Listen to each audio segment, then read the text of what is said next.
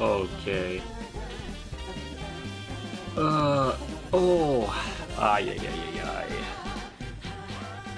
I'm starting the stream really early because I am troubleshooting. That's right, everyone's favorite troubleshooting. The thumbnail is dog this time, just pure ass, because I wanted to test out the... God, the audio is very loud for me and for you. Let me just put it down. Yeah, there we go.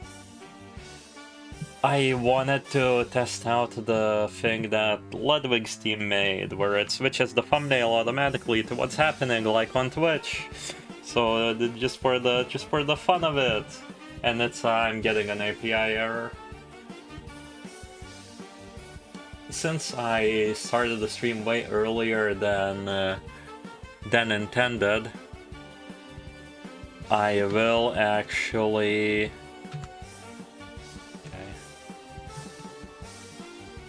I will actually just be troubleshooting right now.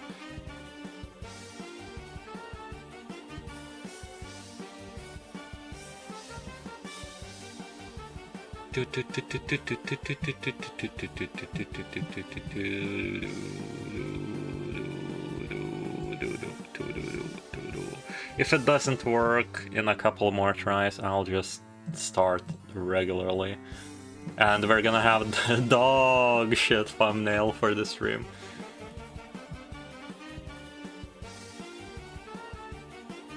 Okay, what did they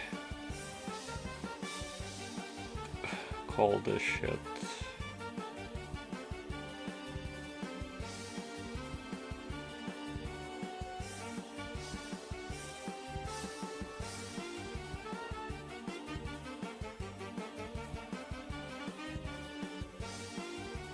Okay. It's been a month. Have you forgotten about me, bro? Amnesia hits hard. Who am I? Looks at my hands. Who am I? Who am I? Oh. Goddamn.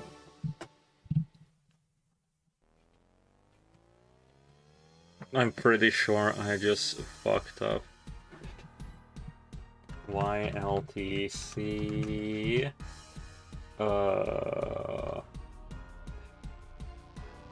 API error.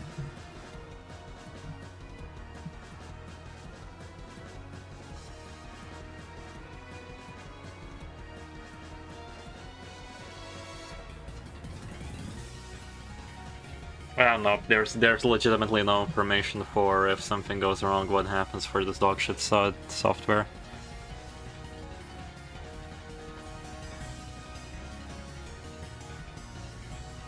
Yes, dirty deeds done dirt cheap. I was sitting here like trying to think of how to actually name the stream to have that joke in there. Yes, it is Polariso's ex-editor, because Polariso has no editor, he has no content. He's gone off of the face of the fucking earth. God damn. It's so fucking funny right now, because I actually... No content, no videos. Yeah, I actually have no idea what to title this stream, because my stream titles, it's a little self-stroking and egotistical to say, but they're most of the time kinda a little bit clever. And for this one, I'm just out of thoughts. Like, I don't know what's gonna happen. We're just going in the warp train. We're gonna be stepping on the schmeat of passengers, and that's about it.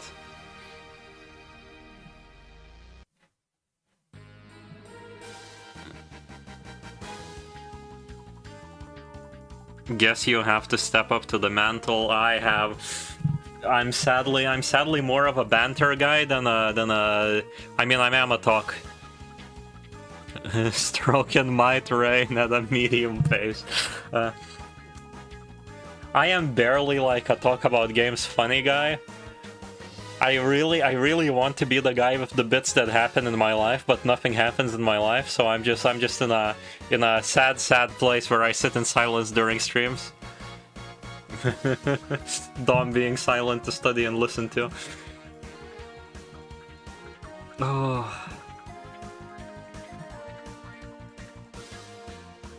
So yeah, I'll keep for now. I'll keep all the silly life bits, if there even are any. They're like summarizable in 2 sentences for when the actual combat appears, so I don't sit like a moron in silence. What's been up with you guys? Most bits YouTubers are liars. Real. They're liars, but at least they're not boring. Oh. God, the Trails OST is great. I gotta stop fiddling. I'm gonna switch to the game screen. I have the face cam set up, and if my ass is has the goddamn the white part of the scissors in my mouth, I'm not gonna look good.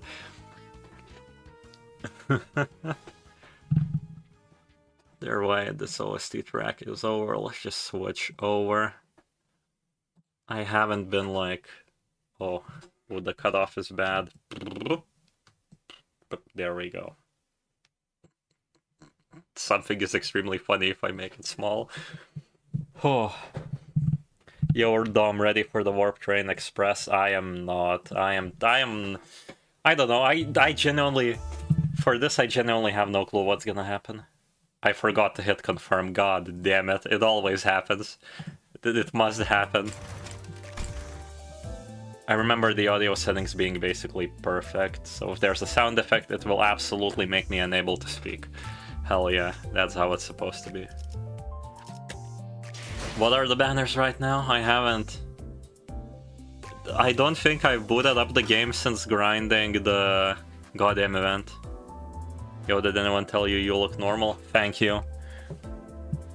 It is all a bluff. It is all a facade. I kinda remember not caring about her. I'm more interested in the Heathcliff, because he has this photoelectricity. Seems like a very good charge support.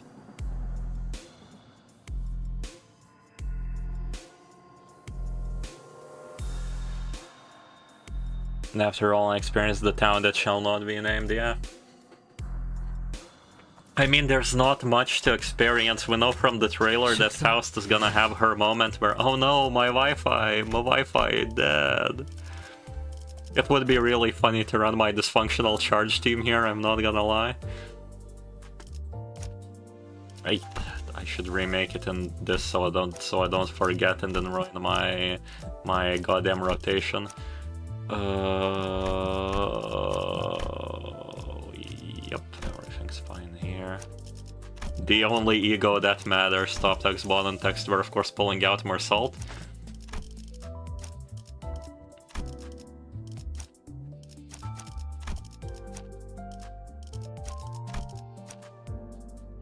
God, what a glorious charge team we have here.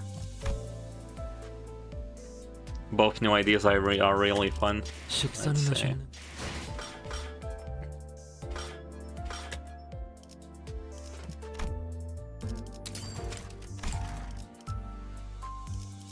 Oh yeah, I don't even have Honglu. God, this season is terrible because there's actually like a lot of choices to where to spend my boxes at the end.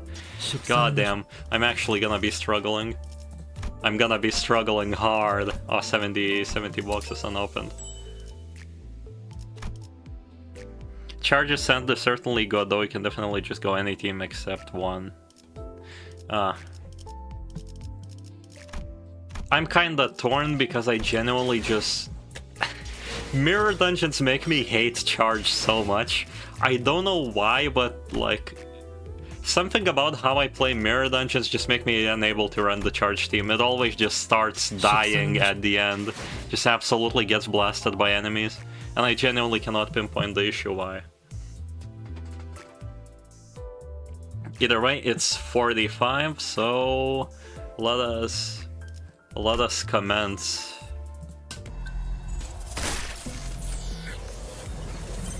Murder on a the Warp Express. I thought that always happens.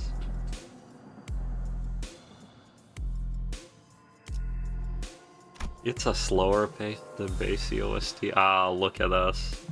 First class passengers. Charge isn't as fun in MD. That's just a skill issue for you, Dom.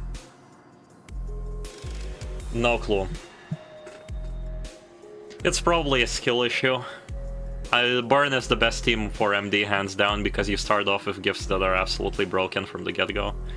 And then it's just auto all the way through, honestly. That's my take on mirror dungeons. So yeah, I'm gonna guess that my guess that I had about Faust's Wi-Fi is correct. I mean, I thought she just looks at the mirror and goes, mirror, mirror on the wall, give me the first Faust from W Corp. Hello, Faust from W Corp. Hello, Faust from Limbus Company. Oh, give me the information about W Corp you have in your notebook. Oh, here, they actually bought this part of the Singularity from this company. And she's like, no way. But instead she has fucking Wi-Fi. The Bluetooth device is ready to pair. Oh. But I still think it's gonna be based based by the fact that she exists in every alternate universe, and each of the universes tries to get a job at corporations, important places, fixer offices, and then shares that information with all of the other parallel universes. Faust is gonna be a bottle baby made by Limbus Company. But how does this relate to Dawn? Dawn actually has memories of being in a warp train, and that's why she's so effed up. Who knows? Maybe somebody, built windmills in the train, and she's like, I gotta do it. This is another reason why I couldn't come up with like a clever title for this stream. Yeah, I'll have to play to find out. I want to make all of my guesses first. Look, I always say that streamers who have like... Post-cognition is boring. Precognition is interesting. Post-cognition is only good if the fucking person doing the post-cognition is able to extract something interesting from what just happened and why it happened. I'd rather, shout into the void and be wrong.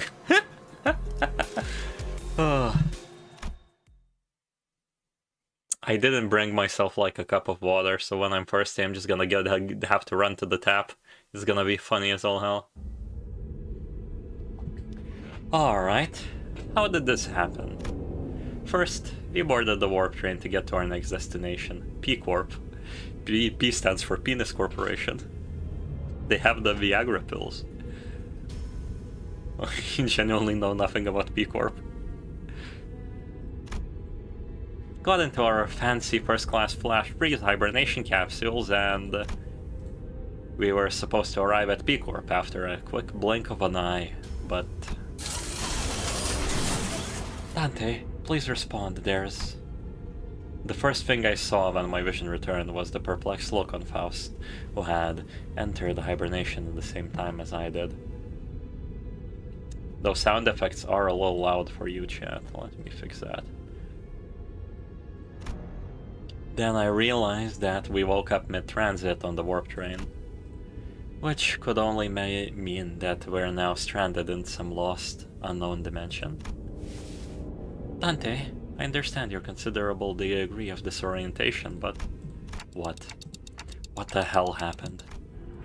First things first.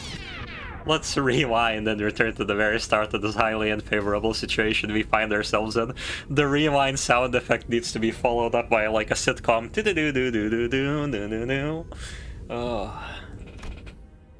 A few days ago. Our next destination is to a warp train, Dante. What? Yep, that's where it all started. There I was, still perplexed by the incidents at T-Corp, with my awful idea of clearing the air by asking Julius for our next destination, not knowing the storm that my innocent question would bring. Oh, verily? I must have misheard thee. I'm certain you heard me right, Don Quixote. We're now en route to T-Corp Warp Train Station. That warp train station must have some conundrum that must be resolved there. Indeed, the quest that must be swiftly addressed at the station, right? Yes?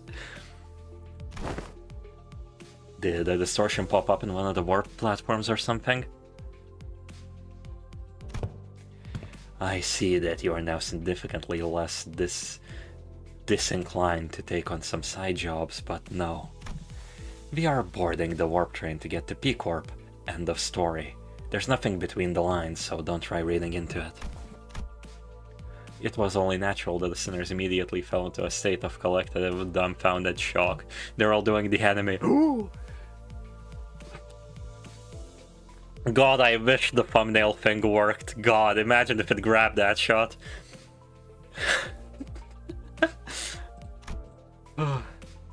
None of the sinners have any history of working at W Corp, but we're actually taking that train.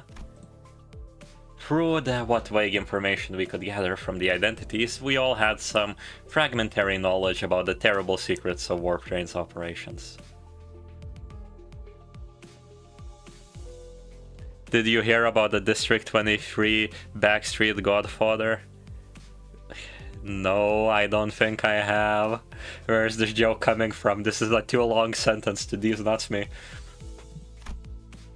I initially considered hiding this information from the rest of the sinners, but since sharing things with everyone and letting them get their own 2 cents usually ended up being plenty helpful more often than not, I've been sharing more of these as of late.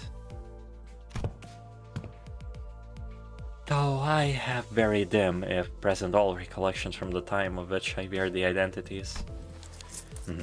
It can be determined from the conversational records between the manager and the identities that the mechanisms behind Warp Train's operations can be deemed as somewhat bizarre and inefficient. Oh, yeah, it's that 10-second trip that actually takes a long time, right?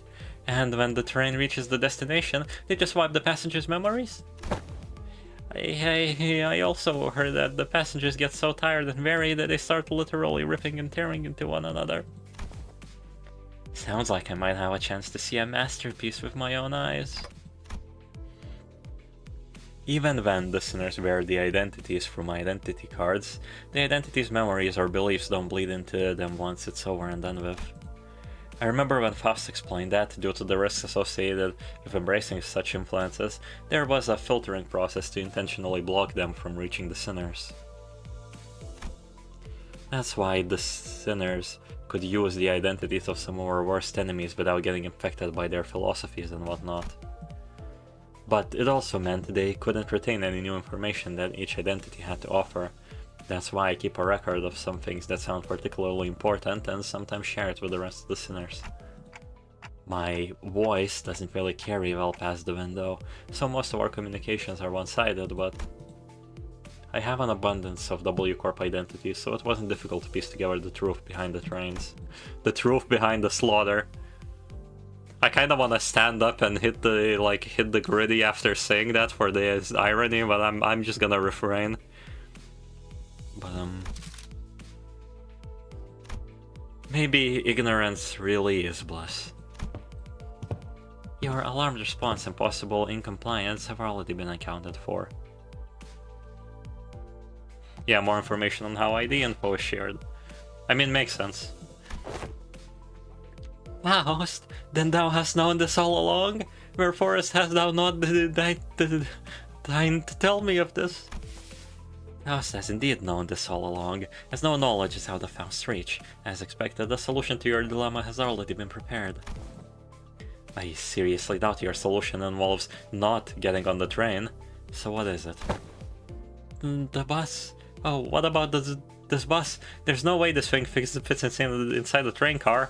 Nah, we just hook up Mephistopheles in the back, put Sharon in it, and let it, dangle inside the dimensional rift.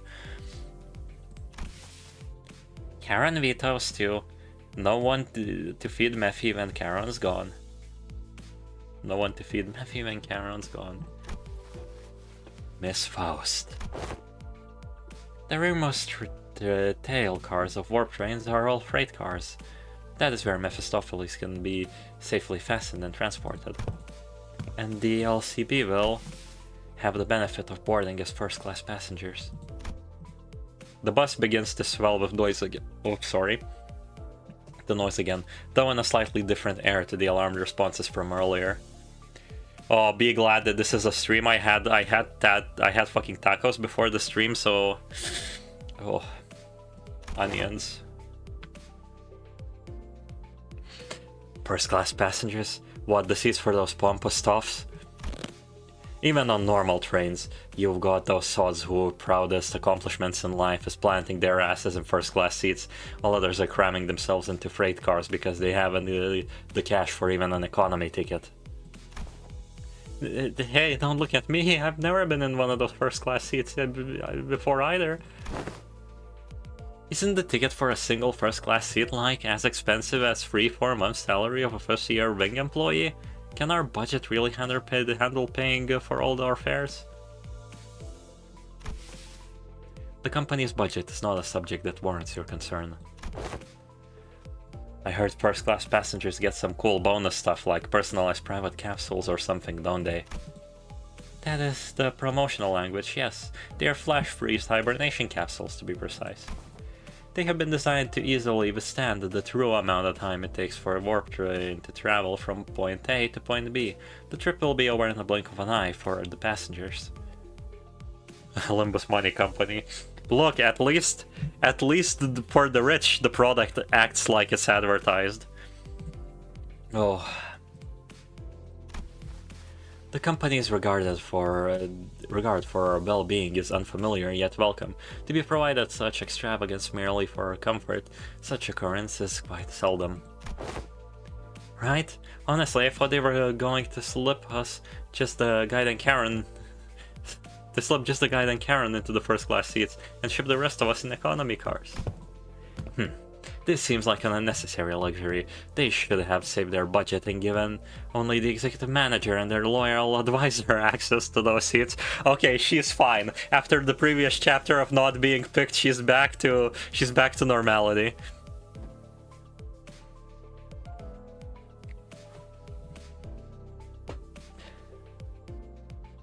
And for the slightly less impoverished, it also acts as advertised. Unless a certain doll maker has a ticket. Opens up Dante's spot to make him into a puppet fucking clock for a head, goes, huh? What? Bro, imagine if Library of Ruina, instead of having like a couple of stories happening at the same time, had 20. It would be so fucking funny and they all intertwine. Somebody's going on the warp train while those two are there. The flash pods. God damn it, and another robotic person. I can't make it. I can't make a puppet out of this. It should have been that. It would have been funny. Let's not get ahead of ourselves. We're taking the train to get to our next mission, alright? We have to think about the unique nature of warp trains and prepare ourselves accordingly. Right. I know it's first class and all, but warp trains are just plain creepy. I knew you'd also be worried about... For example, economy passengers are going to have a hard time getting in a first class car. If they can even attempt to open it, I mean, I'm pretty sure the door separating the cars is ironclad. Ishmael, who'd been holding to that first class promotional pamphlet in her hand for a while, was chattering on with fire in her eyes. She's given up. She's given up. Nobody's gonna read these. She just has to say. She just has to like give the best presentations she can and hopefully like dangle enough keys in front of Dawn's face. We won't even have to lift a finger. We won't even have to lift a finger. We just have to board the train, get into our capsule, shut our eyes, and snooze through the entire ride until that mess in the other carts blows over. I heard they used to give out commemorative merch back when their finances weren't in the gutter and... Oh. A true adventure is not without its hardships, yet even the most exalted of heroes cannot venture without respite. And in the very rare occasion, the hero may even deign to select a first-class seat to rest in the place of a quaint inn. Indeed, indeed.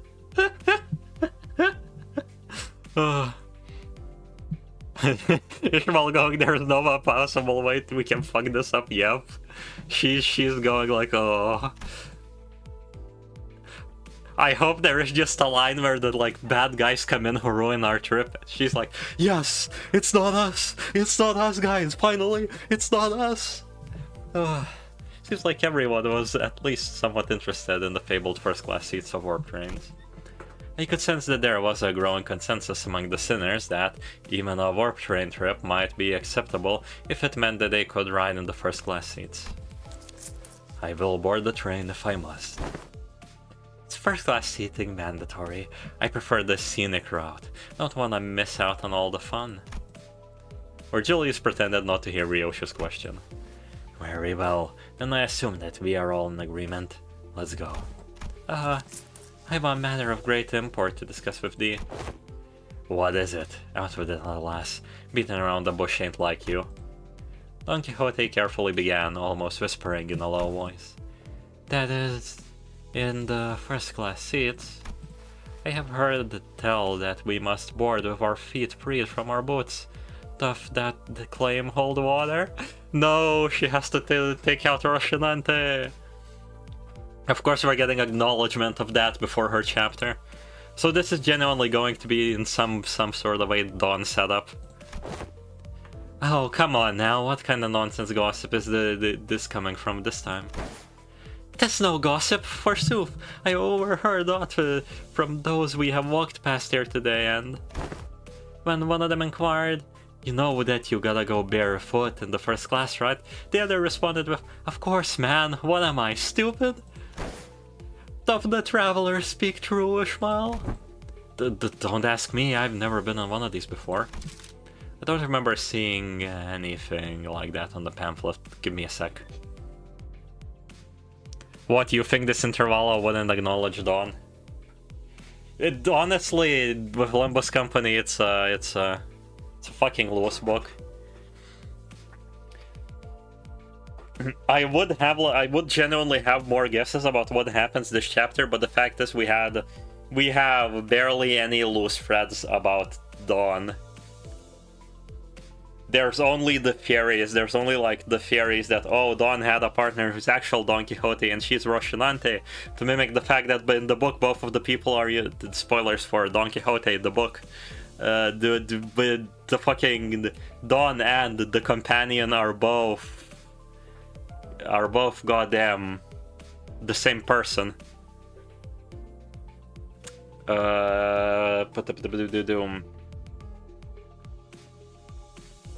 There's like nothing in my mind that I could see this that I could see this setting up Dawn until it happens.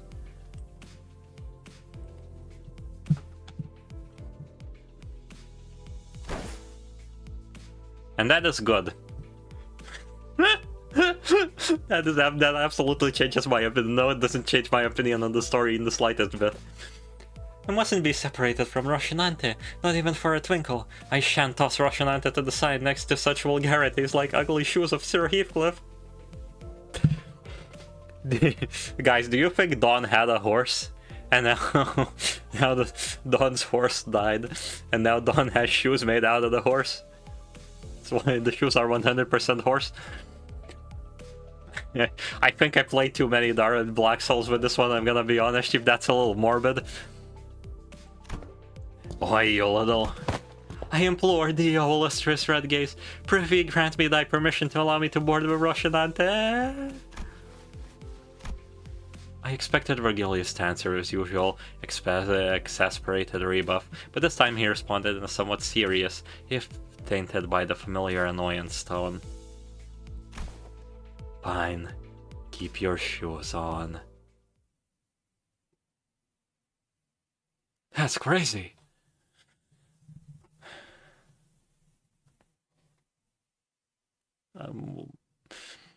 I've got brain rot. I almost said what the Sigma.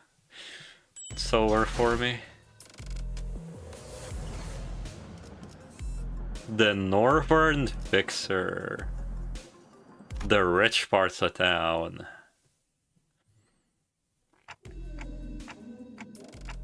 This place is huge. That was my first impression of the warp train station. Oh, so this is...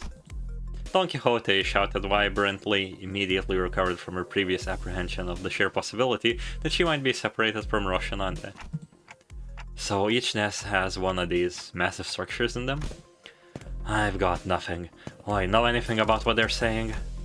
Heathcliff asked, gesturing towards Marersalt with his chin.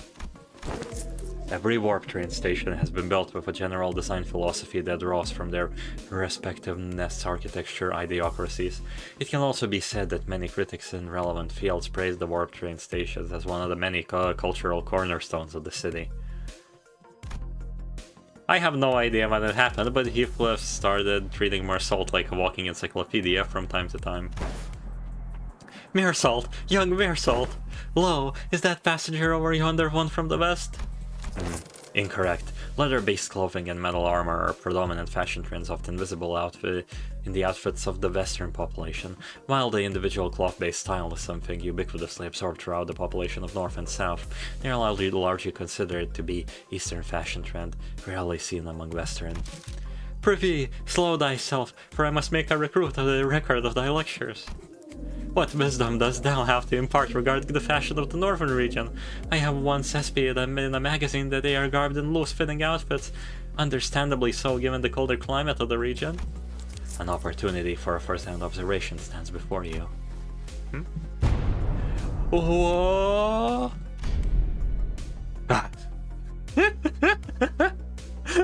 Bro, he's gonna be scared shitless after dawn approaches. 3 seconds of screaming duet. One of utter fascination, other of unmitigated frustration. What the shit, you nearly blew out my eardrums. You're one to talk. Dude, I've got an audible frequency range expansion implant in my eardrum. Holy shit, man. Now get the hell out of my way. You're blocking the walkway like a ragtag band of hicks who've never seen a warp train before.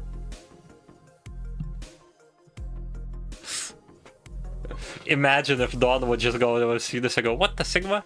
That's it. This is the final time we're doing this. Chat, you're also not allowed to use any of these words, okay? One of the rants I have, one of the reasons I wasn't streaming, because for 2 weeks I had my sister's kids here at my parents' place. So I've been hearing like these brain rot statements for like weeks. Like terrible. They were even, yeah, and I never used that, and ironically I hope so too. They were even singing like you know, song parodies with all the I almost said skibbity toilet. That's correct. That's the correct term. Holy shit! I'm becoming dementia.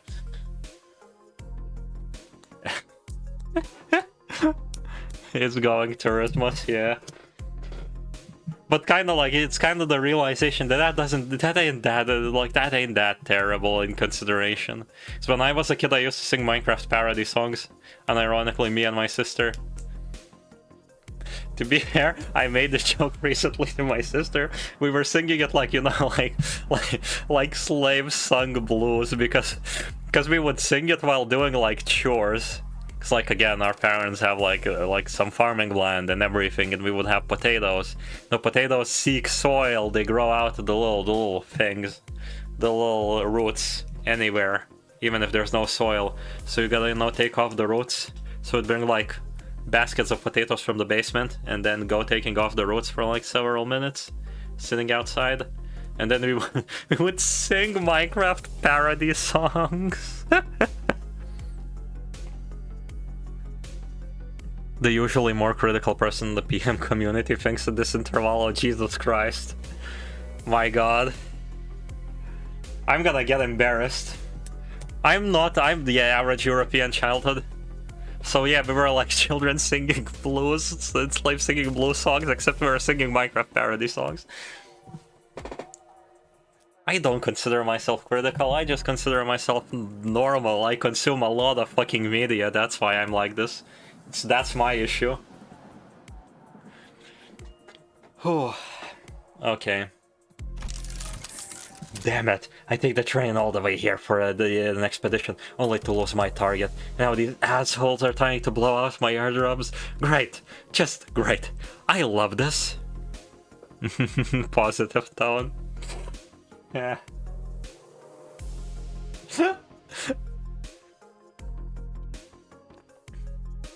I think he will hate it until I'm proven otherwise. I currently don't see anything bad with this, I'm just gliding along. Normal better than terminally online. yeah. We'll see. I'm trying, you said people are saying I will hate this. This is Canto 5 all over again. Now I'm trying to run my brain for why I can hate this. I can see the only reason I can hate this is going to be end up like 3.5. And in its writing, it's going to be very bad at making me like drawing reader attention to... It's gonna fail at drawing reader attention to the themes it wants to show. And it is gonna end up confusing me for the next chapter, ruining my next chapter experience exactly like it did with Canto 5. That is the only edge case I'm thinking about.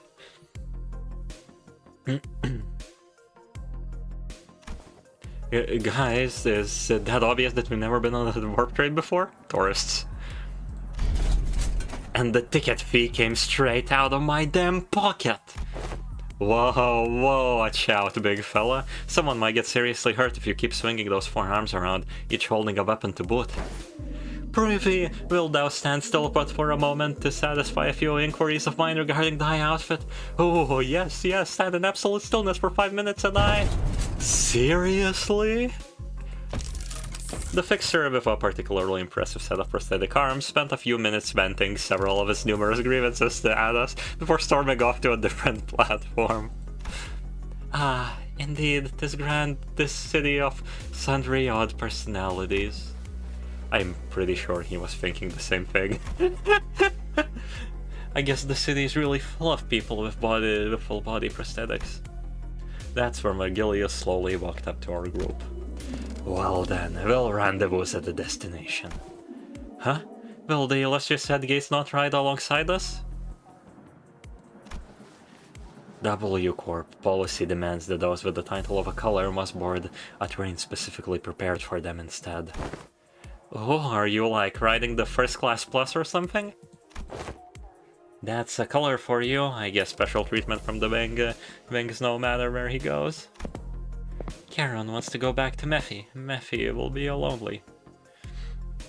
There's still a question what the fuck is up with Mephistopheles. Did they just take Garnet and then like Garnet goes in the edge and he now eats humans? What's with that? I like how the end of Leviathan kind of implied that Garnet would be...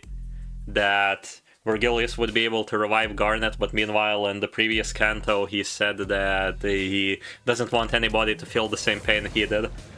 This statement is so stupid because all I can think of is Fate Zero, where Kiritsugu fucking goes to the Grail and it's like, I want a peace, I want to save everybody. Ah, but you're gonna have to shoot absolutely every human on the planet because there will always be conflict.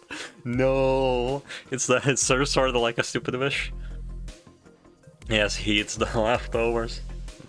Bro, Garnet is actually underneath the bus eating fingers. I already told you why you can't, Charon. On 3 separate occasions in which I brought you those multicolored, multi-flavored candies, humans are not allowed to board the freight carts. Then, Miss Faust. Yes?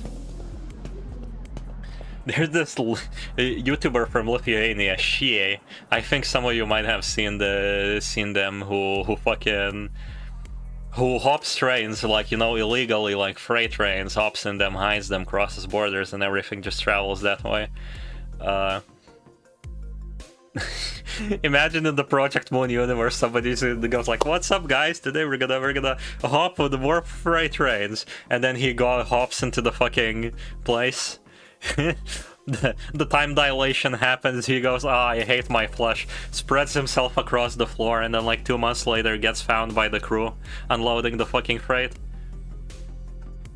I mean, that's a pretty good method to stop people from illegally crossing borders, to be fair. I would watch that. It's a genuinely really good YouTuber. He did really entertaining videos. On the Wing Leak.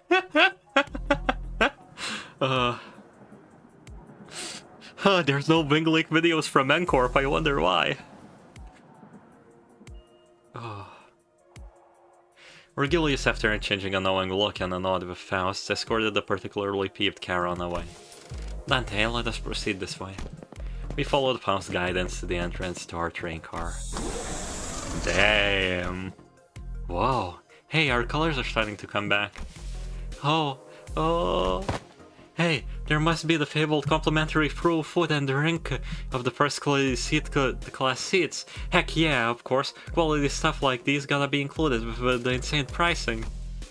The general response to this room was a surprise at the rows upon rows of expensive-looking sizable capsules. Flash freeze hibernation, huh? I guess it literally freezes our bodies in a flash. Are these flash freeze hibernation devices safe? No, because when ice crystals form, they are cold, therefore the water in your body expands. Flash freezing is not a problem because through the expansion they don't form ice spikes. But the issue is when you try to unfreeze that person, you cannot flash unfreeze them and the same damage happens because the melting makes holes. I like how I know about this a lot because I watched the documentary about the place where they put people's heads in like freezing chambers. Hey Dom, fast explanation. I know, but I'm talking about in real life. The real life place where rich people put their heads and cryogenically freeze them. And they have like 4 backup generators to keep that place frozen. It's wacky. I'm kind of one of the people of the opinion that I wouldn't mind immortality, because I continuously want to do stuff, otherwise I just get an insane depression, so I just continuously do stuff for forever. Until, you know, the universe exploded and I'm left all alone. Now hopefully a couple more people join me in immortality one day.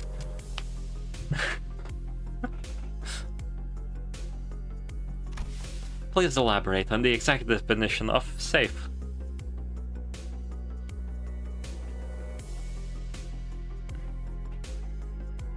Yeah, this immortality is overrated. No, I mean immortality is underrated. They say immortality is horrible, meanwhile I would love immortality. These things are supposed to freeze a solid, right? Can we really come back from something like that? A flash freeze hibernation device will put you in a temporary state of death caused by rapid cellular cryopreservation process. However, the rapidity of the process prevents damage to your cell walls during the phase change. Therefore, in most normal cases, this will not cause any issues. Oh my god, is she actually going to explain the real-life phenomenon of not being able to unfreeze? Faust is aware that this model has fully resolved the cell wall breaching issues caused by cryogenic density change, or by ice crystals growth of hydrogen molecules. I wrote this chapter. This chapter is amazing. This chapter is amazing because I wrote it. I know everything. I'm amazing. I missed about half of what you said, but your point is that it's safe, right? Yes, as far as Faust is aware, even if an issue were to arise during the journey, because everyone will be reverted to their states at the beginning of the train trip upon arrival, there won't be any lasting complications from the said problem. Yeah. Oh, yeah. It doesn't. This solves the issue by reverting you to the previous state. It's pretty clever. You don't have to care. You can even slowly freeze them if you want. Oi. You got some real talent in dragging out something so simple as "yay, it's safe" into so many words. Seriously. Indeed, as Faust's talents are not limited in a singular field. Okay, but that still leaves a lot to be worried about. Wait, there was something odd about the way she phrased that. As far as Faust is aware, are you saying that it could be wrong? As a general rule, Faust does not, however, Faust is also not a divine being. There are certain information in the world that Faust is yet to have access to. Therefore, while Faust may speak the facts, what is said may not align with the truth.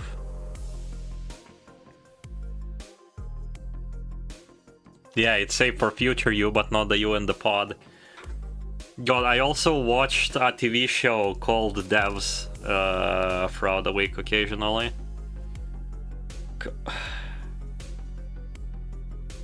Now you know what, this tangent, that and I won't spoil it. It's a relatively new show, 2020. Fucking not go on this tangent. This is like Soma, where you put yourself into a simulation, but it's not you. Or the teleportation where they murder your first body. Both very fun concepts. Okay. They don't call first class for nothing, I guess. P-Corp's way up there in the northernmost corner of the city, but this thing will take us there in the blink of an eye, huh? That's one hell of a time saver. Ha ha ha ha ha! Prepare thyself, Rocinante. Thus begins the long jaunt. Bro, talking about horses, me and my sister used to make the little horses from sticks, where you have a long stick and then you draw a cardboard like horse head. Our parents are seamsters, so we had a lot of like cloth scraps wrangling, fucking laying around. We would cut those into little stripes for the horse manes. Honestly, banger childhood. Oh, I've been meaning to ask Don Quixote. Do you ever, you know, wash those shoes? The real questions. Where did that come from, Rhodia? No, I mean like, think back to when we were inside that whale. But imagine the smell. I've only seen real horses, yeah. When that whale blew up, we got all kinds of its gross, slimy bits on us. They were on our clothes, our shoes, everything. Yeah. And do you remember how much work it took us to clean our bloodied, fishy, fleshy, gunked clothing? This really isn't something I want to revisit, but yeah. Right. Do you also remember how Don Quixote never took her shoes off once during that whole ordeal? Okay, I guess they do look a bit filthy. I ask thee, dear compatriots, hast thou ever witnessed an errant knight who leaves the side of their beloved steed? I turned my horse into shoes using glue made from the same horse. I used horse technology to make them resistant to any kind of glue. They are hydrophobic. They are hydrophobic, homophobic, and all the other phobics. Can't say if I've ever witnessed a knight before, though. Oh, foreshadowing Swerve's way. Dom the enemy of all Asian households. Would kill to have those shoes. Oh.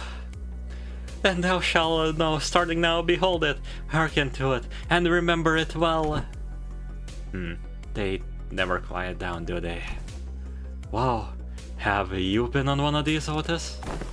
I have been treated to premium with seats of a similar grandiosity back then.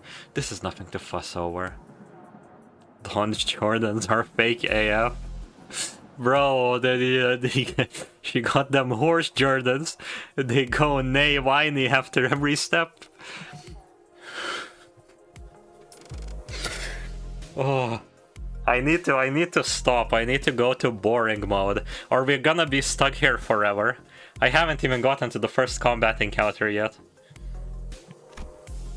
Otis, who was sitting there and shaking her legs, suddenly asked Faust a question. Hey, you're confident that no accidents ever occurred on one of these first-class cars, yes?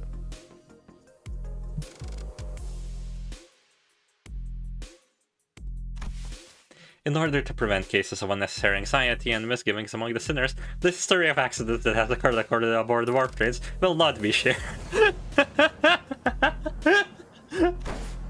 Wait, what the? Oh, I think we're leaving soon.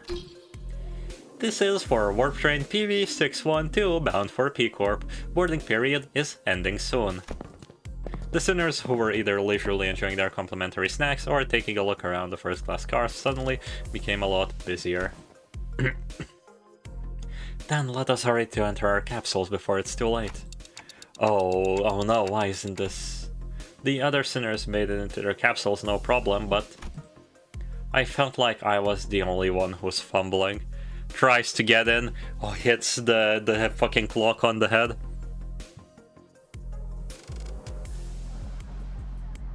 What's my take on Bill from Bad Black Souls? I feel so fucking bad for Bill. Holy shit. Holy fuck. I mean, in Black Souls, there are a lot of moments where I paused. There are some moments where I pretty much stopped the recording and took a break. I really don't like, in the first game, Mary the fucking prostitute. That entire thing I don't like. Like, there's a whole point in that video where when you tackle like dark topics and kind of make a grimdark story, a lot of that has to like have a purpose. And there's like a few segments of this game where they're just like, guess I'm killing the girl that's calling me father and asking for head pats. I feel so nice about it. Oh look, the fucking Node gave her candy right before the time I was actually gonna get a fairy tale from her. Oh, that's so nice. Keep the candy. I'm not taking the. Even if it's currency, I'm not taking from her. And then I just scroll down, tap the kill button, get the dialogue where she's like, I just wanted you to pat me one more time, and then she's gone to get the fairy tale. I sit there depressed. I then come back to the dungeons again. I go there. I fucking see the piece of candy left on the bed. I hit the table and I'm like, this is too much. And my opinions about Bill, I don't know. I fucking, as a straight guy who barely had any experience with this sort of like subject matter, the fact that how Bill just dreads their existence. Segment hits hard. The segments do hit hard in Black Souls, really fucking hard. Like, the fact how Bill dreads their own existence. The fact that they were born male. A fun fact about me for this like arc, I fucking hate Steins Gate. Steins Gate is really goddamn bad, writing-wise. I dislike Steins Gate so much. Maybe the visual novel would be better because we would hear some internal thoughts of the characters, see more of the routes, yada yada, but the anime is I absolutely hate. And like, Bill is just really like a really good look at at somebody who doesn't like their gender. like depressingly so. Oh, calling Steins Gate bad, yes, I don't like Steins Gate. I should probably rewatch it, but I feel like my opinion will stand. The only arc in Steins Gate that I like was the girl with the cell phone. Was her name Moeka, the one that was the secret agent for the thing? When Okabe started retreading his steps. Every other arc I genuinely felt like was bad. Plus, in the ending, the characters didn't really have consequences for their actions. At least in the anime. It felt like a very blank ass end for me. But to be fair, that's teenager me opinions, which are phrased very badly. I would need to like rewatch the series to actually, you know, figure out what in the narrative actually made me feel that way. I thought Bill would be your average femboy, but BS is truly a gem. BS2 is truly a gem. Black Souls 1 is genuinely like... Black Souls 1 is very tropey. The characters are very much vague, and you kinda like them for that. You should, as there's so much going on that a teenager would miss. Yeah. Recently, I've got to like read a bit of the Fate Stay Night visual novel. Not the new release, which is broken, but like real-time new the fucking fan localizations. And holy shit, it's downright impressive how much the visual novel is just straight better than the anime. Having the actual internal thoughts of Emi, like internally thinking about what his actions mean, and you know what is to be a hero, and how that works, and like fucking a blind hope that maybe there is no blind hope. He just wants to stop people from doing the Grail War. So much more than a surface reaction would have you think. It's like, yeah. Anime is more accessible, yeah. I mean, every time once like a piece of media is adapted, like to an anime or the animated or a movie, they gotta focus on like a one point or a theme that they gotta showcase really well, and then the rest you kinda have to extrapolate yourself as the viewer, more the thought process of the characters, what does framing mean, what does framing imply with that, yada yada. Fucking... that most of the time ends up being a worse experience. Oh, I gotta say, yeah, it most of the time ends up being like a worse experience. I can't, it's...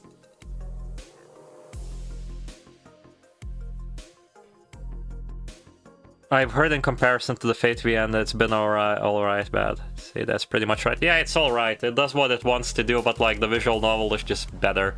I feel like a manga reader when I go manga is just better. Oh no, I can scroll at the pictures at my own pace and don't have to sit there for 2 minutes while some sort of like tickling scene happens because it's the badly hidden writer's fetish. Oh no. Like in the manga, I could just go, you know. And that's it. So nice. Oh. Again, like from visual novels, I can really it's interesting. Visual novels do sometimes feel a lot more like books. At least the like kind of less mainstream, less popular ones. And some of the like popular ones in the specifically VN community. But outside of that, like 13 Sentinels, fucking... the Somnium File, Zero Escape... The stories are very... they're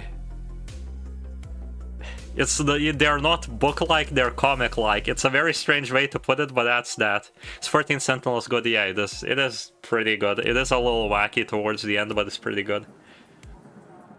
I feel like depending on how attentive you are and what you put to memory, you can ruin your experience by the fact that the order you go around things is completely free. I've seen some people do that, but that's, you know, eh. That's my one big complaint with 13 Sentinels, besides the ending being a little, yeah. But yeah, some stories are kinda... You can categorize stories. Like, a comic-like story is not bad, but a book-like story is not bad either, so... It's just pure elitism. The fuck is Limbus Company and why is my recommendation full of it? You watched one Project Moon video, I'm so sorry, man. Yeah, I apologize. Okay.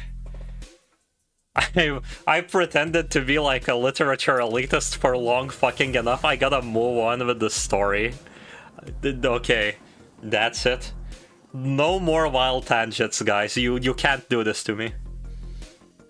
I felt like I was the only one who's fumbling. Is it anxiety, Dante? I think so. Initializing warp in 10 minutes.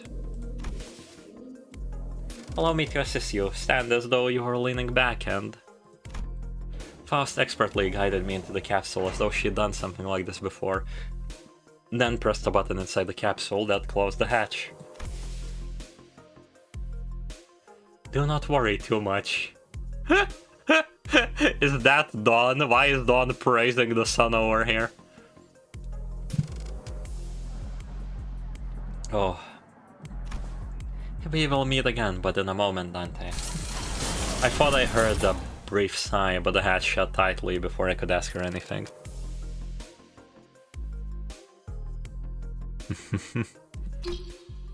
Initiating warp. Please confirm that your seatbelts are firmly fastened.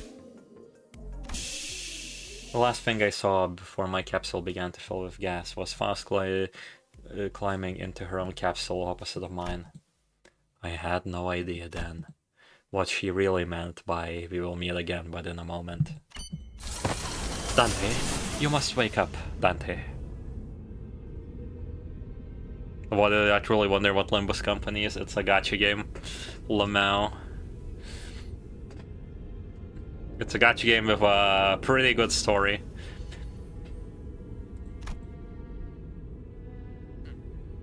Gambling, yes, gambling. The very little gambling because it has a bunch of mechanics where you can just get the units you want.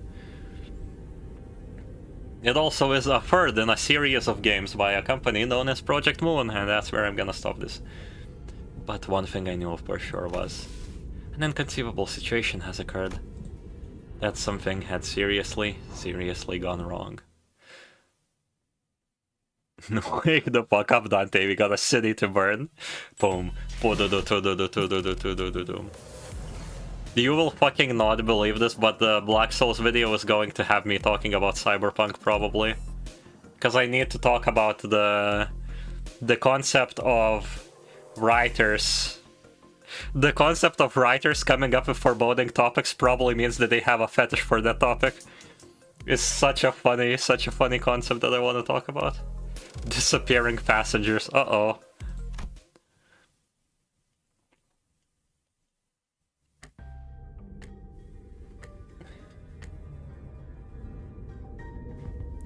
I finally finished Cyberpunk really recently, and damn, it's good. I heard it's alright. I haven't finished it, I haven't played it, but basically a lot of people in my friend group are absolutely loving it. I played a couple of sessions of Cyberpunk Red, the tabletop game. Or the tabletop RPG with buddies, and that's about it. We're here already. Wow, I guess that wasn't an exaggeration at all. It all really happened in the blink of an eye.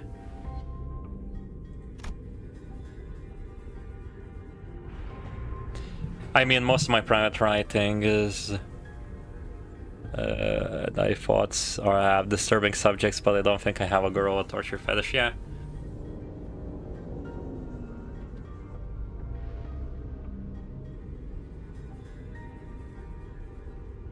I feel like it's, you know, a 50-50, it's a coin flip, because you can just either sit down and then, you know, torment yourself by thinking about it. By going like, oh yeah, what would the person feel in this situation? Oh, I kinda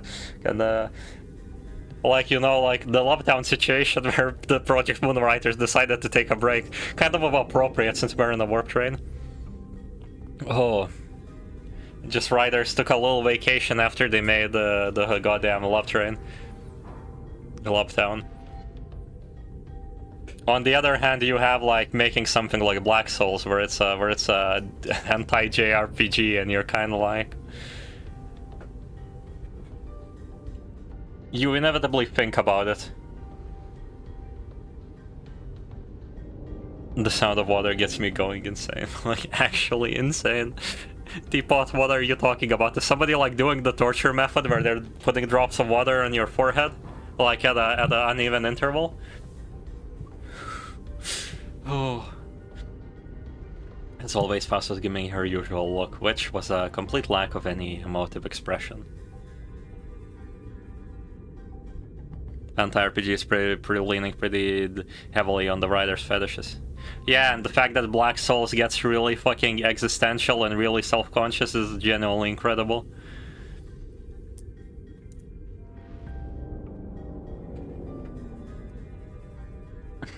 Leaking pipe. Oh no, I'm sorry.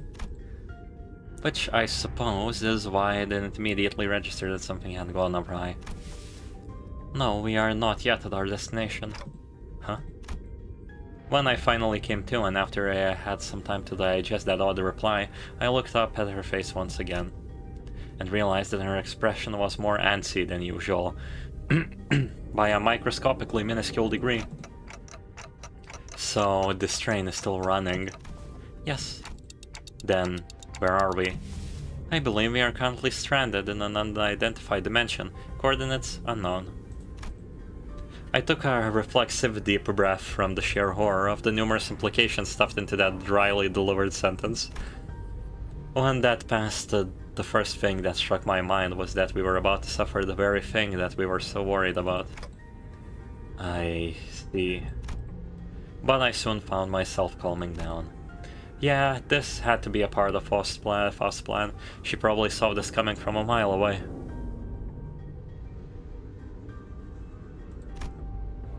I'm sure she's about to proudly tell me every little detail of her plan that will help us out of this situation. But this is all just a part of the plan, right, Faust? That was an unusually long silence from Faust. You are half correct, yet half incorrect. With that, Faust left me to flounder in the chaotic stream of vaguely terrifying information as she began stopping by each capsule to wake up the sinners. Oh, we're already here? Man, it really happened in the blink of an... No. Oh, what's this? We're already here? For real? It happened in the blink of a... No. We're here already? I guess that I was really worrying over nothing. No. Oh, no. They have not uttered a single word.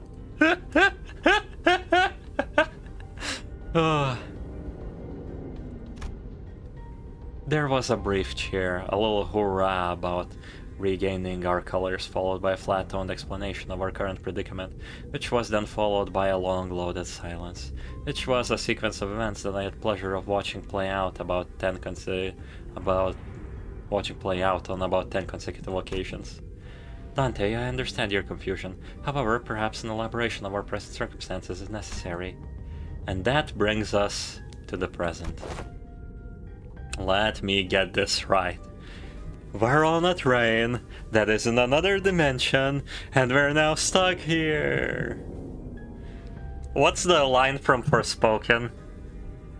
I just fought a big dragon. Look like two kids in a trench coat. Real. This train's still running. And we're drifting through some unknown dimension. This train's still running, and we're drifting through some unknown dimension. Oh, what about that? That strike me is quite dramatic. Most importantly, are you saying that you already knew this would happen, Faust? Yes. What? What the hell is wrong with you, huh? The sinners each began to voice their anger. Of course, this wasn't the first time Faust and Vergilius intentionally and knowingly omitted certain details about the events in our path. I have no clue what you're referencing, Dom. You don't know Forspoken? God, you haven't seen Peak Dexter. What? Are you insane? It's not like we can just retreat or jump out that door when shit hits the fan. Opening that door will result in nearly immediate destruction of the physical body.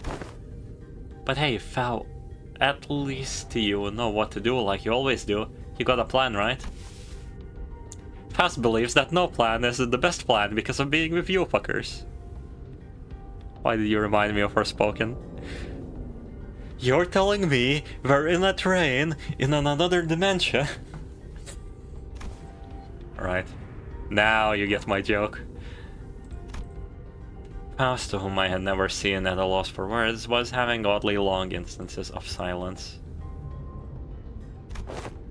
What's up with her? Les looks totally out of it today. She gives me a sideways glance. There must be something she can't discuss in front of the sinners. Guys, let's pause for a bit. She said that something inconceivable happened. The other sinner's anger was completely understandable. It also makes sense that this continued lack of communication is harming our trust in Faust. Alright, we're going to go over the situation from the start, okay? But just letting things play out might really turn everyone against Faust, and for good. And I doubt Faust had any ill intent in waking us up in the middle of the trip.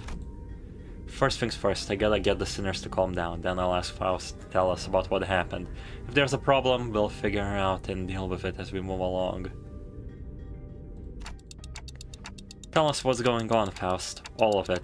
And in a way that we can all understand. I'm gonna go grab a drink. My throat is killing me.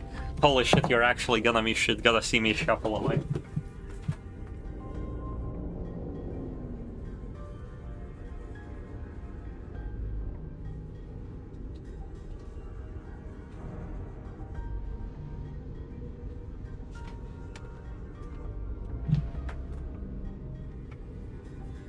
Oh, I'm back. Oh.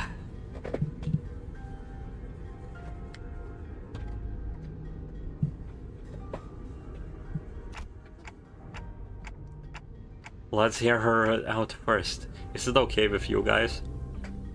I kind of forgot that I'm on facecam because I'm a little too lazy to pour the water into the cups upstairs.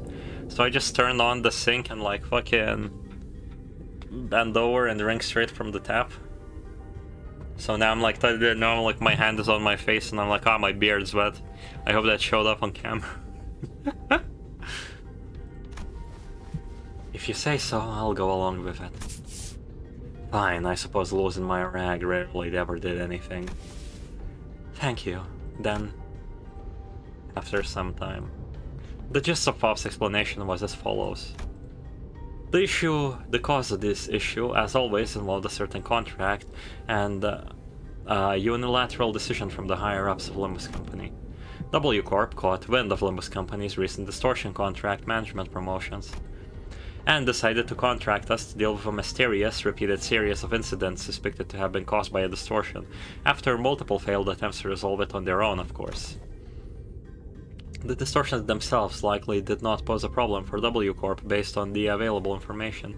It can be determined that they would have all been neutralized as soon as the train arrived, and any transformed passengers would have been reverted to their human forms.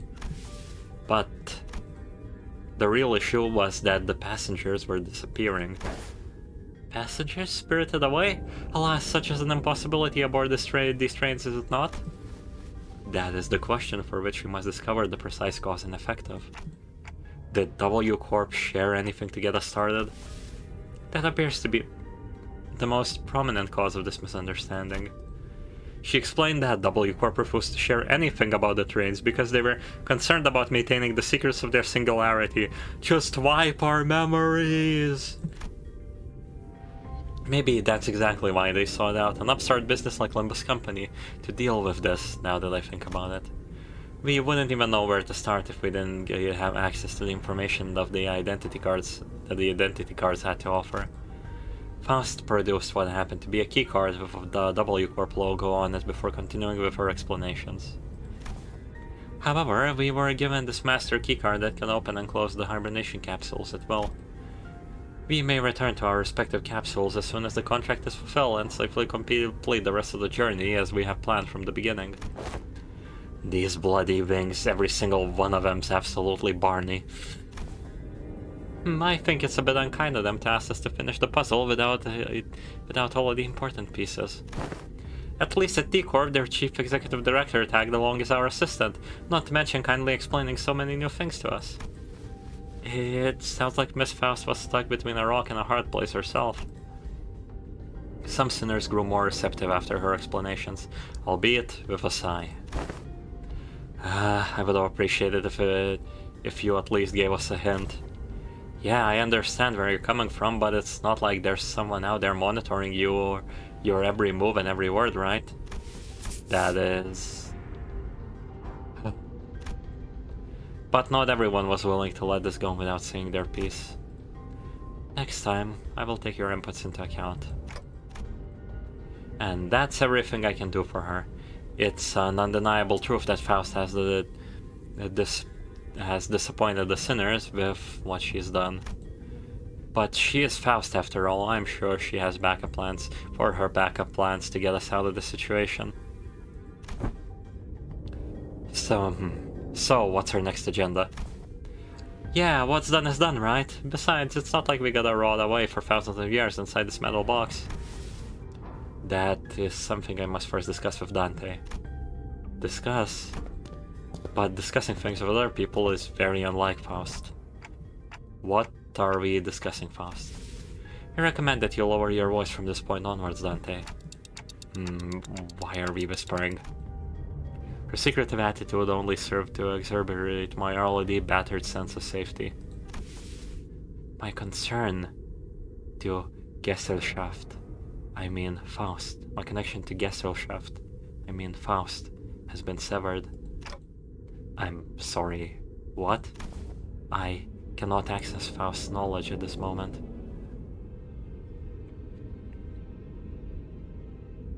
New Faust ID directly talks about this. Altos my second network type beat.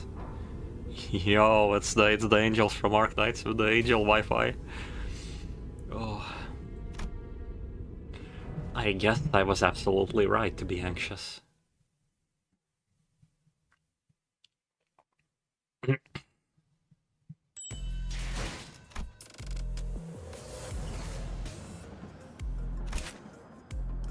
Faust absolutely brainless. EO. Weak against blunt. You know what? I kinda miss this. Let's do this again. This is a bit funnier. Oh, Dimension Shredder is doing its thing here. 좋아, 몸 좀 풀어보자고. We should probably prioritize this like this. Oh yeah, we have like the max team thing. I still haven't upgraded any Gregors, Jesus Christ. Oh, what? Let's pop you in just for emergency.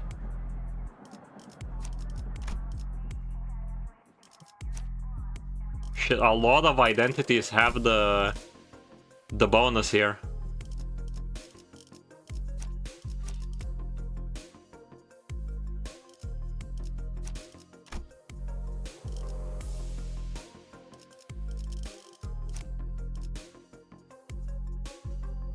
The enemy is weak to blunt, so we might as well blunt it up a little bit more, actually, thinking about it. You're fine. We can actually get this and give us 40.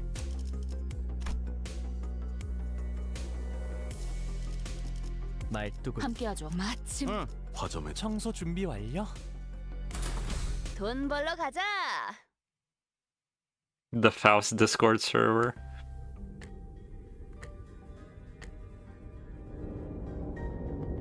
Have you not watched or read Index? No, do you mean like the Index franchise, like the anime, the Railgun Index, the one that had collab with Blue Archive?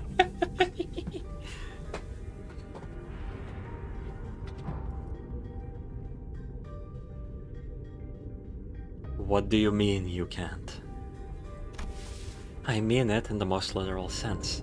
My access to Faust's input and information, which has been readily available, is completely severed. No, I haven't consumed even a bit of Index media. Nothing.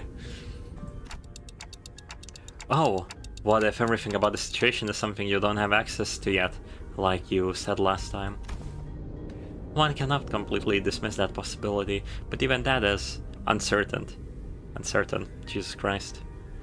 No, I have Index experience. What was that gacha game with all the anime characters? With Kirito, there were the girl from Toradora. Wasn't there like an old fighting game with a lot of anime collab characters as well? Is Crossing Void?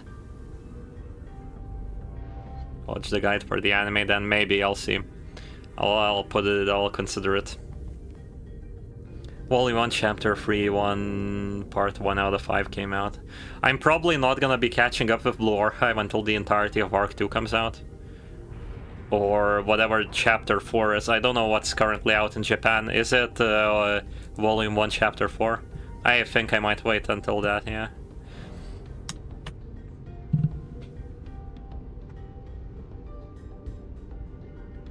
Dexfer, I'm looking at your opinion, it's peak, and I remember your Steins Gate statement, and I'm sitting there like we might be completely different people. I kinda don't trust that.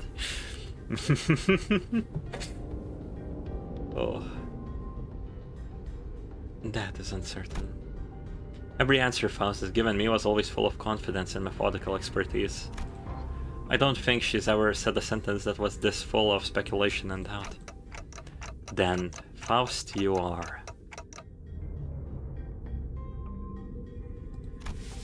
Yes, at this moment I am limited to operating only with my knowledge. I cannot discern the cause of this disconnection. More than enough precaution have likely been taken in case of interdimensional travel, but perhaps Faust did not take into account an occasion in which we may have to access an unidentified dimension such as this, or even if it was taken into account, this particular dimension may not yet have been subject to cross-observation.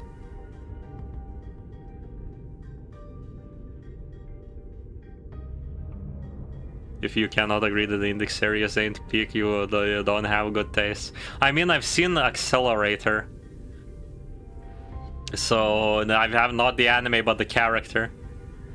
I'm saying that sarcastically to be blunt. Okay.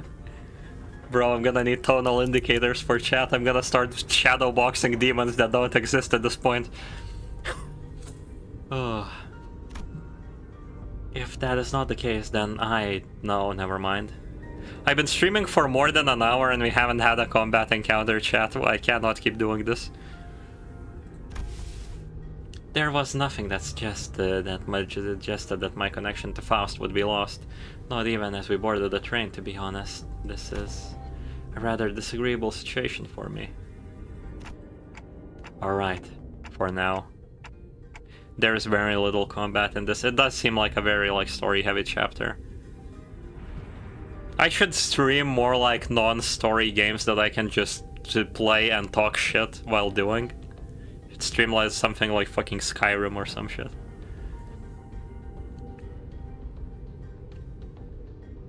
But nobody would watch that because it's not Limbus Company, it's not Project Moon. Yeah.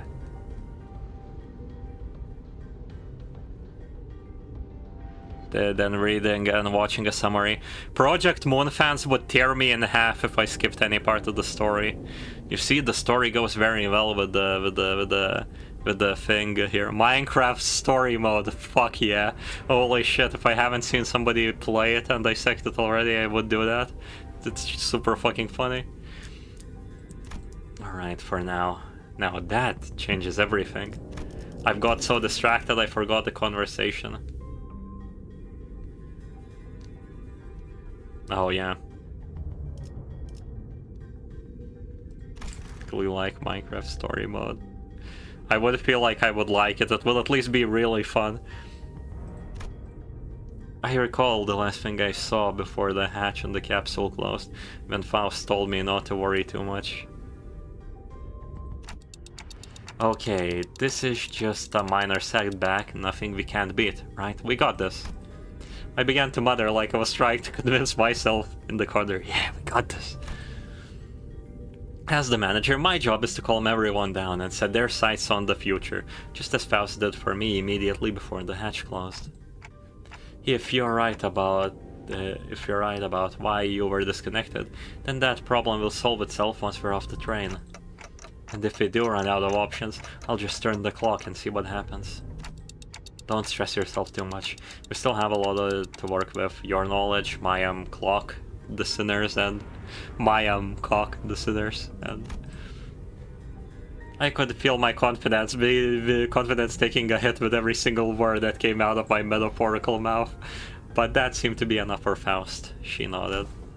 Understood. And to the sinners, the fact that we are currently confined to a warp train in operation must be a source of enough stress. I believe that sharing Faust's current state with them would add a necessary source of tension.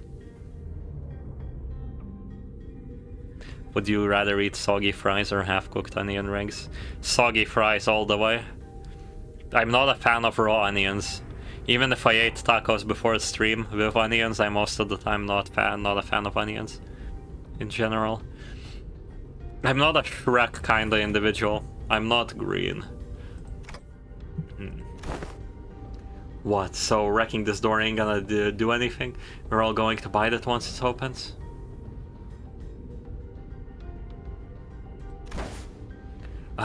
How many times do I have to tell you that we're not even strong enough to break this door down? That a billion years in this box? Ha ha ha. Yeah, good idea. So, what now? Do we have to take a searching sweep around the car or something? In the grand scheme of things, yes. Faust cleared the air with a cough before continuing. By A-Corp standard timescale, approximately 3 days have passed since our departure. As per the contract between Limbus Company and W-Corp, I acquired the master keycard placed inside my capsule and adjusted the hatch settings to open automatically in 3 days. 3 days, huh? I feel like I just blinked and I guess that's hibernation for you. As you were all informed prior to boarding, there's no way for the economy class passengers to enter the first class car. That is why this place has remained untouched. However, cross-referencing my own deductions and W-Corp's rather fragmentary explanations, I can assume that the situation is currently under progress in the economy class cars. The situation. The part where they trash the shite out of one another, tearing their limbs off and all that mess. No, I doubt that. I don't think it gets that bad in just 3 days. Besides, that's supposed to be business as usual for W Corp, right? There must be something else that's out of the ordinary they wanted us to deal with. Precisely. In my opinion, it is. Oh, hold that thought for a moment. Just as Faust was about to continue, Don Quixote raised her index finger to her lips and signed to be quiet. Dost thou hear aught as I do? Scratching, nay, rapping. Forsooth, past this gate must be. The fucking Black Soul's brain rot has got into my head. As Don Quixote kept listening with her ear to the door, an odd expression of half curiosity and half horror appeared on her face. Is Don Quixote the old man from the Spanish tale, yes? Yeah, Gesellschaft. It is a sociological term, possible translation society compared to corporation. Bro! Faust! You don't want to finish that first reading of that sentence? Rapping versus raping happens way too commonly. One's a form of music, the other is a felony. It's not that hard unless you're not that smart. I hope anybody in here gets that. As Don Quixote kept listening, yep. An odd expression of half curiosity and half horror appeared on her face, yep. If you put PM pants in a warp train, imagine. Yeah, Jack Films. Congratulations, Fang, you got me. My arms aren't visible on the face cam when I lift them, are they? Yeah, they aren't. I can't do the pure cinema pose, god damn it.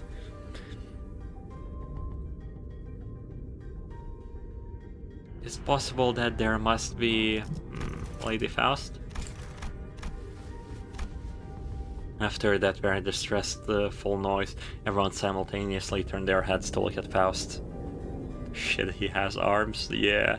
I'm about to not have knees though, don't worry about it. Who closed her eyes briefly in thought. Please step aside for a moment, Don Quixote. It would be best if I observed it with my own eyes.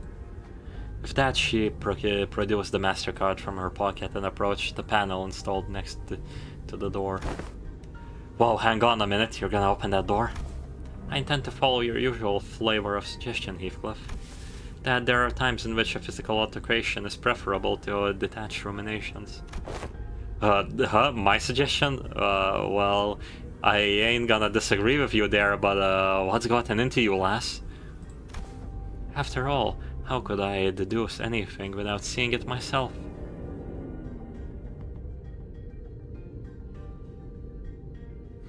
With the Faust focus on the Cindervallo, nobody will have a leg to stand on with the Faust's boring comments. Yeah, probably. I mean, it's mostly gacha game culture. I feel like when you play the other Project Moon games, you kinda understand that every character is gonna have something like very, very fucked up and possibly deep under them. And you're just like, yeah, she probably has something going on. While gacha gamers goes, oh, smart lady, oh, essay, oh, calcet too, oh.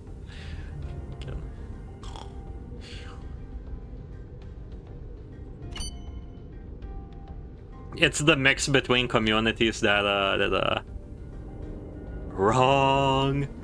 It's the mix between communities that causes all of these comments to happen. Gatekeep harder. Gacha gamers go, ooh, booba. Real.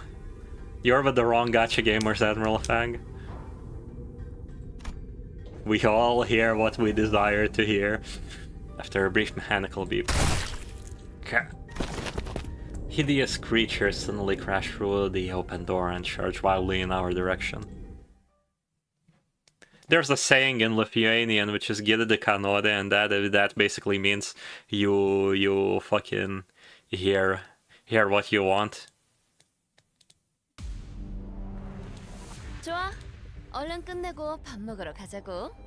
Bro, look at these little fellows, they have red eyes. It's piercy arms and scratchy arms, am I right? Yes, I am. Bleed. They do nothing. Oh, stagger thresholds. So that's a good UI change. And this unit failed to deal any damage, gain too fragile.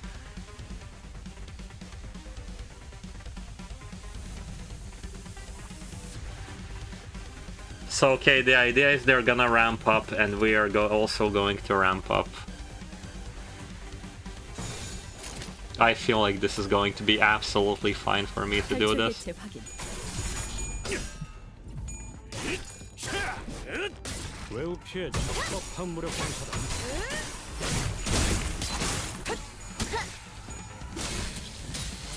You can see why bleed is bad this intervalo, yeah.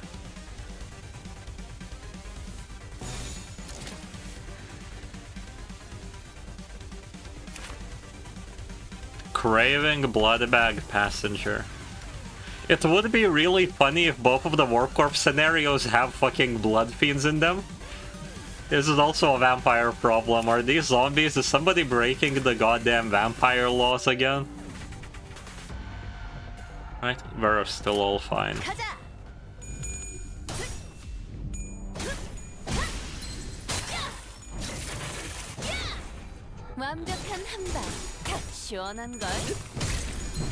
Are you able to run through this as for people that they explode in this game? Who knows, we're about to hammer some hoes though.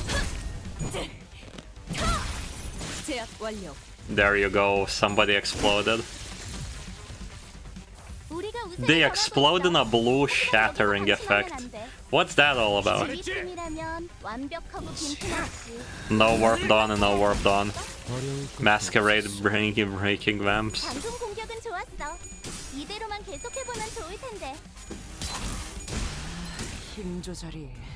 Bro, Teapot Co, you like explosions? I have this YouTuber for you called Polarizo.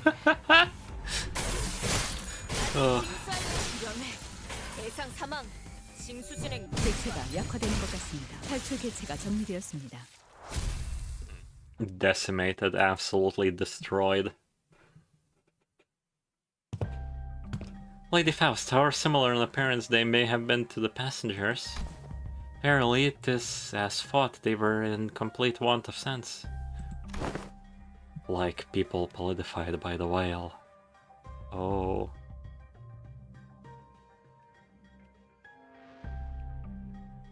If you like good content, I recommend watching the Hello Charlotte streams. Were they good? If I actually do watch the Hello Charlotte video sometime, I would need to revisit them to see my first impressions.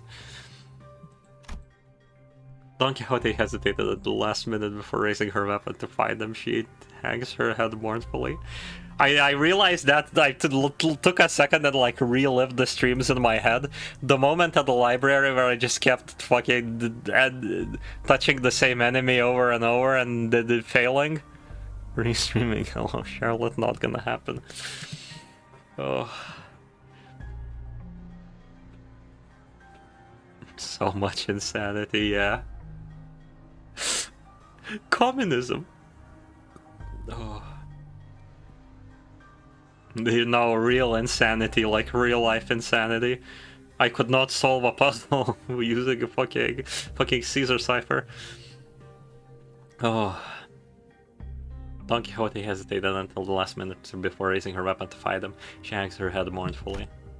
Normally, Faust would have told her more information about those monsters before the fight began, and she would not have been burdened by the sheer thought of bringing harm to the innocent.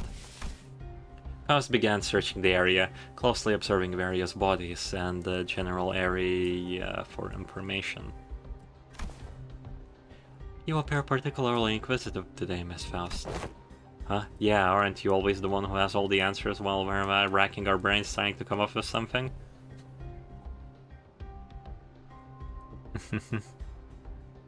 Is Ishmael a boy with long hair or a girl?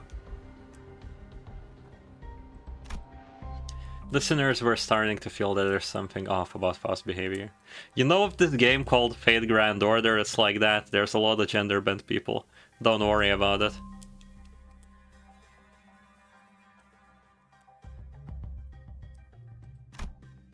They might even soon realize that there's something wrong with Faust right now.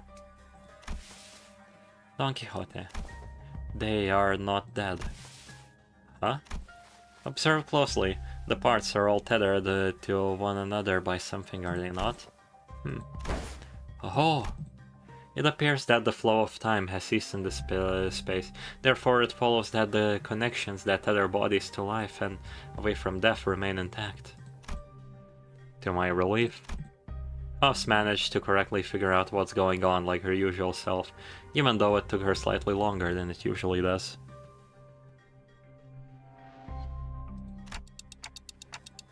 Hey, what did I say? We got this!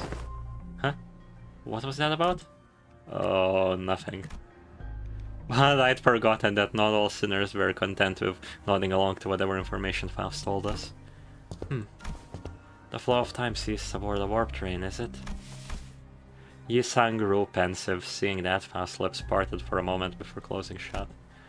I was starting to get a good read on her. That was an unmistakable look of regret, no matter how short-lived. Howbeit, would it not be more accurate to muse about the flow of time has deaccelerated to the point where on an extra-dimensional observer, it has slowed to a stop? What is your perspective regarding this suggestion? Yes, that is the most rational suggestion, Yi-sang. Did Miss Faust get something wrong? Whoa, Yi-sang. Sure is a time expert, right? Can you summarize it in easier language now that we're talking about it anyway? Gladly, if you would allow me. Yi-sang began to elaborate with gentle enthusiasm. That was close. To speak in brevity, it can be said that death is not an element aboard this train. And, can you maybe speak in a little less brevity? To elaborate. Verily, this one heart beats still. Don Quixote lowers her head and listens closely to what appeared to be a dismembered torso and shouts with relief. Their state is akin to an unassembled jigsaw puzzle, merely immobilized and separated. Their state is akin to an unassembled jigsaw puzzle. Jesus Christ. Though their corpus has been sundered, the concept of death is at a state of, for all intents and purposes, eternal delay aboard this train. Existence in continuance of moratorium. Forced they are to be tethered upon the tiniest yet tenacious thread of life. You'll understand what have been said here, yet they are not that all the same, If their severed parts are all connected, then it can be said that no matter how entangled their bodies become, it is not impossible to eventually gather their parts together to form a single passenger.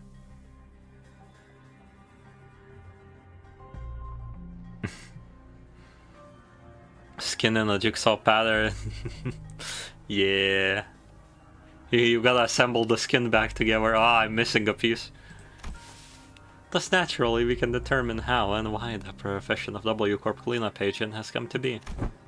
I see, because someone will have to categorize and reconstruct these puzzles once the journey is over. Bro, imagine they accidentally reconstruct somebody else's guts in you. I wouldn't even notice, like 5 kilograms lighter. It's really baffling to me that a job like that even exists. Yeah, people reconstructor. Guys, chat, would you love to be people reconstructors? I feel like that's a good job. Ever seen a thing that wasn't baffling in every sense of that word? Still, I guess that means that as long as the train arrives at the station, they'll all be put back together like nothing happened. From what I learned through the W Corp identities, their main job was to gather chunks of flesh together to bring them back to their original shapes before they boarded the trains. Right, I wonder, would it be really funny if we had a wayward passenger abnormality fight in this event, but like stronger? If that comes in, wayward passenger seemingly is an abnormality from Lob Corp. Could us taking a golden bow make, the wayward passenger be like, I no longer need to be here, I'm not attracted to sticking in the buried fucking buried place of Lobotomy Corporation, and then he just teleports into the train dimension and sometimes eats passengers.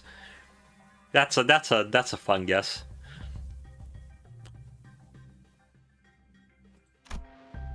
It's a lot more visceral when I have to look at it in person.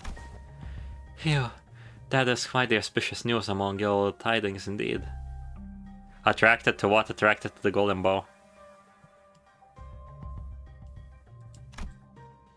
It soon clicked in me what Faust was, though with some effort trying to do as I watched Don Quixote sigh with relief.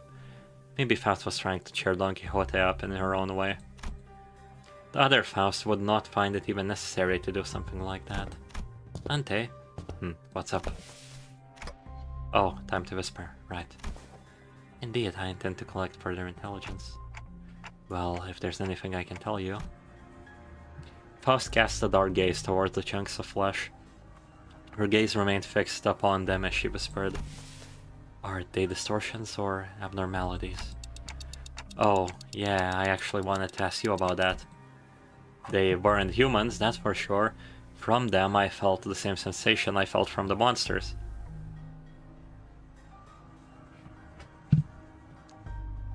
Are they fucking blood fiends? Are there blood fiends on the train? Why would there be blood fiends on the train? Are they just having a trip? What happens if there are blood fiends on the train and they go insane and they go, yes, zombification time? Do the passengers revert from becoming blood fiends or zombies? Did they,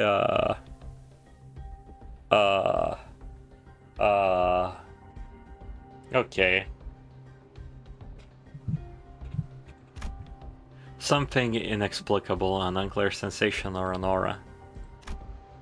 I have felt this sensation before, I'm sure of it, but I couldn't quite pinpoint the source of the sensation. One thing I do know for sure is that the sensation was not the same feeling I got from abnormalities, distortions, or even the Picatula. You're thinking too much? No, I'm thinking the amount that is required to be thinking. Because if the game doesn't explain it, it doesn't explain it, but that's a funny train of thought to have. Just world building wise. Would W Corp Singularity be able to revert vampirism? Find out now. One thing I do know for sure. Yep. So Dante has had this sensation before. Is one of the sinners a blood fiend? That's the question now. There's a surprising... This is surprising how much the Faust focus this has. Instead of Dawn focus, even if Dawn's chapter is next. If I had to lean one way or the other, I'd say they're closer to distortions. I'm sorry, I don't think they're either of those. Is it difficult to be certain at the moment? Again, I'm not sure how can I explain this, but they're very similar to distortions, but also different. If you had to ask them, I'm gonna guess Faust doesn't know. Faust may know, but I, at this moment, have no way of knowing. They're just filming a Hotel Transylvania movie. Yeah, the hotel in the L district needs more visitors. The one with the blood-sucking grandma from Distortion Detective. Feel like I should apologize for that. There is no need, Dante. Though the information you have provided me is rather ambiguous, it helps me to do something, of course. And collecting intelligence myself and creating deductions based on sparse information is quite... She paused, holding a bloody, slimy chunk of flesh in her hands. Did she just smile to herself with gore in her hands? Ah, finally, the awakening has begun. Mental forms being online, yeah. Faust is way more of a person when she's not, when she's being a person. I should stop leaning so much into the screen.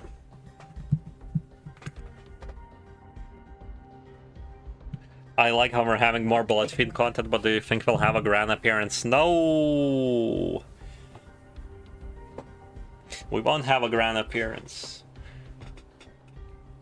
Even if fucking exposition machine telling all about Vampire Society, we would rather be shown Vampire Society.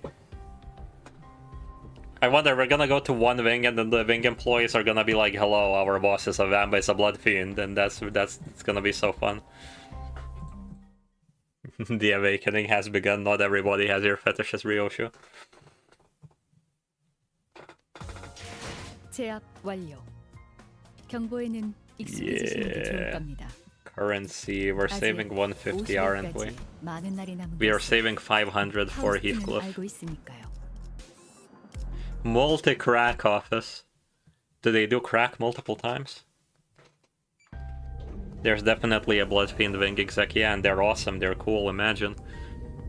After a round of intelligence gathering from Faust, we open the door to the next cabin, only to be greeted by a loud commotion. It sounds like there are other survivors. Ah, passengers in danger. Don't worry not, for I have arrived too.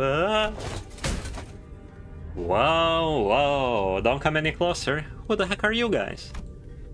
A four-armed woman suddenly jumped in our path. She appeared without warning. Faust stumbled a little and adversely slapped by the figure's swinging arms as she pushed us away. Right, like you guys give me any warning before you practically kick that door open. Would you mind moving your huge sword out of our faces? It's a bit disconcerting. Threatening? I'm trying to protect those civilians in this car. Also, is that a bioprosthetic? Must be an old-timer, huh? I thought those things went out of style forever ago.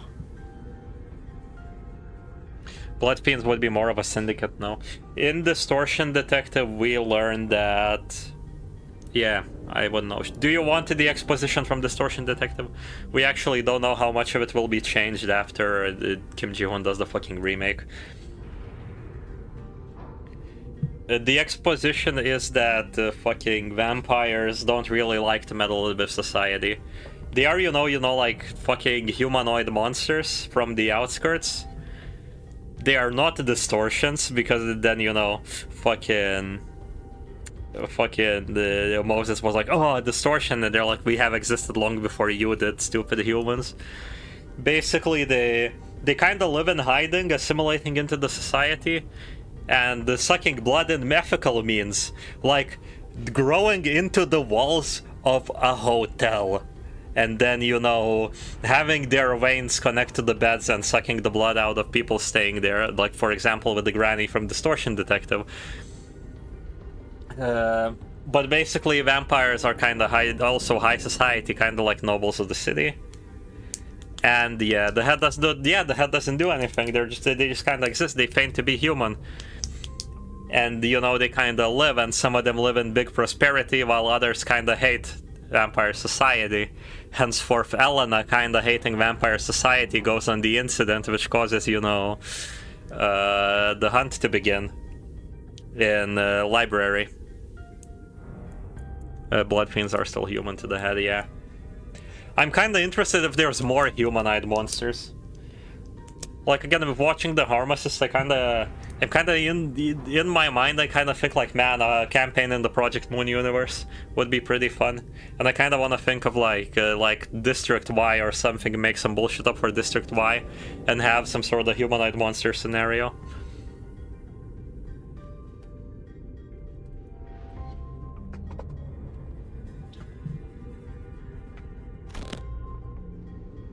Oh, you wanna see what this old-timer's got left in him? Aha, thou art from the north, verily. Thy garb is of the northerners, no? This isn't really the time, lass. Anyways, looks like we're in the same mess. Make way for us, yeah? She seemed to be sizing us up for a moment. Nah, how do I trust you? Got any proof that you ain't bitten? I'm not gonna let all my efforts protecting this place go to waste. Bitten? The bloody hell are you talking about? Strip naked for me. What? Strip naked for me. Man, you look completely lost. If you were in one of the economy cars, I'm sure you've seen... Hold on. Are y'all from the first class car?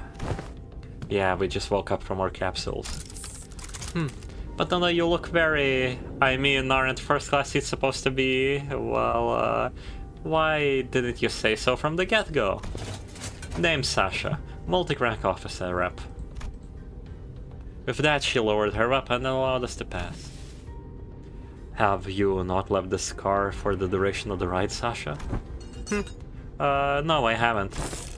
We warped over to T-Corp after picking up one of their contracts, but geez, can you believe that this train broke down?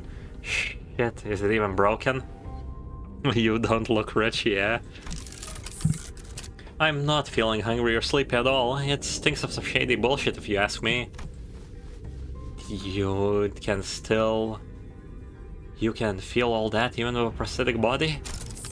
Man, how I could live without my favorite hobby, drifting into a sweet nap after a pleasant meal. So I made sure to get high quality parts for him so I can still feel hungry and sleep. Hasn't something else not occurred? You bet your ass it did.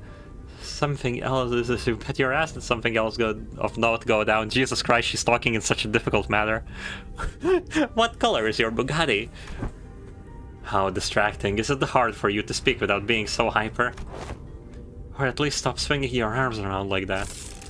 Can't do that, friend. I broke all of my prosthetic arms in a fight, so I'm calibrating a new set. Gotta keep swinging them if I want them to sync up with the other parts anytime soon.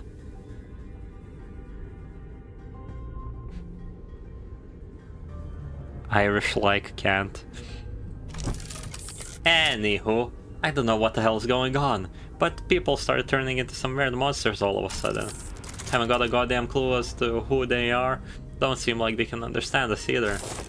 Good thing my train car didn't have a lot of those monsters. I just chopped what monsters there were to pieces and hauled the civilians to this vacant car.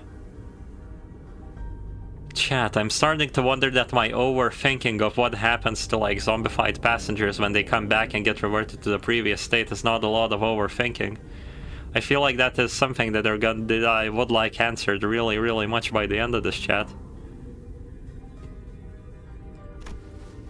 3, 2, 0, 1. Red colors. 3, 2, 0, 2. Red colors. You have decided to protect them despite the potential risk that they may transform as well. But of course, this is the expected duty of any valorous fixer to stand guard in the front lines against evil to protect the weak. I've been keeping a close eye on them for the last 3 days, and so far, 0 transformations. Go past this car and you'll see what hell on earth really means. Those monsters are constantly trying to claw their way out to the front of the train. So if you ask me, I'd wager that some shit went down there at one of the train carts in the back, and it spread like wildfire till it reached here. I see. And that's all I can tell you about the situation, so what's your story? Why did you rich first-class folks decide to suddenly grace us peasants with your presence?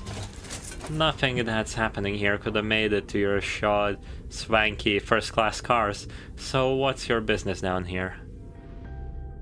It's been 3 days and they're already losing it. Yeah. I feel like, you know, vampires being here is kinda exaggerating the panic to some extent.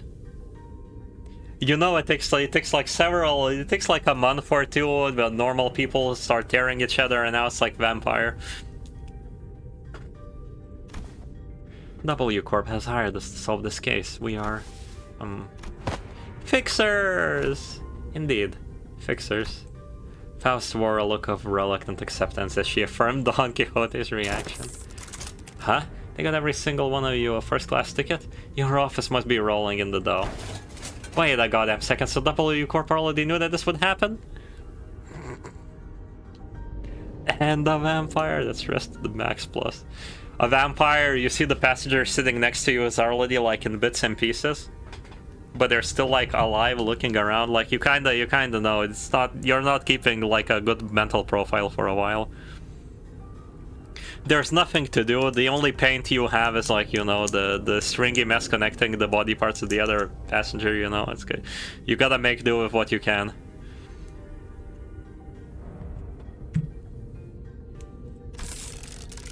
But are you really contracted to a VIG? Not sure I can trust you. As you must be well aware yourselves, contracts and contract fulfillment are of paramount importance for fixers. Within that in mind, please recall that W Corp is one of the most secretive wings of the city. A non-disclosure agreement, non-disclosure agreement, huh? Makes sense, I wouldn't want to deal with those oafy boys either. Anyways, I'm still gonna have to ask for proof that you're actually contracted by W Corp. This is the master keycard given to us by W Corp. I believe that it can open most doors aboard this train. I can't wait for Sasha to try and kill us to get this. 100%. Faust produced a master keycard from her pocket. I guess there isn't any other way for us to prove that we're actually contracted by W Corp. A keycard? So you use this to open the path between the first class and the economy class car. Let's see, W Corp logo. Wow, nice materials. Oh, beige white and those gold and silver linings. Oh my god.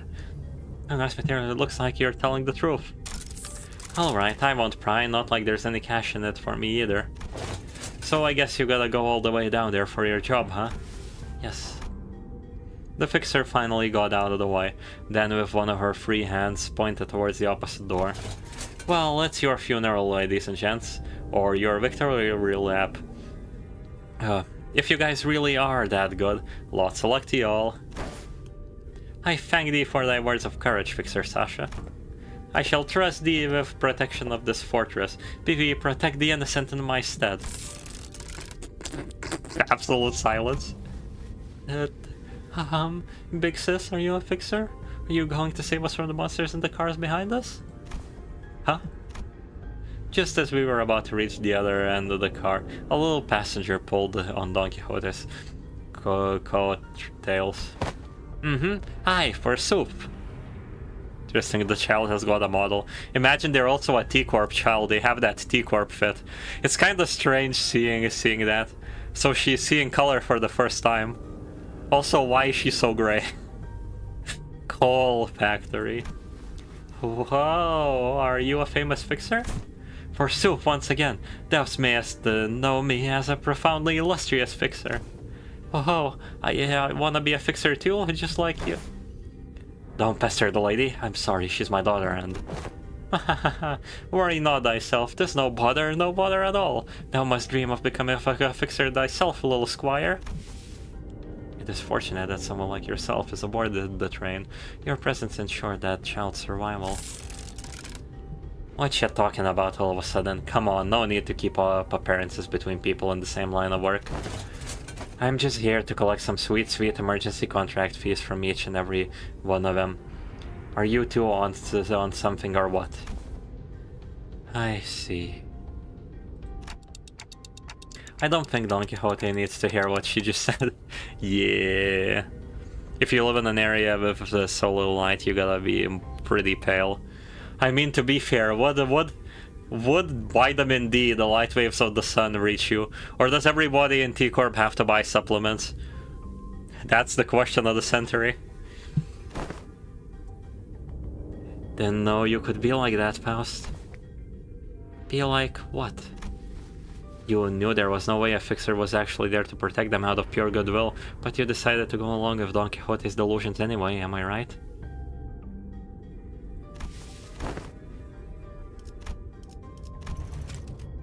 Good move, I was getting worried about what might happen if you started acting out again. Teapot, what other streamer you are watching? I'm curious. I have like a deep hatred for the Project Moon community, so we'll see. You saw the twinkle in her eye too, right? Don Quixote has always been energetic, but she's been especially bouncy today. Oh, the one with the several VTuber. Who is that real? Eyes. Faust strode towards Sasha with a question. I have one last thing to inquire. It'll be for the cave per inquiry. Fuck. No face cam chat, holy shit. This is the first time this has happened during stream. But seemingly my setup has a... Oh my god, my PC did not give enough electricity to my phone to keep the camera going. Holy shit. Damn. Oh, I did not connect my camera to fast charging. Fucking Christ. Oh, it's pain. He's just a voice, I'm just a voice. Your face killed the camera too hot. Ah, thank you.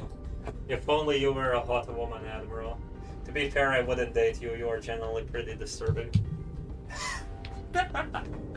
Oh, yep. Okay, guys.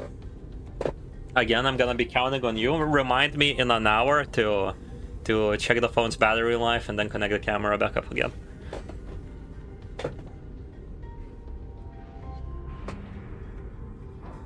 You should have some standards. Sorry, my standards is only for like Japanese Menhera women. They gotta have the fucking haircut with the bangs and everything. So one of the reasons why I didn't get to stream as well was that I went to a festival. I won't actually name more about the festival because fucking I go there every year, and one of you is gonna pop up and be like, "Hello." God, that would be so funny. Honestly, that would be genuinely hilarious. But there was a goddamn like there was a golf girl, and we were like laughing. Not a Japanese festival, a simple festival. It's just a golf girl. So we were kind of laughing a little bit. I was mostly laughing because I'm the one who sees that fit, and I'm like, oh my god, that fit. Look at that, there's fucking embroiderment on that shit. Like sewed to it, and I was like, oh, that's pretty good. Then I look down past the goddamn knee-high stockings. She's wearing black shoes, but she's wearing white socks on her stockings, so I have so many questions. I was actually so confused at that moment. There's like nothing more to the story. I didn't go talk to her. She was hanging out with like the 6 other people. And I was hanging out with my sisters. So yeah, that's that. It'll be pretty caper inquiry. Let's get back to the game. No more tangents, 0 more tangents. This is a boring stream from now on. That is quite an unsound decision to make for someone who claims to be in the same line of work as us. Have you considered the possibility that once our contract is successfully completed, we could include references to a particularly cooperative associate office in our report to W Corp? Whoa, you're serious? Well then, let me hear it. Were the eyes of the monsters you faced red by any chance? Sasha paused her swinging arms for a moment upon hearing that question, appearing to either be in thought or trying to recall something, then answered, I don't know, it was pretty hectic battle in the narrow hallway, so I didn't have the wherewithal to get a good look at their eyes. Is it something important? Was she at least hot? I'm shrugging, honestly. I spent too much time looking at the outfit.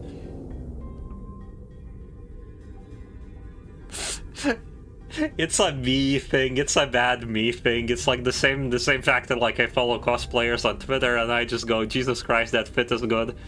Yo, there's set design in this picture, professional photographer, holy shit. I was not paying attention. Well, for one, my prosthetic eye is red. That passenger over there's got red eyes. Oh, and you there, the lady with the big sword, also got red eyes. What, is someone out there paying cash for info on the red eyes or something? No, well, it was a question of no significance. Faust nodded lightly in her direction, then opened the door to the next car. Grrr. It was just as we had feared.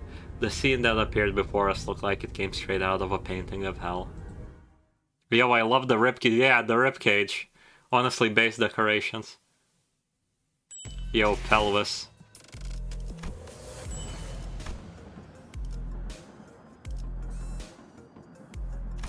Blunt and purple.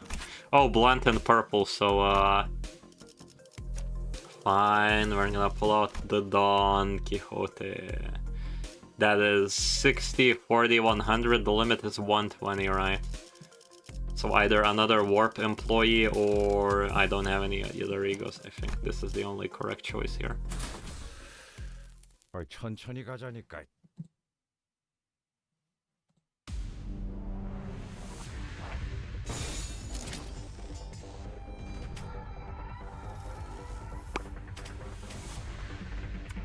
Saki, Saki. 탈출 개체 확인. I'm gonna be playing carefully this time. At least to like a small extent. 나만 믿고 다들 집중해줘. God, this counter is going to be the most annoying thing ever, is it not? 조심하랬지?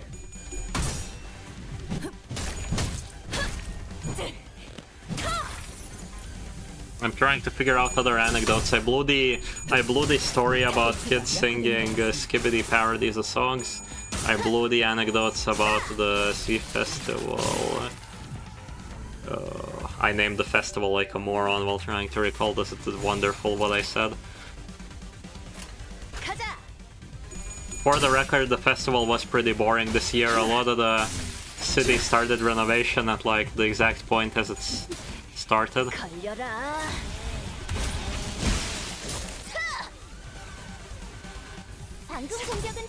I can't focus on the music actually for this because the music fits so well. I'm not paying that much attention to it.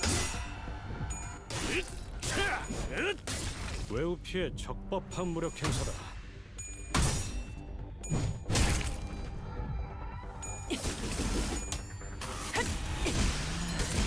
힘들군. 완벽한 한방. 그러니 알아서 잘 시원한 걸. Right, I'm pretty sure we can't fight these counters because they'll just get staggered. Did you enjoy the Hina dress I got? I legitimately pulled her and then did not play Blue Archive again. It's so over.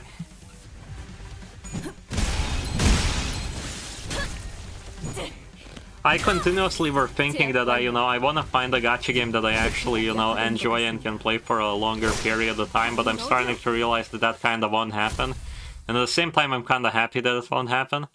Because again, I started playing the Trails franchise, I got to play Black Souls, and playing actual games is kinda to some extent actually sort of fun.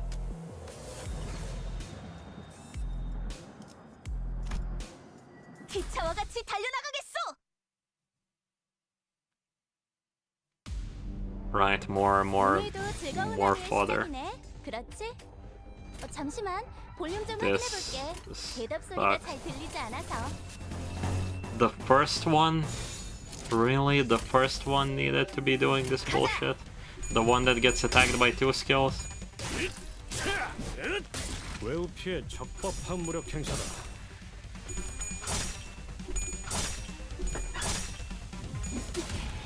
걸려라.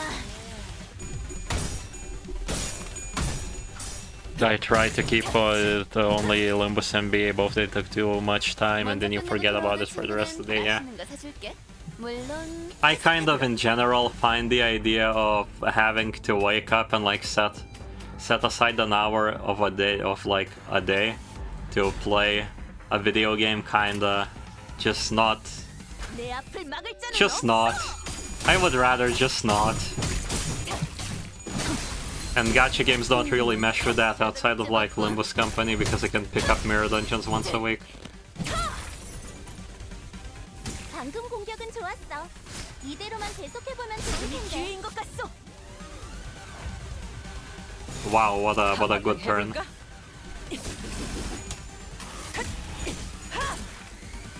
I like how in the stream they said, oh, this will be balanced around, you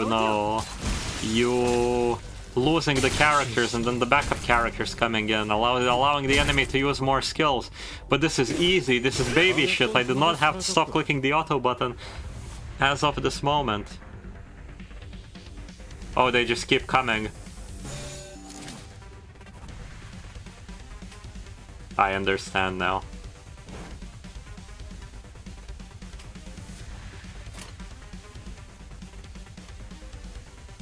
Nah, there's no point to ego.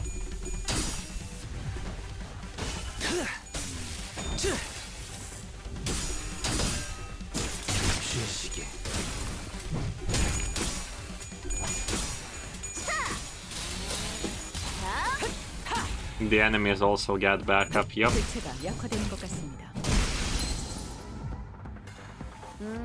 금방 끝내고 버스로 돌아갈 수 있겠다. 그치?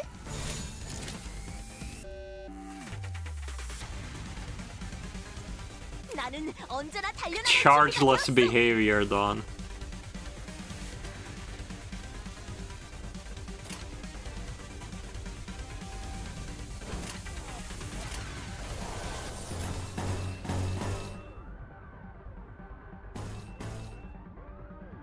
Now we have 24.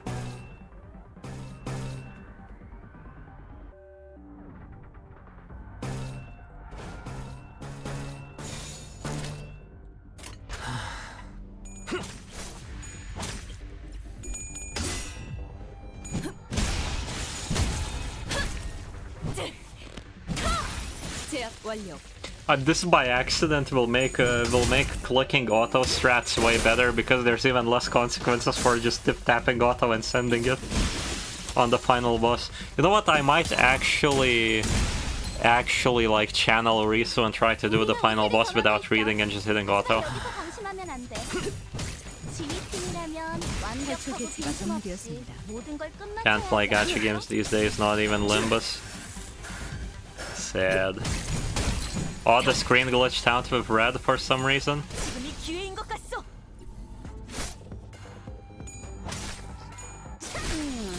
제대로 찝어. 자, 한 건 했고. I missed whatever caused that. It like an AoE hit an enemy with a counter. The fight just ends. I was like, is one of my guys turning into a vampire?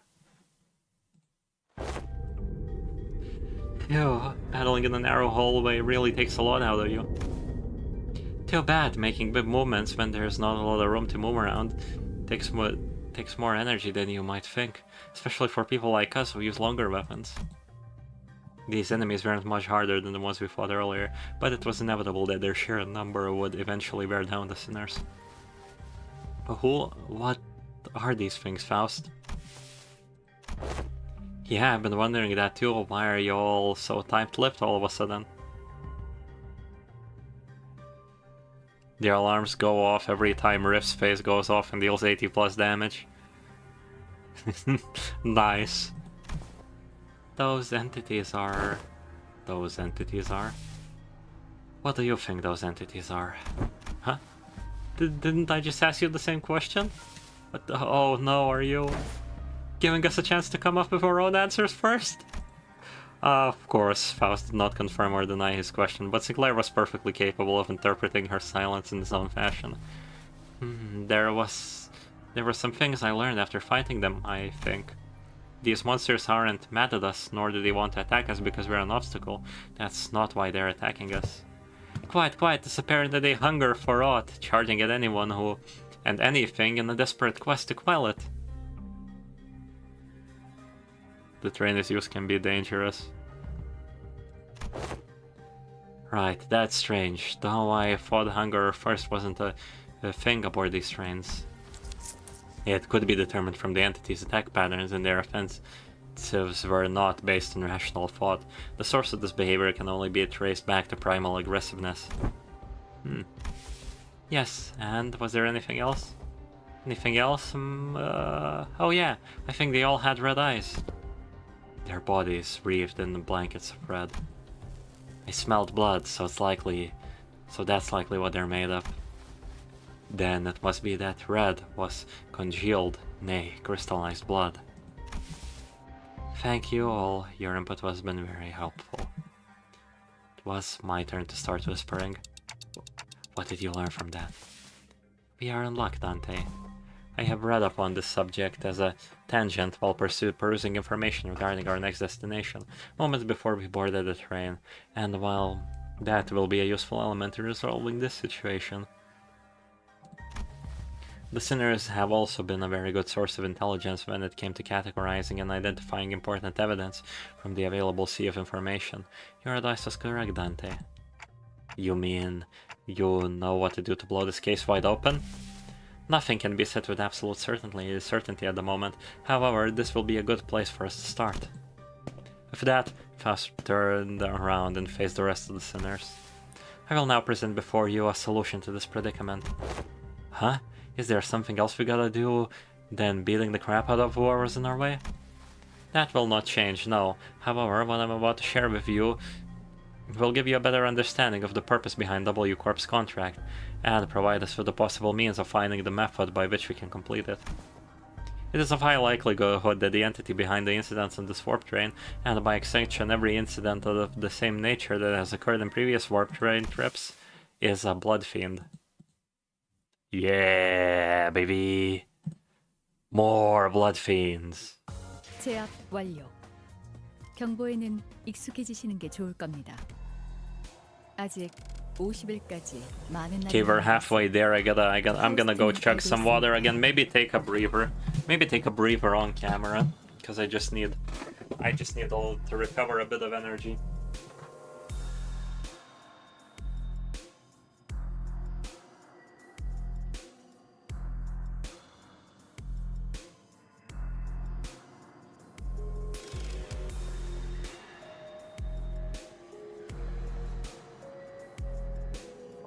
I was thinking if there's anything to like snack on downstairs, but there probably isn't. Oh. Okay.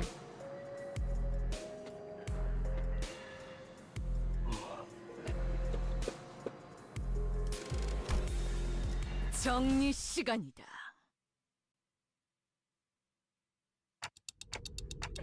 Wait, blood fiend? What's a blood fiend? Blood fiend? What name of wings is that? Huh? You of all people haven't heard about blood fiends? Though you thought you were the team expert on obscure lore. Verily, I have not heard mention of these blood fiends. Perchance I have let a magazine article slip from my memory. Don Quixote furrowed her brows, genuinely lost. It was as though the very words sounded alien to her. I thought they were just monsters in stories to scare children in the night. They're supposed to be afraid of garlic and sunlight, right? Oh, that sounds a bit different from what I've heard. I've heard their fear of garlic and sunlight is just a rumor, and what they're really afraid of is water. Of course, Chinaman. Next you're gonna go, oh, they're afraid of rice. They're zombies from the Monogatari series. I have been briefed on the existence of blood fiends in the past when I served as a commanding officer. And I haven't seen the dregs that they command. Though my memory isn't very clear, though I have seen the dregs that they command. I have seen the dregs. Okay, I'm wrong. I'm slowly melting into the I just read the story mode. Oh, my memory isn't very clear. I am quite certain that these monsters here do not resemble what I've seen. I've seen one who called themselves a blood fiend among the fingers, but the thing that blood fiend commanded weren't like these rubber textured ones. There's something off about this one. That one didn't spawn these dregs with abandon like this. But aren't you supposed to know this already? Yes, I see that some sinners may have encountered blood fiends in the past. A long-winded explanation seems unnecessary.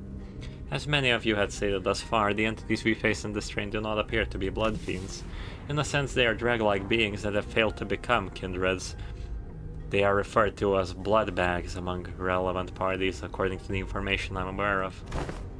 Not a terrible name. Why would anybody name someone blood bags? As it has been said prior, it is impossible for passengers to disappear aboard warp trains under normal circumstances.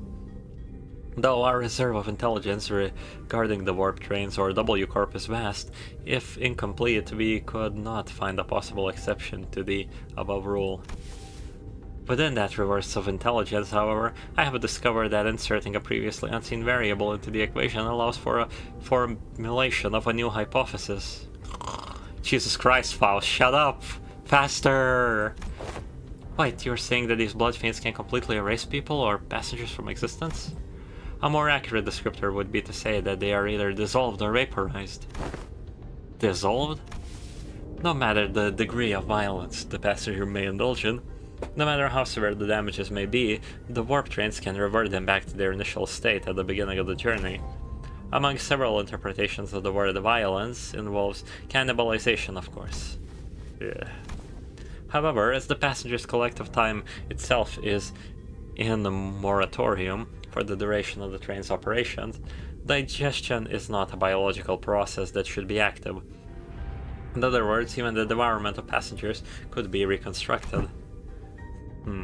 If they are merely stuffed into the digestive tract, then I suppose they could gut the passengers to retrieve the chewed up chunks of other passengers and piece them back together via the vein-like things connecting each individual. However, such is not true for blood bags.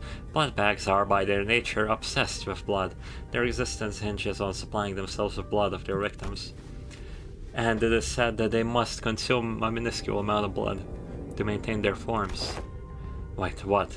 You say that the digestion is not a thing while we're on the train? If I were to continue my deductions, perhaps consumption of blood for the blood fiends and blood bags is a fundamentally different process from our consumption of nutrients for energy.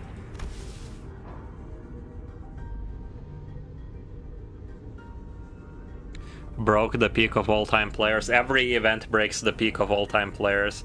Everybody was like, Faust disconnected, what does that mean? I gotta go play. Damn, blood is a culmination and entailment of something that forms the self, including but not limited to emotions, ambitions, wealth, purpose of existence. Then it must naturally follow that they can spread their blood at will, they can spend their blood at will, which is a process that is isolated from other biological processes such as digestion. Ooh, I ain't following even half of that. You exist in a moratoria of time at the present moment, Heathcliff, yet your emotions still persist, do they not? Anger, sorrow, and joy, they continue to spark within you. Huh? Well, I suppose they are. Though we cannot tell whether they may be in a state of alteration or whether they remain ensnared in the wheel of creation and destruction, it can be said that emotions once past exist not in continuation. You're being more confusing. The passengers' will to persist, the worth of this very existence in which they thrive, do they not all gently atrophy into non-existence even amidst the sea's time? Miss Faust seeks to illustrate the similarity between how emotions are to ourselves and how blood is to blood fiends. Gotcha, so that's why she said their blood is vaporized, huh? If that's the case, then the very blood that's supposed to bind these chunks of flesh together will also evaporate, which means that they can't be pieced together again. There is no incongruence in that logic. Everyone fell silent for a moment. That was way too much information to process at once. We didn't even know what to make of them either. I would like to ask a few questions if you would permit me. Yi-sang was the first to break the silence. Could it be said that blood bags are direct creations of blood fiends? If such is the case, then by which mention do they? That information isn't accessible to me at the moment. Faust replies, avoiding Yi-sang's gaze. There isn't anything I can do about this. The sinners will all get more stressed if they don't find out, and if they find out, then that's something Faust and I won't want to avoid. Inaccessible. Indeed, now I recall what you have said in the past. This is only a speculation, however. I assume that a form of direct physical contact is needed to turn an individual into a blood bag. If such were not the case, then we, who are likely to be the greatest obstacle to this entity's goal at the moment, would have been the first ones to have been turned. Indeed. In that case, that vile villain of a blood fiend must be hiding out somewhere aboard this train. Indeed, if we were to believe the words of that fixer from earlier, then there is a high likelihood that the horde is advancing in this direction from the back of the train. In other words, continuing down the train cars will lead us straight to the blood fiend. Very well, I shan't forsake this opportunity to bring peace to the souls of the innocent passengers who have been perished by the villain's hands. Dante. It seemed that Don Quixote was now invigorated. The other sinners also seem satisfied now that we have a clear sight of our goal. Faust, who stood amidst them, nodded in my direction. Well then, let's go. We're making the best of what's available to us at the moment. Let's move forward for now. Bro, can't Project Moon write a vampire plot without it being all just exposition all the time? This is the second time it has happened. 외우 피해 적법한 무력 행사다. God damn, that was like a brain-rotting amount of exposition. I actually have to like recover. Either that or streaming has already got to me. I mean, it is 4 PM. I'm halfway there and I only have time to stream till 6 PM. God damn. I gotta like pick up the pace. Jesus Christ. That was kind of a rough loss.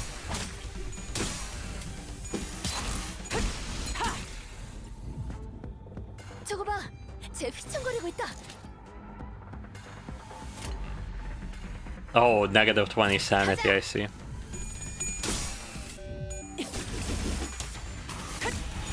It can be a lot to process at once, they even said it, yeah. 공격은 좋았어. 이대로만 계속해보면 좋을 텐데. 다음은 어디요? 완벽한 힘들군. 시원한 걸. 그러니 알아서 In an ideal world, it would have just been good. It would have just been it would have show not told us. 방해꾼 하나가 사라졌군. And then I wouldn't have to sit here with the two most confusing characters dialogue. 한 건 했고. 와, 성공했어. 보여?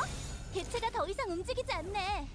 이대로 남은 데선 막을 I didn't even check for counters. I don't think I have backup units. Why am I bothering? These guys don't have sanity. Yep, that was Dimension Rift. There's no way to show the stuff, just explained, yeah. You can't show them biting a passenger.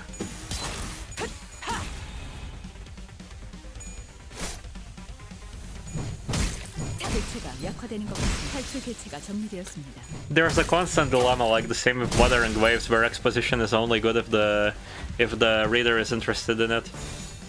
It's a very good sign of good writing in games when certain exposition is put on the back burner for the actual die-hard fans to find out. Well, inevitably with a gacha game with a node-based story system, that isn't really, you know, a choice. Plus, when the part of the characters, several characters, is the fact that they explain things and are smart. Thumbs up. 제압 완료. 한 번 휘두른 걸로 이렇게나? 완전 멋있는 걸? 지금이 기회인 것 같소. 금방 내 앞을 막을 자는 없어. 그치? 다음은 어디요? Yeah, I understand. No, the emotional blood dissolving really cannot be shown and told. Yes, but it could be in Dante's notes instead.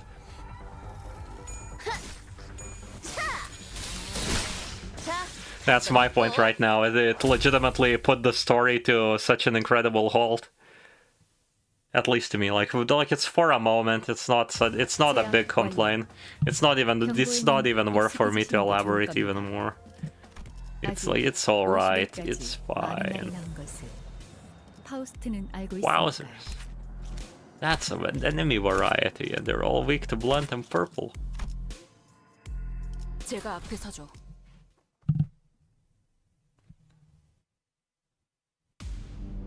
먼저 끝내고 돌아오는 친구는 맛있는 거 사줄게. 물론 회사 카드로. 가자!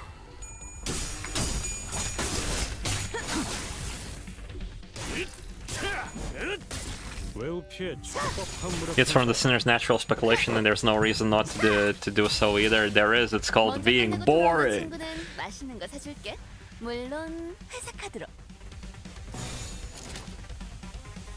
Could poof people out of existence, yeah.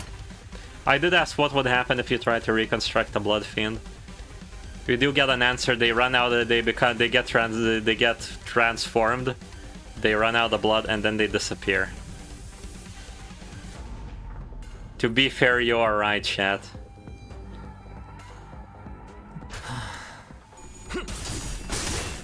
I'll give it to you. You are right. I don't like the presentation, but you're right.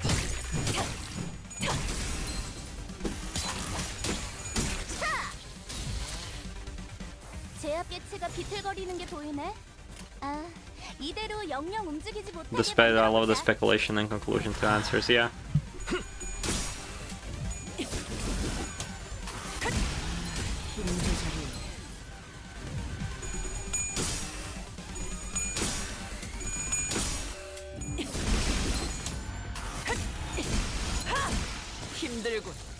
방금 공격은 그러니 알아서 좋았어. 잘 피해야지. 이대로만 계속해보면 좋을 텐데. I'm now kind of sad because there's no more.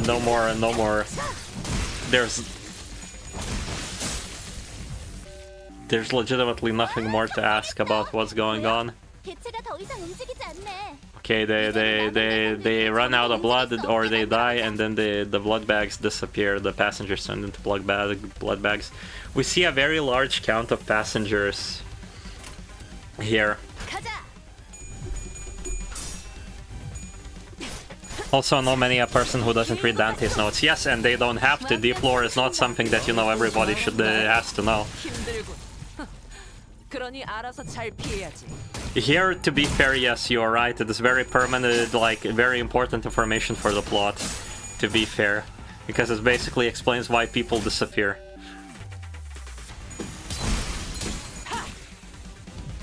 But it is just like with the Warp Corp arc in Library. It's a little bit of a plot hole with how Warp Corp functions. I forgot. I know once when I was making Lobotomy Corporation's videos, I had the tangent about where the plot hole is in mind, but I have forgotten it. And here for me is like, oh look, everybody up to this carriage has basically become a blood fiend. That's like a lot of people who are going to evaporate to nothing if they don't taste any blood. So like, how did this has happened several times over? What plot hole, yeah. If this happens several times over, it's like, fucking... It feels like it would be a big scandal already. 탈출 개체 확인. 힘들군. 그러니 알아서 잘 피해야지. 걸려라. 자, 한 건 했고. Again, I'm waiting. The chapter has time to justify itself on every front. 방금 완전 좋았어.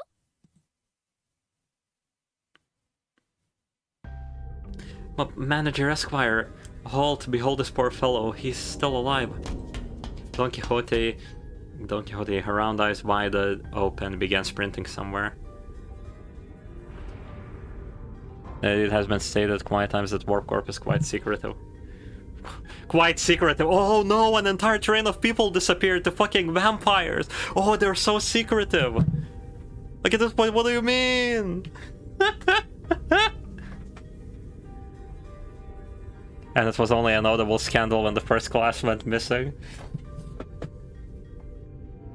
Even in the universe, that starts kinda be impossible to believe for, because you would use the train to do something, like fixers would go to finish up contracts to another location. Other people would also go, like fucking have plans, have goals, have like things set up for them, and they just disappear in Warp Corp. I mean, for most people, to be fair, yeah. For corporations, it is a shrug. For people living a daily life, that's interesting. I mean, some people would probably be really spiteful against W Corp and go against them in some sort of way. But that's also just, I don't know, a story for Project Moon to try and tackle some other time, if they can think of it. Oh yeah, excuse me for a minute.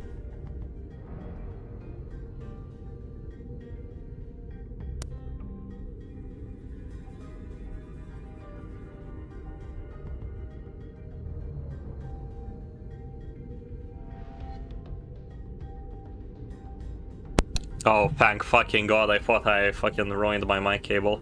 I was muted. It's annoyingly hard for me not to think about like the ones of people who like the fucking sit. There would be like one or two people who go, ah, my family disappeared, I must kill now. But Fiend on a warp train is probably the farthest thing from mind, yeah. And the people who get to seek the truth probably get, you know, punted by W Corp also. So it's kind of fair. That fits itself together.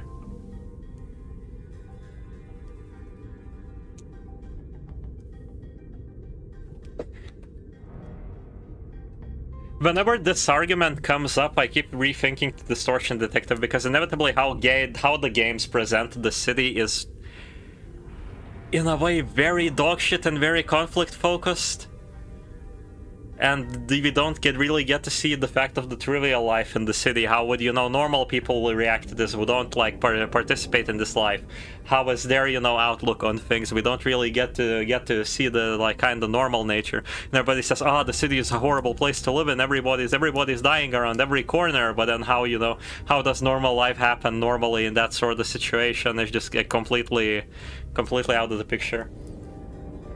Basically everywhere outside the distortion detectable, let's be real here.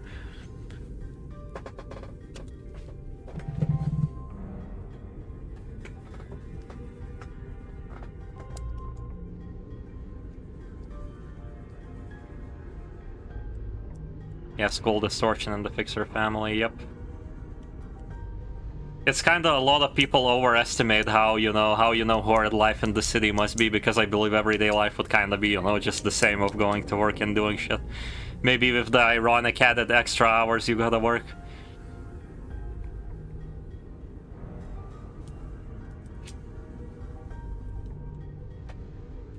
And the chance that you're gonna just disappear on the street a little bit is statistically a little bit higher.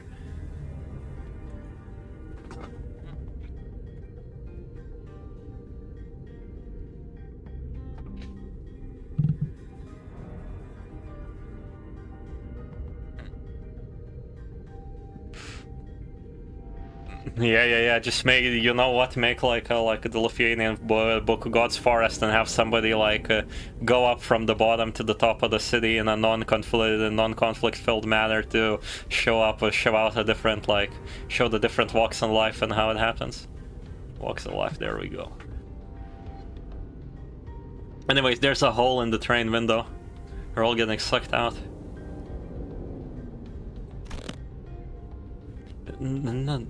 No. Stay away from me, you monster. Hey man, we're not those monsters, you alright? Huh? That arm, you're starting to mutate too, aren't you? You must be turning into some bug-like monster. Ah. What? No, this is...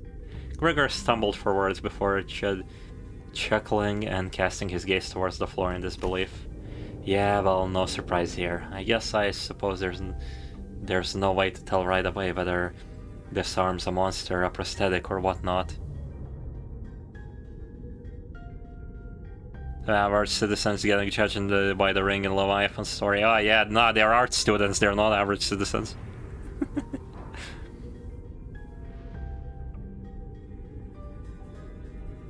I need to, when I make these arguments, I need to like ready myself like Norvalian to not argue. I need to like dissect which of the arguments are... Bad faith is the wrong word here, but which of the arguments actually, you know, stand their ground about the subject or hand, or which are unrelated but trying to prove a point. And whichever arguments I use as well, not only the ones I see in chat. I gotta like actually lock in a little.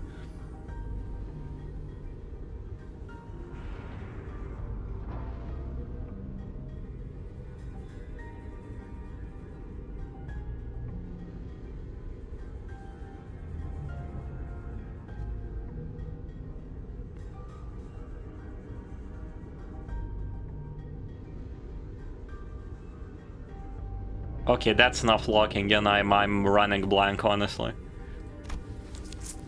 It is possible that you are mistaken due to his bioprosthetic being an older, outdated make, and is now rarely seen in the city.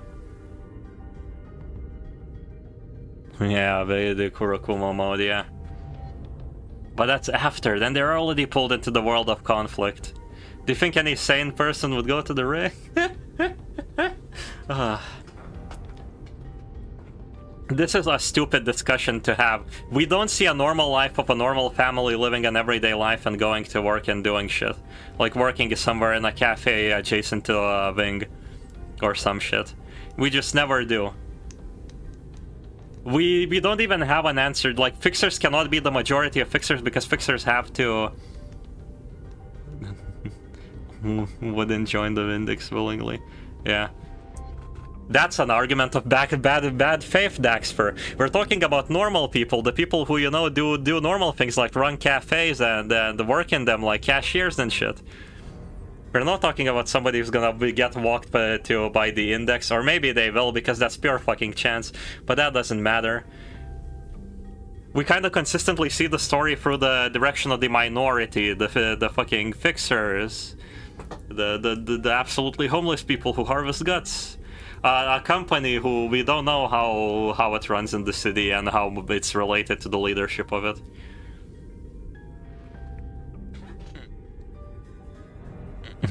To quote Oswald badly, this is your normal. Real.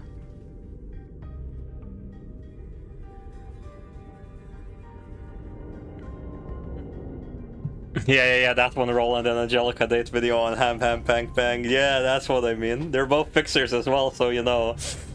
Boom boom. Brr. Wrong buzzer. We need like a slow burner film set in the Project Moon universe, like Scorsese's Taxi Driver or something. Otherwise, I will never be satiated. Oh. Prosthetic. That's a relief. I thought those crazy bastards were trying to break in again. As you can see, my legs are messed up. I have no choice but to hide in here. So, what are the W Corp employees doing aboard this train? Huh, you're right. From what we found out about the warp trains, through the identities, I can't imagine why any of them would be willingly board this train. You're the contract fixers, right? We were ordered to assist you with your contract.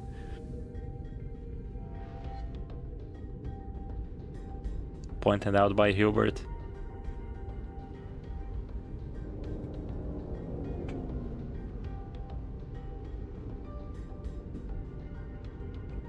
It's still surprisingly a non-argument, because in every wing, in every city, there's gonna be people who sell, people who create products and farm, people who ship shit from other districts back to them to sell to others, and yada yada.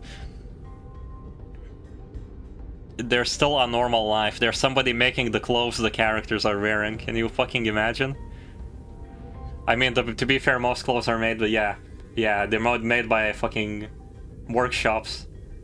The workshops are too kind of relatively normal. Arms dealers.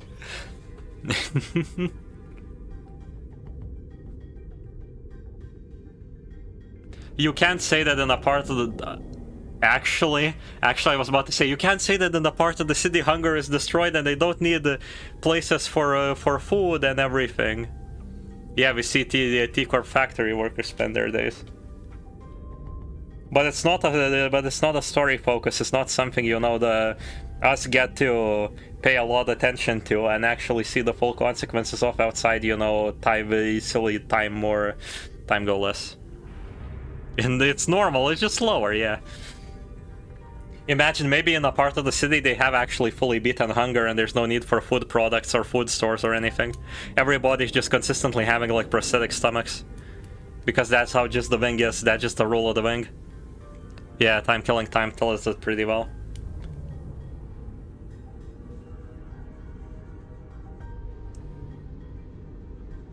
Daxper, they're not thinking on the same wavelength. It tells its story pretty well, but I just want to go wider. I need more normal. I thirst for the normal. Okay, that's the end of this long ass argument.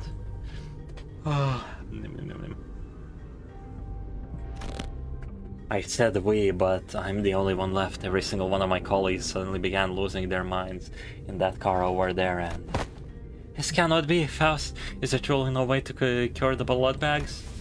My apologies, the access to that information is prohibited at this moment as well. Yeah, I need more stories telling every single district's citizens' daily lives, essentially, yes. Inevitably, with time, with Limbus Company, we will probably collect enough of them, unless after we get all the sinner stories it goes crazy dogshit wild, which there's like a big chance it will. But we'll see. Through her voice and expression... Though her voice and expression were both as severe as always, there was something gloomy about the way she said it. I may have been too reliant on Faust in too many places. Faust muttered in a barely audible volume. I don't know what I can do to help the sinners in a situation like this either. I had also grown too used to Faust's omnipresent omniscience, because I could always trust it to be there for us. I was starting to realize that I don't have the means to consider and make my own decisions at moments like these. No, I may be too reliant on everyone. If, when the time comes for them to rely on me, when they can no longer function as they usually do, for whatever reason, can I really manage them well? Lead them to the right answers? Doubt, colored with fear, begins to rise like a dark plume of smoke. Well, what can I do, right?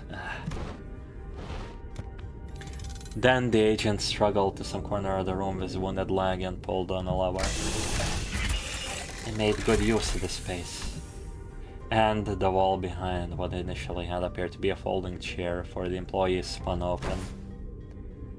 Oh, what in the name of the wings is this? Perchance thou hast hidden here a weapon most powerful, a weapon most feared by the blood fiends? It had wholesome resemblance to a capsule we saw in the first-class car, but why would that thing be here? The cleanup agent slumped into the pod that appeared in the wall. Yeah, finally. What is it that thou seekest to do? W Corp prepared a small hibernation pod for employees in case of these emergencies. Verily, then, huh? Good luck with the rest of the mission. With that, he settled into the capsule and shut the hatch behind him. He's just a good guy, not some super soldier. When the door covering the pod closed, only the folding chair and the wall covered with viscera remained. He's gone. There he goes. He didn't give us any valuable information. This dude sucks at his job. He has departed the scene. We blankly stared at the wall the agent disappeared into. Well, then I guess we gotta... Let's move on to the next card. Keep on going on.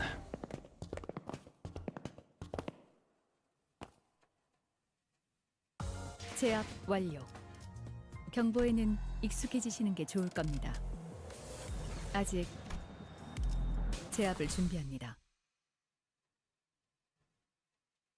Oh, they added a clear selection button also, so you don't have to unclick everybody. 도움이 될 수 있을 거야. The QOL goes crazy this update.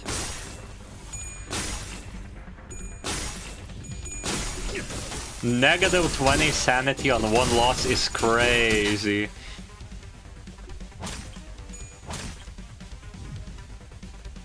나만 믿고 다들 집중해줘. 도움이 될 수 있을 거야. 내 앞을 막을 자는 없어.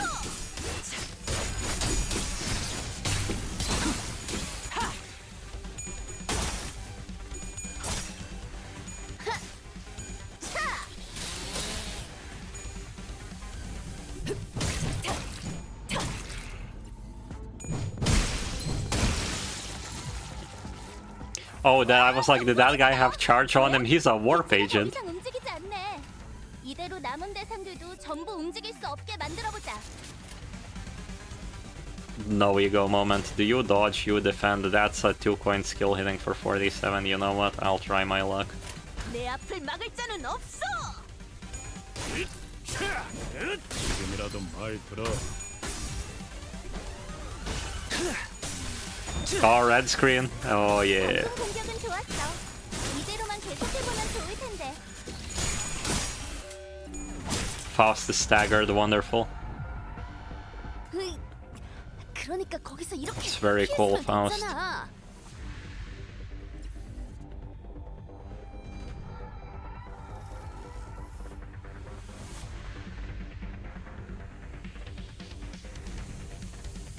It would be best to heal Faust, but we're not getting a purple skill anytime soon, so let's just... 조심하랬지?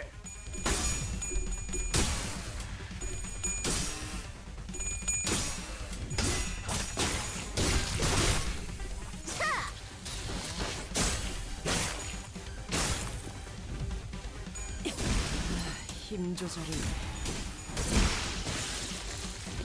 Like, enemies having backups is pretty good gameplay-wise, because we cannot really out-skill slot them as easily as other enemies. 완벽한 한 방. If we didn't have support, losses would actually, like, really 성공했어. pile, like count and pile up here. 움직이지 않네. 이대로 남은 대상들도 전부 움직일 수 없게 만들어 보자. 한바탕 해볼까?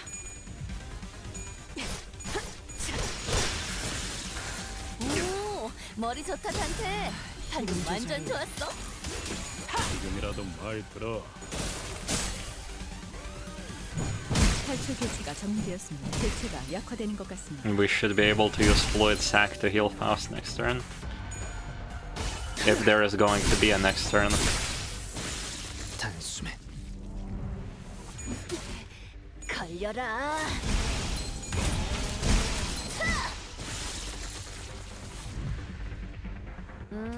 금방 끝내고 버스로 돌아갈 수 있겠다. 그치? 내 앞을 막을 자는 없어. 다음은 어디요? I imagine this will change when Canto 7 rolls around, we'll see. Again, they can't make hard bosses because the player base is a little... is a little wacky. 하지만 아직 부족해. 다음 공격은 더 잘할 수 있도록. 이 전투는 승리할 거예요.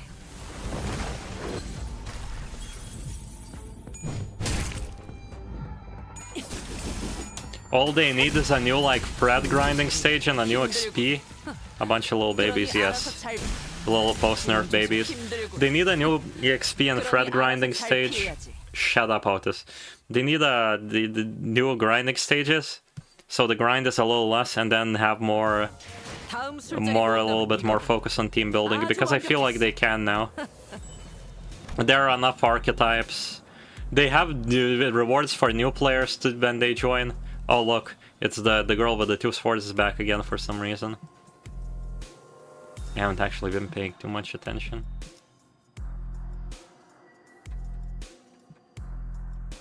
Yeah, so fucking new players can also start getting what they want.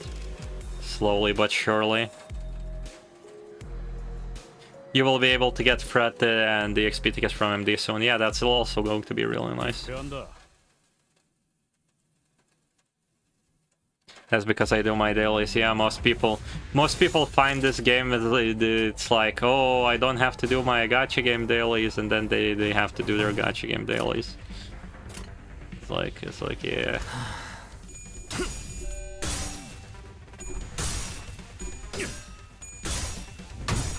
Inevitably, with new player rewards, the new players will be able to catch up faster, have more unit variety, like earlier. So the developers can genuinely like kind of stop holding back with difficulty if they desire, and if the game even if the fucking game design even allows for that. Let's be real here. We're flipping coins. Let's go gambling!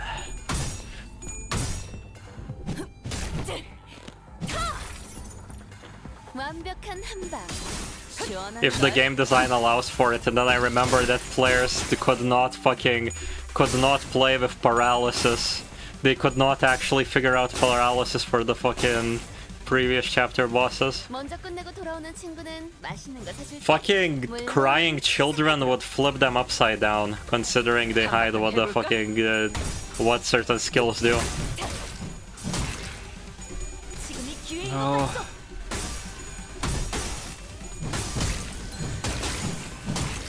I wanna keep insulting Project Moon players because it's so funny in my mind, the image of somebody doing like memory cards with the images where they need to flip out over the two of the same card, and they just forget. Oh, that's an axe attack.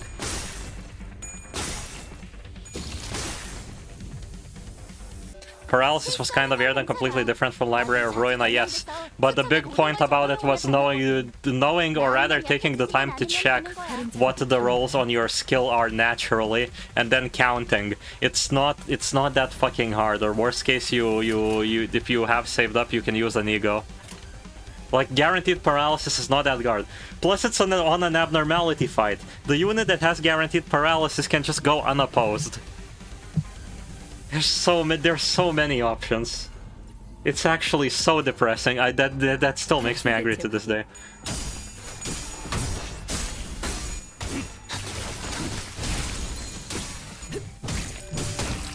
개체가 약화되는 것 같습니다. 다시 말했지. 힘들군. 그러니 알아서 잘 피해야지. Oh, I didn't even notice you. Hello. Hello, friend.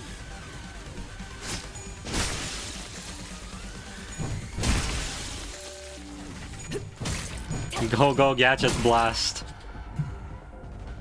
나이스. 하나 제꼈다. Two of you, buddies. Two of you, you gain clash power depending on charge, don't you? Oh, I love mechanics. I love mechanics so much.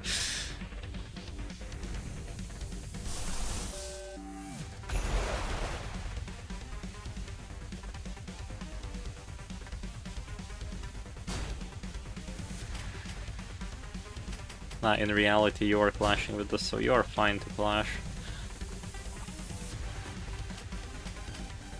You are going to exhaust the AoE on yourself. 내 앞을 막을 자는 없어.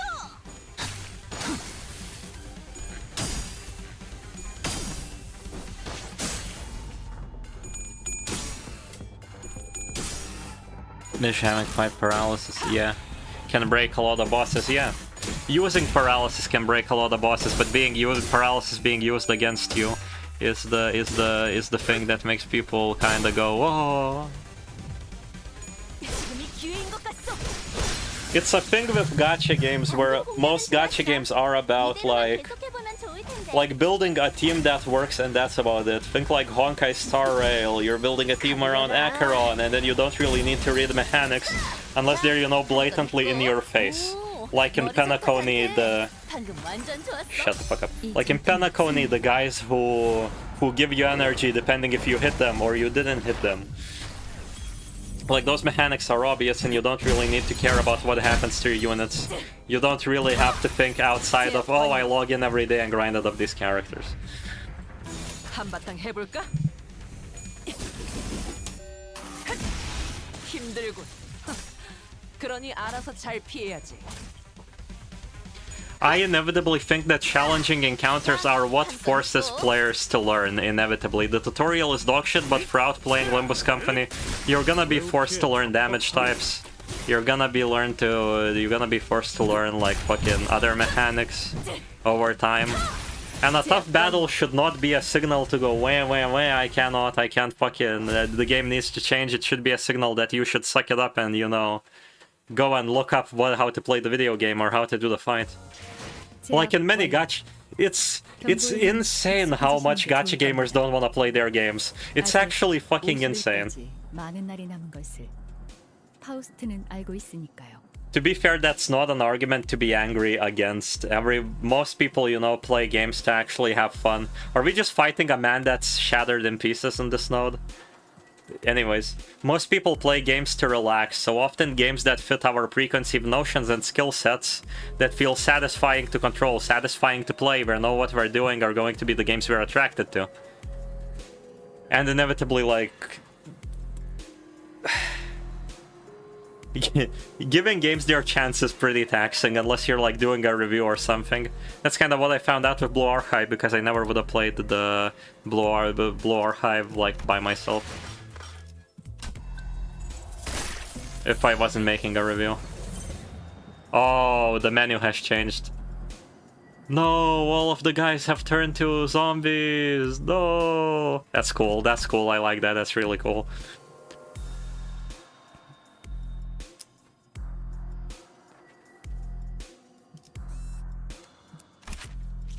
Like, playing games and learning games to, you know, to actually adhere to their terms is a task you gotta, like, prepare yourself for mentally. And with long-running games it gets harder, like with Arknights and all the bullshit mechanics. A lot of players of Arknights are not going to learn and try to interact with the mechanics and use, like, creative teams. Most of them are just gonna fucking holiday the Chalugane, whatever the hell. Yeah, satisfied doing so. In most cases with gacha games and difficulty, that becomes very much a problem, because when you are forced to build a different team with a different strategy, adhere to a difficult fucking encounter, that's where grinding comes in. That's where time gating comes in. That's where all the dog shit things about gacha games comes in. And that's why I genuinely despise Arknights. Maybe the Arknight story is probably like good. It's happening over a long period of time. People love it. But holy shit, the Arknights grind is the worst in gacha game grinding. Outright. Yeah.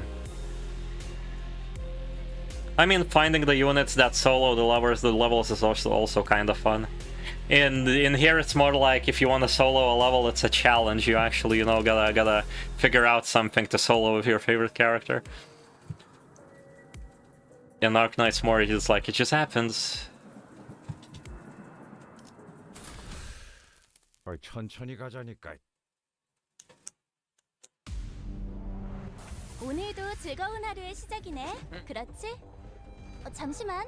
볼륨 좀 Slosh Mile, MD Hard Solo. Yeah, that's for Riso. That's not me. That ain't me, Chief. That ain't me. I ain't doing that to myself. 내 앞을 막을 자는 없어.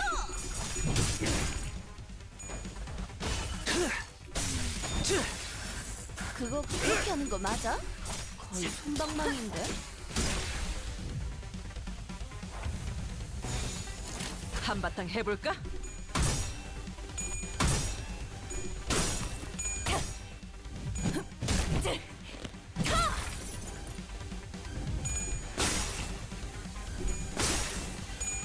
Yeah, this turn is just absolutely pure fucking luck.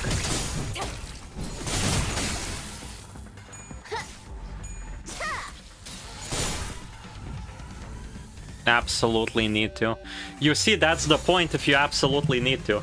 For example, for Blue Archive, I didn't look at the meta while doing the videos. I just kind of fumbled until I figured it out myself. And that's kind of what I love about games. But Arknights basically punishes me for trying to fumble around or trying to play with fun units.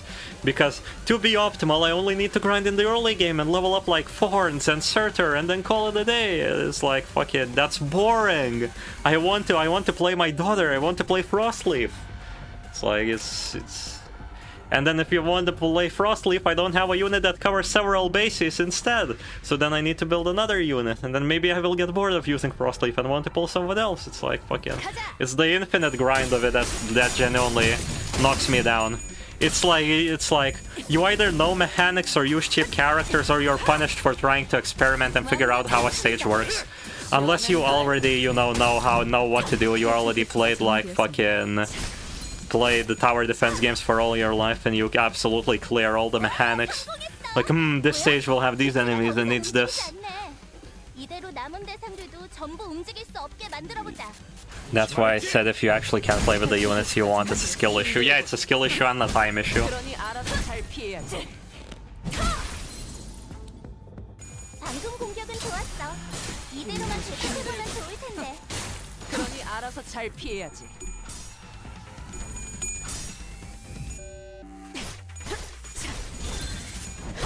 다음은 어디요? 오, 머리 좋다 단테. 방금 완전 좋았어.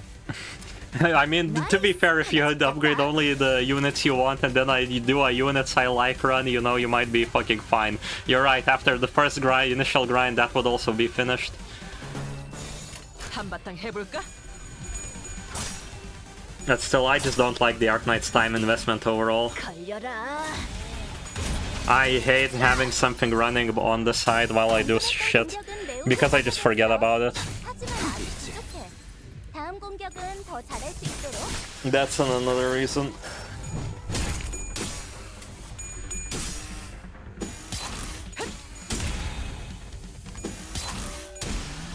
힘 조절이.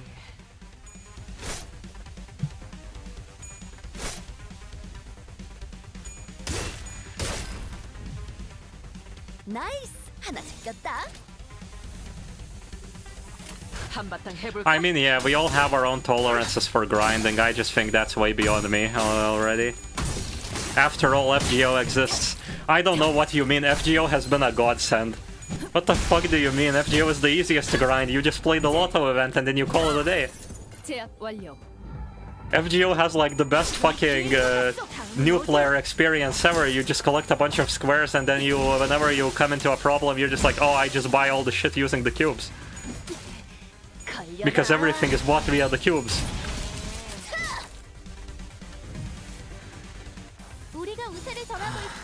The only thing that can throttle you in FGO is the inability to have characters to do looping or like other team compilations. 힘들군. 그러니 알아서 잘 피해야지.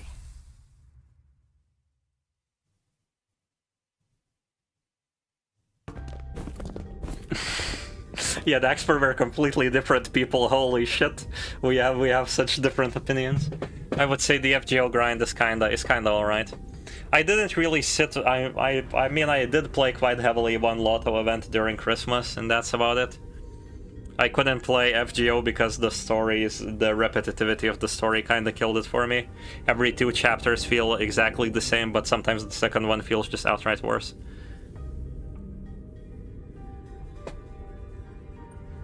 Camelot is really good. I heard the ending of Babylonia is really good, but if I have to sit through the entirety of Babylonia like fucking Ishtar asking the silly questions at the gate, silly anime questions at the gate, I will just not play the game.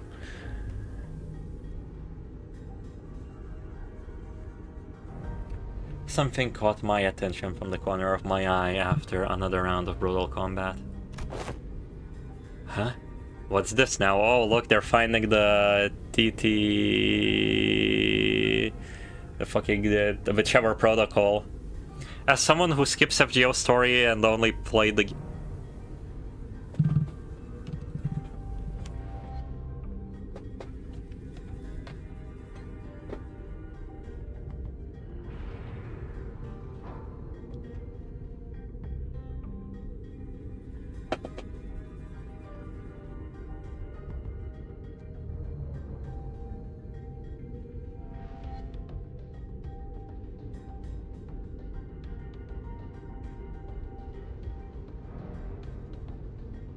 Mike isn't dead. I was setting up my camera to do a bit where you said I just play FGO.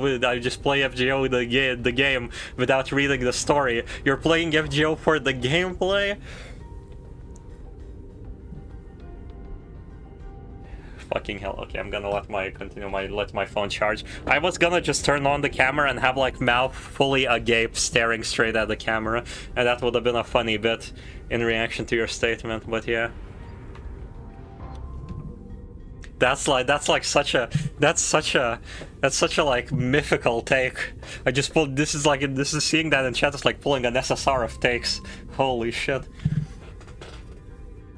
I did through the short period I play like FGO did find the gameplay quite fun.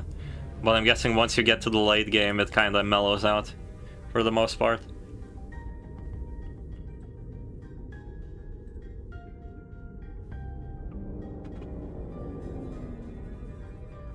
As I would reading gacha game stories unless it's really, really good. Would say Camelot is really, really good. You can read them individually, holy shit. And skipped Camelot, I mean, fair. You can come back and read them. Wink, wink, nudge, nudge. What's this now? We were on the final car adjacent to the freight car when we discovered the odd box with the T-Corp logo on it. Ah, it is the emblem of T-Corp. It appears that it was broken in the fierceness of our battle. Didn't that chief executive guy, Hubert, right? Didn't he offhandedly mention something about partnering with other wings? Sorry.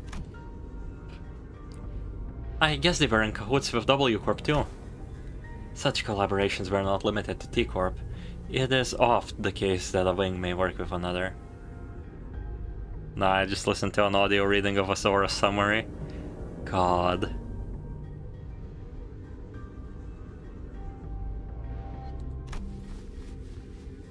It is only on rare occasion that they urgently request the assistance of less significant, lesser-known corporations such as our own Limbus company.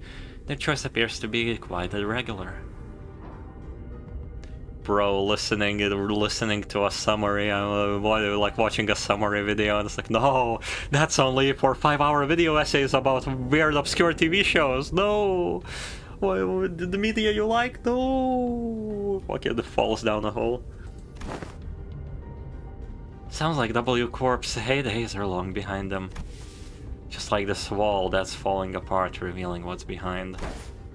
Oh, speaking of falling apart, this room sure got messed up, huh? It was difficult for me to ignore how Rhodia hurriedly swerved to a different subject, as though she'd made a mistake.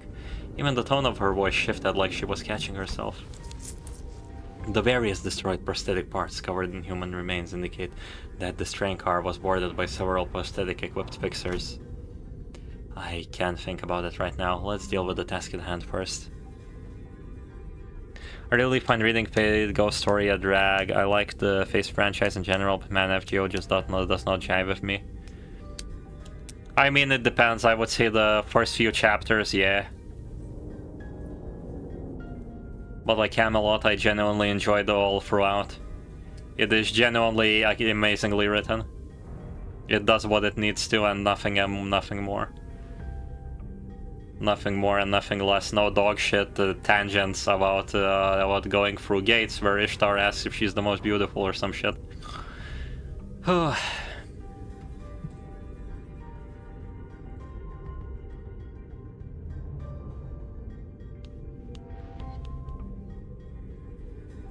Okay, let's continue this. I like how none of the tangents, I mean, there was a tangent about the story currently going on, but none of the tangents were about the story that's, you know, happening in front. I don't even have guesses. Up to this point, this Kanto story is, in a way, like, it isn't bad, per se. I kinda jive with it, I kinda understand. The blood bags, they cannot acquire more blood because they acquire all the blood in the cart. Then time continues and then they evaporate and disappear. The issue is then, you know, basically every person here being here just absolutely disappears. Sorta, you know, that sorta, again, is a little bit unreasonable to suspend my disbelief that far, but that's me personally. That no bigger scandal would come from this. Then there's basically nothing. There's just Faust. Yeah, it's straightforward. It's like a very good casual chapter to just chill and read. Maybe these people are from the same office as the guy we met at the platform, remember? He said he was warped to T-Corp on an expedition. Look, it's almost like they're wearing standardized set of prosthetics. Same make, same model, everything. I believe that I have read articles stating that certain offices do exclusively hire fixers with prosthetics.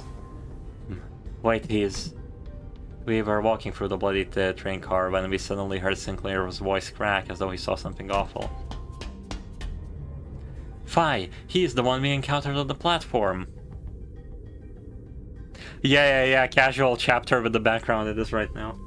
It might just be me. I am consistently, as much as I complain about writing and everything, I am very brain dead when it comes to like thinking a step deeper. When it comes to like reading visual novels in general, mostly. Like that's just a fault with me, kinda casual, yeah. Did a stream end? There's a couple of you showed up from nowhere, then another stream end. Oh. But basically, yeah, for example, when I first played Library of Ruina, I did not think, wow, rats are so fucked, everything that's happening with rats is so fucked up. It was like, oh, the main character, Roland, from Library of Ruina told me that this shit happens every day and it's kinda normal, and Roland is saying that it's kinda normal, so I guess it's kinda normal, and I didn't think more deeply about it. There were like no comparisons to what happens, you know, in actuality, or how fucked up it is that they gotta harvest guts, and random people just get their guts harvested. I did not like consider the morbidity of the statement at all. But yeah, this chapter is absolutely casual saying that.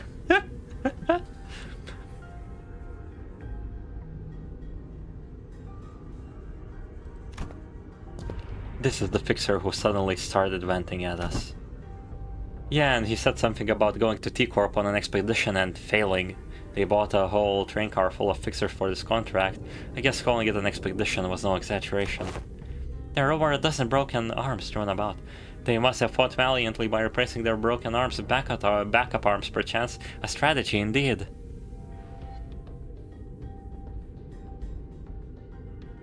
There's a lot of interesting details casually tossed inside more than any other Intervalo IMO. Reading as far as I did, I don't believe you.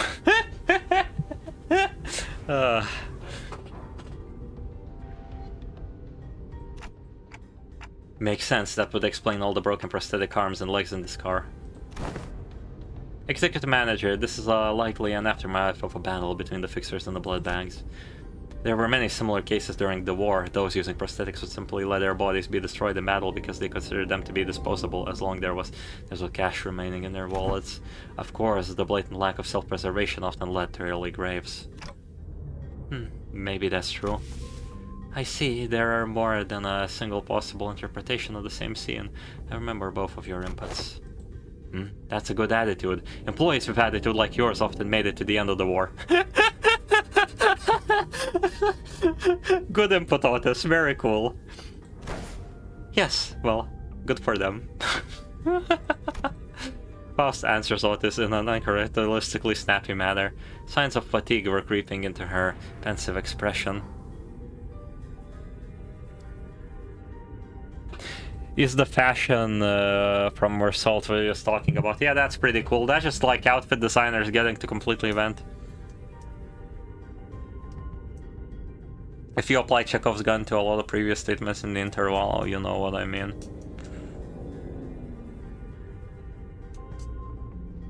I absolutely am not connecting any dots. To me, there's no Chekhov's guns that have been set up. People are gonna figure out that, unless people are gonna figure out that Faust is, you know, Faust Wi-Fi. Your Bluetooth device has failed to pair. This Faust feels more human. Yeah. I'm running blanks, audible noise this one. Chekhov's guns. No, nothing. We froze. This situation. No, nothing.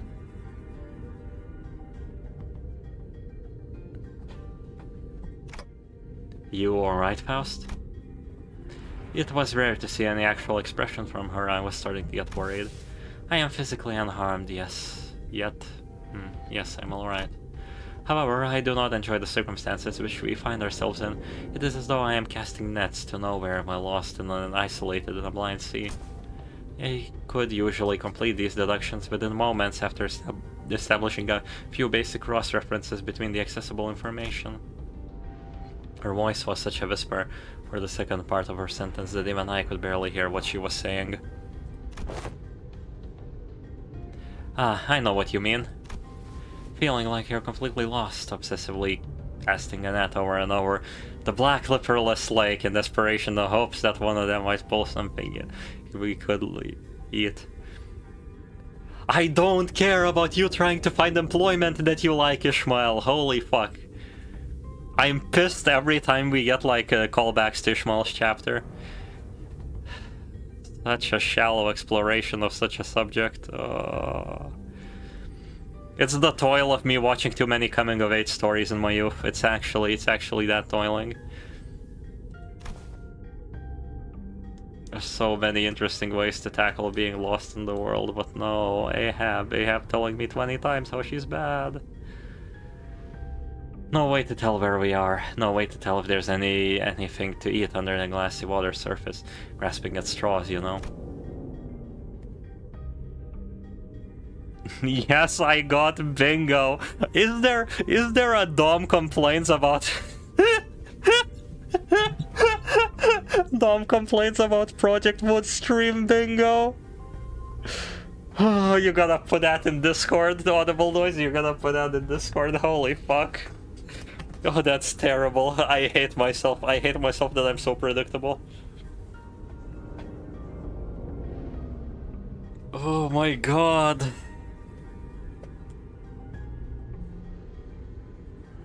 I never heard the perspective of somebody calling Ishmael's story a coming-of-age story. Yes, because she's lost in life and she tries to find something in life she enjoys. It is by fundamentally, basically, and then at the end she finds her path. It is by all means a coming-of-age story. Finds her path in quotation marks. Finds her path of that you're looking for a path. She goes through an arc of rejecting everybody around her, and then her preconceptions of everybody being selfish being disproven by them caring about her, and then she reaches the finale.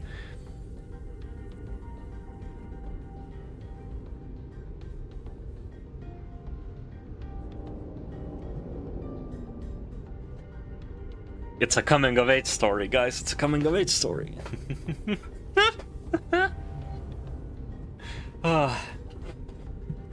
This sense I find mired in is not unlike your own. It is like lying on my back over an unseen grave, for the reflection of radiance upon my eyes, and the sanguine scent hanging from the tip of my olfactory. Olfactory tells me naught of the forging path. I don't know about that. I would say it's adjacent to a coming-of-age story enough to where I can complain about it. It seemed that there was a first part of the sentence. It seems that the first part of the sentence was well heard by Ishmael and Yisang. However, they walked up to her and shared a few words of consolation. That's missing more the details of coming-of-age story, at least from my definition. You know what? You know what? Tangent. Oh, it's 5 p.m. I only have an hour to stream. Fuck it. Coming-of-age story. Story definition. Coming-of-age story. It's a genre of literature, yep, that focuses on the growth of a protagonist from childhood to adulthood. Okay, it doesn't fit that terminology.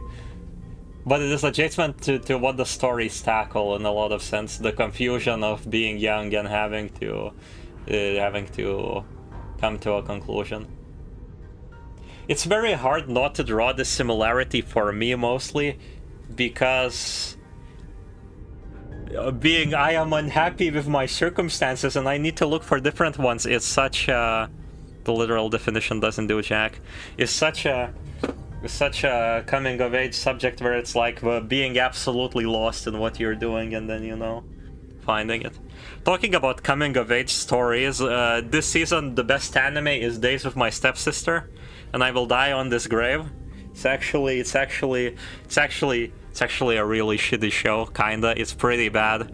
It has some of the worst pacing ever. It's trying to be really artsy, but at the same time it is genuinely great. I think I already spoke about it before the vacation, I don't remember. But like, I have never seen teenagers represented so well in a show ever. Fucking random, they ask a random adult person for advice, they give their very single, like-minded perspective from their life, and they go, ah yes, this is probably correct, I didn't have any experience, I shall now recite this opinion to my friends. And it's like, yep. I remember doing that in my teenage years, holy shit. Actually real.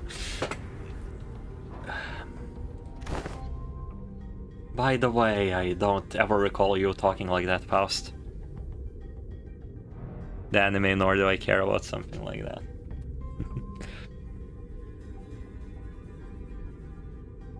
Yeah. Inevitably, a lot of my complaints to the chap, you gotta understand, I'm a fucking streamer. Any manner nor respect. Oh, I'm a streamer. So inevitably the fact that I like reading visual novels is the same as reading manga or anything. I can actually just skim lines I'm not interested in. Yeah, has a bad day cooking. I can just skim lines I'm not interested in, yeah.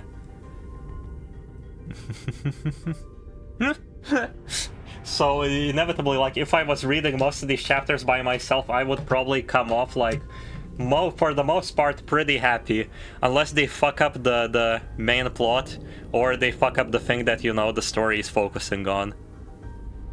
But since I gotta sit through these and read every line, it's making me pay more attention. It's making me do a lot of shit. It's making me have to say something inevitably because I don't want to sit here doing nothing because that's no fun. No fun for me mostly. I gotta talk about everything. I don't know what it is, but you feel different from your usual self somehow. It's actual coming-of-age story, Steingate. That is correct. That is correct, yeah. That is correct. Too bad he still had no consequences for any of his actions whatsoever. Okabe by the end of the series. My teenager self is gonna ride this train like for the entirety of my life. That is... Oh, I mean, I don't hate it. I'm actually glad to learn that you had a softer side. This unseen side of yours is unfamiliar, yet quite fresh. Is that so? Post's reply was curt. She closed her eyes. As per the information provided by the pamphlet at the platform, it is likely that this train is composed of 12 passenger cars and 1 freight car. Because we are on the 11th car at the moment, that leaves a single car between us and the freight car in which Mephistopheles is secured. Which means that there's a high likelihood that we will soon encounter the Blood Fiend responsible for the creation of the blood bags aboard this train. Just beyond that door.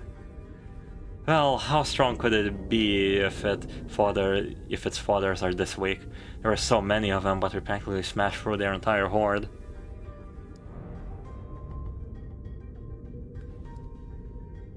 Why the time police are supposed to be a pirate? I have no clue. Ask teenager me. At this point I have forgotten why my opinion of Steins Gate was so bad. Probably I didn't even know. Again, I didn't even know what narratively...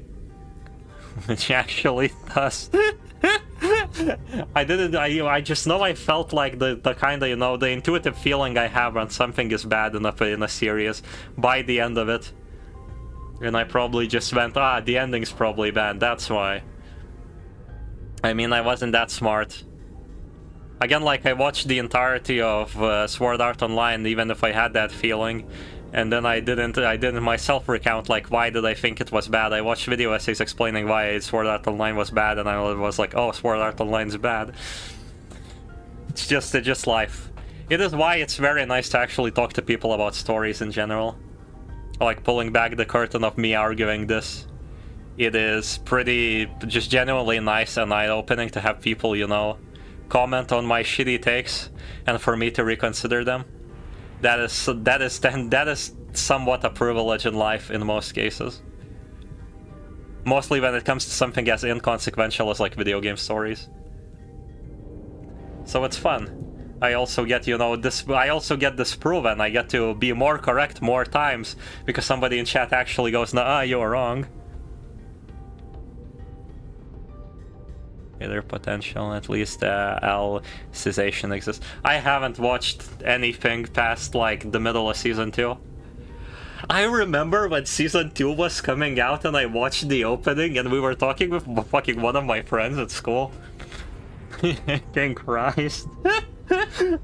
We were talking and I watched the opening and I'm like, oh yeah, there's gonna be 3 guys from the previous guild that killed people in the previous season that are going to be the bad guys in this one, because in the opening their icons, you know, rotate around the main character. And he was like, what the fuck, dude, you spoiled the show for me while it was coming out. And that was so funny. That at the time I felt really bad, but right now it's like, haha, sucks to be you. Matt doesn't get basic visual storytelling, haha, sucks to be you. Oh, God. A different, more accurate interpretation would be to say that being capable of commanding a force as large as the blood bags we have defeated should be considered a high-risk entity. Yeah. Although this is not common knowledge, but there is a subcategory of fixers called blood fiend hunters who specialize in, yes, hunting blood fiends. Assuming that information is true, it can be inferred that blood fiends are difficult foes that require a certain expert to defeat. Now that I'm thinking about it, blood fiends are like mindless blood bags are like mindless floral thralls to blood fiends. Then they're kind of like a private army, right? A being of power who can create a force of their own, without concerns for lowered morale or desertation, wartime or not. They will always make formidable foes. Actually, oh my god, you know what? I should set something up that this like Joseph Anderson's like marbles. Like Joseph Anderson has a marble race where Hello Nero, the chapter is so casual and so like kinda slow burner, one directional slow burner that I'm having tangents every 2 minutes. And I'm legitimately gonna run out of time to stream before finishing a fucking intervallo. But I should set up a thing where, like, I don't know, like at a sub goal, like 5k subs, you all can put in animes, games, or pieces of media for me to consume. And then, like, when I reach 5k subs, if I ever reach 5k subs, Lamau, I will never be uploading ever again. We're gonna have, like, a marble race. And the top 3 winners of the top 3 winners of the marble race is in like animes, like games or movies or anything, or books. I will actually have to, you know, read and look at and like talk about during a stream or something. Just have a stream talking about them. Like, you know, make a shitty presentation live on stream while talking about it. That seems incredible. That's a good idea. Oh. You know what, I need to remember to set that up for next stream. But I need to figure out who would be able to redeem them. Yeah. It's like, because for Joseph Anderson and its members, inevitably there's like 6 viewers on my stream at all times. Or if I'm streaming anything else, it's 0. So, you know, we'll see.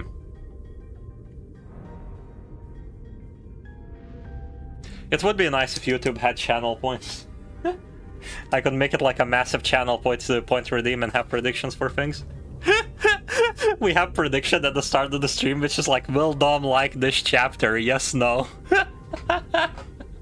A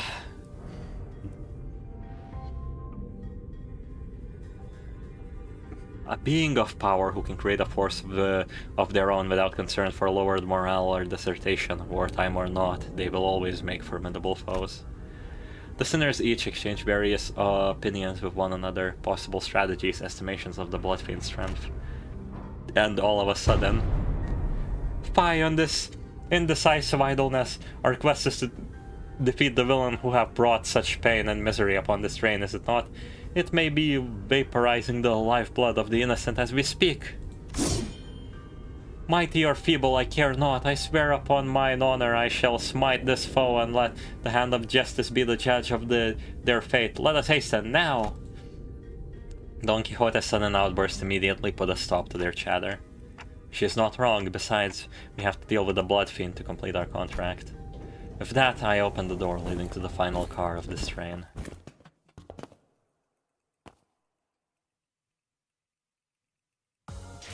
제압 완료. 경보에는 익숙해지시는 게 좋을 겁니다. The one 아직 who lords. 50일까지 많은 날이 남은 것을 파우스트는 알고 있으니까요. Abnormality fight. We can't see resistances. 잠깐만, 천천히. This room. What? What is with that look on thy faces? Thou stand up in the audience of the prince. Where are thy obsequious smiles? He must be the cause of this outbreak. The Bloodfiend we must defeat. Fall to thy knees and grovel before royalty. Who the hell are you to make those demands? I shall impart this upon thee only once, so listen well. You may call me Cassetti, 6th kindred, a kindred of the 6th generation, the rightful prince in refuge from his family. Art thou the villain who have brought such destruction and massacre upon this vessel? Thou art the chatty one, so rudely before your prince, yet I am feeling generous, for I am quite sated at the moment. As thou must have seen on thy journey here, this place is the hall of a banquet for a feast most majestic. No matter how many blood bags I create, no matter how much I devour them, the humor just won't stop coming. I only enjoy what was cast into my maw. He dons a mask for the purpose of merrymaking.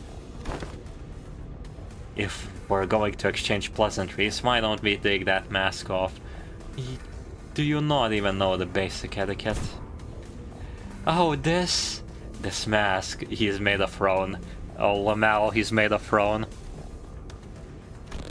Won't come off. Can't take it off. Shouldn't take it off. There's no prince without a mask. We're so ugly behind the mask, so we all decided to hide how repulsive we become. But once I've drunk your blood full, then I'll go back to how it used to be. Only then I can unmask myself. Who stitched that mask to your skin? Not a half-bad job. Of course it is excellent, because this mask was crafted by none other than the great eminent, the barber himself, whose name I dare not to even speak. But it hurts so much. No, I'm smiling. Look how hard I'm smiling and laughing. Yes, I am the prince. That's what I am. He's bloody alone in it. Alright, done with the giggles then. Get ready for the beating of your life. I enjoy things like you and your friends. Don't cry bawling and bowing and sniveling on the ground for your lives. Lunge at me instead, The aggression, the boiling blood. Oh, how I love the fire. What are you, daft? Look around, there are 14 of us and only one of you. Do not let your guard down, Heathcliff. This entity has managed to turn countless passengers of this train into blood bags. God. I hate words that start off with one part and end in another when they're made up words, because I just want to say blood fiends. I don't want to say blood bags. I want to say blood fiends every time because I know blood fiends. I knew blood fiends for years. I'm letting my guard down, but we blasted through so many blood bags we couldn't even keep count, didn't we? Couldn't even keep count? Oh no, but the count is so important. I have to keep count of all the visitors. Oh yes, of course, I do remember to keep count of our dearest visitors. Yes, sir, I do. You have no idea how powerful I am. I wanna do the Morty voice so bad for him. I am, and I shall not relinquish my throne to thee from this budding kingdom. All I have to do is sit there and do nothing, and the bloodbags present themselves to me. There's no paradise like this out there. You have no idea what I did to create this place. Oh, how elated my forebear kindreds would be should they be here to witness what I have created. This cornucopia of abundance, this pleasure, oh, this freedom. But this kingdom is mine. I made it, I'm not giving it away. This is rather curious. It appears that this blood fiend leaves this car only on rare occasions. Yet we have seen sights of his insidious influence throughout every car we have visited so far. Then what he meant by how the blood bags present themselves before him has to be... Hold on a minute. Yet! That figure suddenly and frantically charged into the car. It was Sasha, the fixer we ran into in the earlier cars. Cassetti shrinks into his throne and the sudden burst tremor apparent on his face. Terror, oh my god. The word was burst and terror next to it, and I just said burst, did fucking tremor.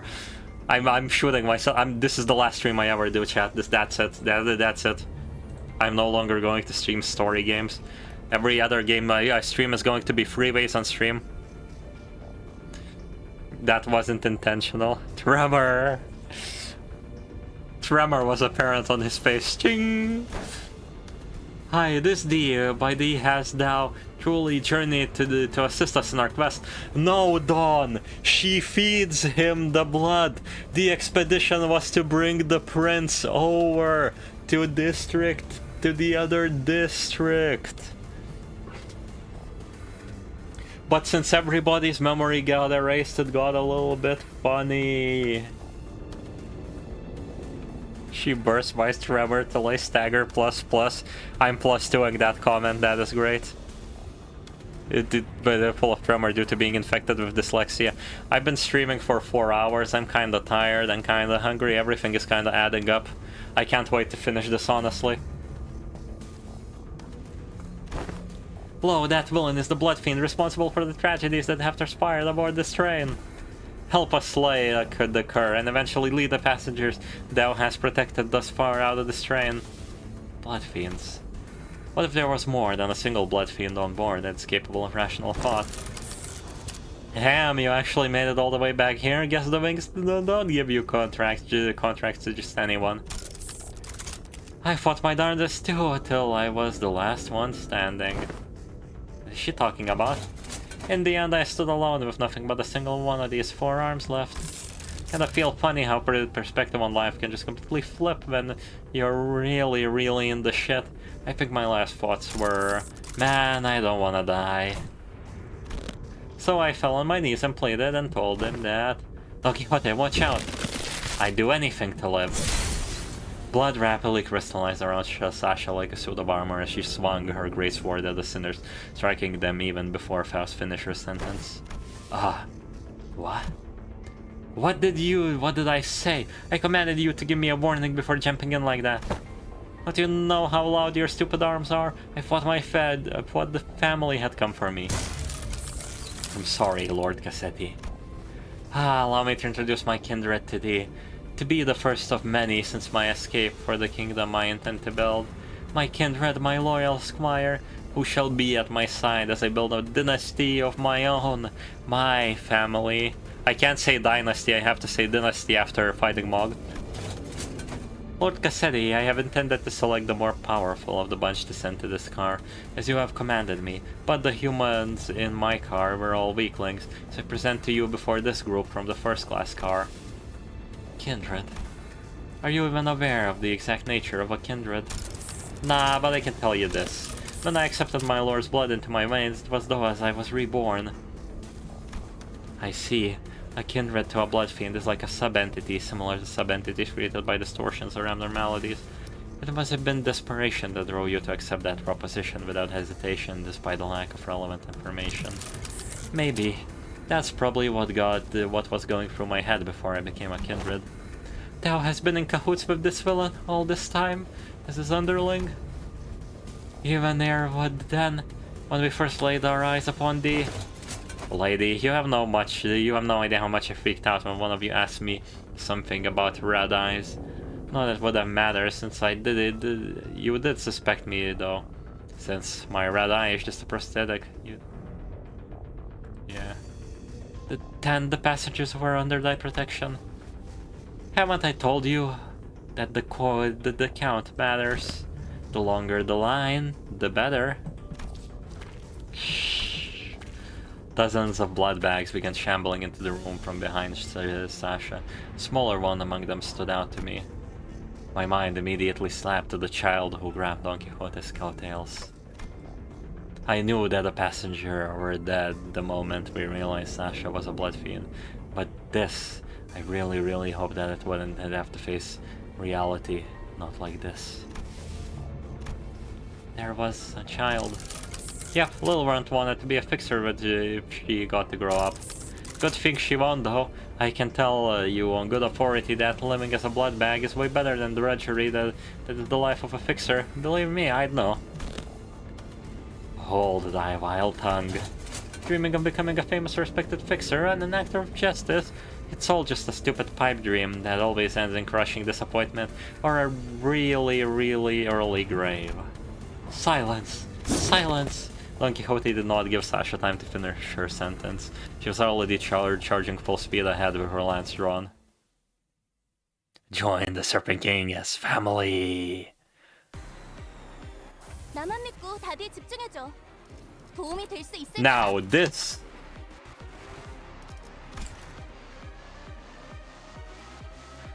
This OST is more my jam.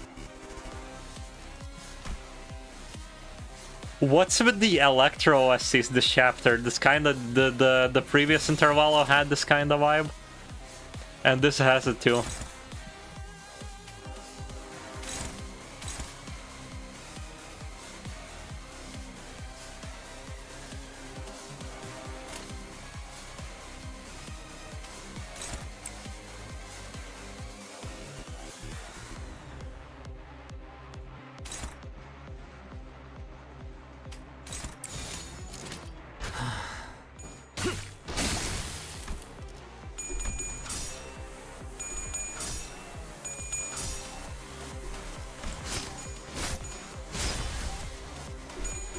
Yeah, the train flashes red because you're using warp space because you're not supposed to. 대체가 약화되는 것 The 같습니다. the combat is real, it really is. After 20 tangents, we finally got here. Hasn't most deeply related Wingstop had that sim sound in the OST? What do you mean sim sound? This has like the previous one had the previous boss fight had like a kind of D&B vibe to it, like the kind of shit you would hear from Hoyo or Simpenacone. It isn't about the synth, but that's actually a cool detail to check. Did the fight next to the eyeball also had synths? Did the Canto 4 also have synths? That's the thing to check mostly. To be fair, yes, it does sound kind of similar to Canto 4. 탈출 개체가 정리되었습니다.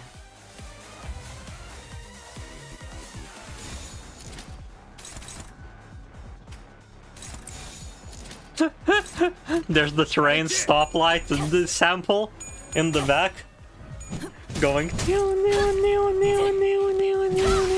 The initial Donbite fight did, yes, before she transforms into the flower thing, because it's the normal battle OST, and yes, it did have a similar energy to this. You're actually maybe right that this is like a leitmotif.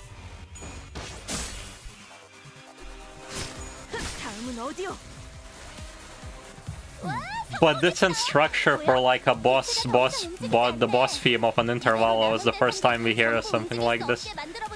Well, second, it kind of tangentially seems to relate to the fucking Time Ripper, because it also has a real instruments at the start and then it, you know, breaks down.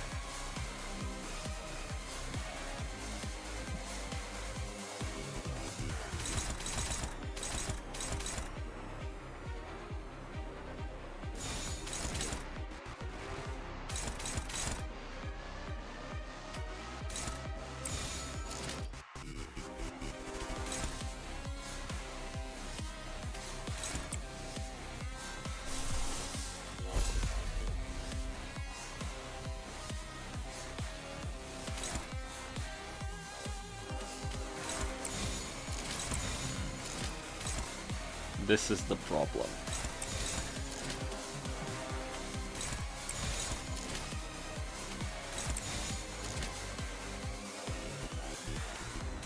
Okay, everything mostly sorted out, we're fine.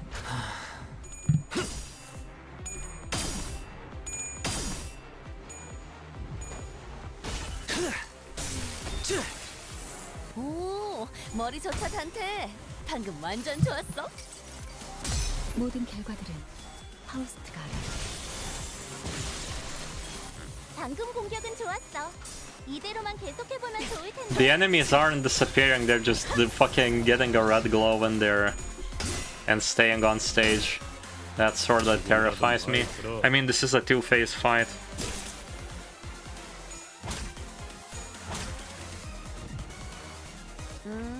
금방 끝내고 버스로 돌아갈 수 있겠다. 그치?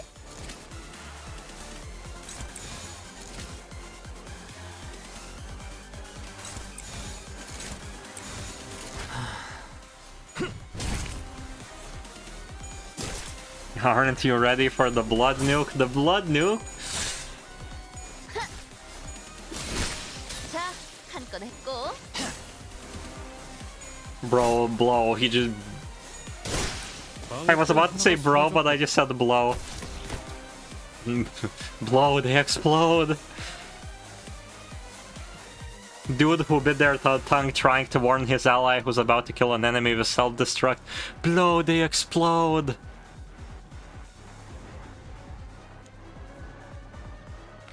Oh. Ah. Unbelievable, my first kindred to be created without their authorization is a bumbling fool. I pray for your forgiveness, my parent. Begone from my sight, at least thou hast brought me blood bags for sustenance. Yet it must be the responsibility of a parent to clean up the mess of his child. What a load of shit.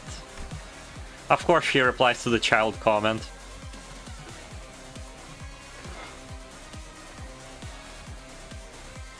The story is not moving too fast for these subtle, like, little trends to show things that relate to characters. The little trends that showed fucking the little trends are repeating too much. The story isn't moving forward enough. The fucking off dialogue, the fucking throwaway dialogue that they try to play is starting to get repetitive again. No. Go. It's gonna be like the Kurokumo chapter where I enjoyed that it was distortion detective, but in the end I felt like sitting there like, why did I read this?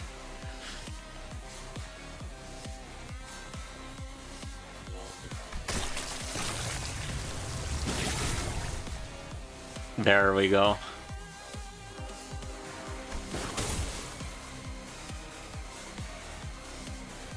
Oh, what abundance. I had nearly forgotten this sensation.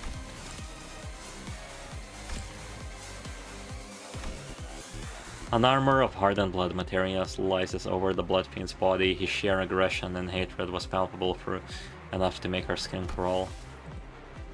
It appears that he has empowered himself by reaping their blood. Though my power is yet to fully return, this magnificent armor is quite befitting of a parade for the prince who have become a king. Wouldst thou agree?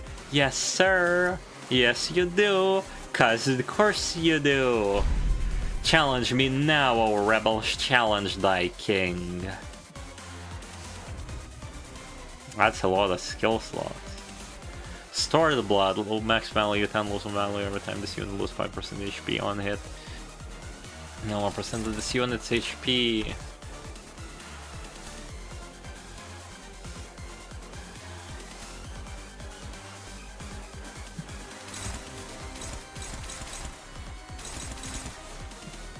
So we cannot stack up bleed. That's the gimmick of this fight, isn't it?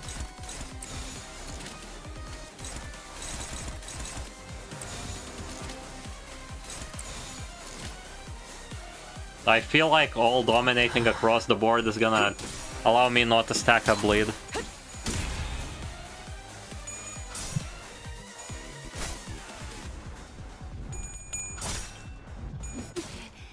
I remember the presentation. They really said we're gonna make it more difficult. You're gonna get to see the cool attacks of the enemies because they're gonna kill your guys. Okay, when there's a cool attack, I'm gonna let one like cool attack run through just consciously. Is this a cool attack?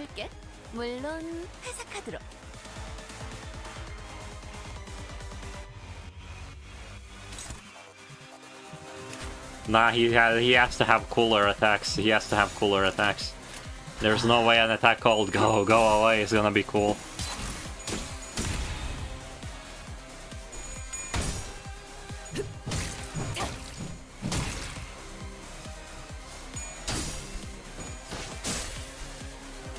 A lot of people, I mean, it's funny how many things while during the like Kim Jong-un live stream I kinda disagreed on a lot of things that he said.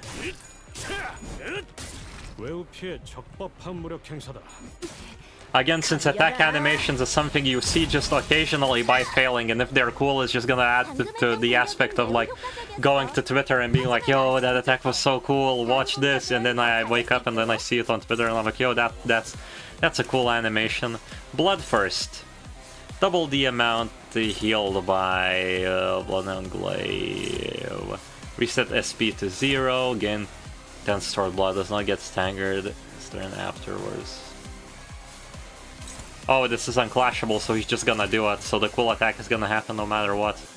I'm pretty sure he's dead though. Oh yeah, he's healing.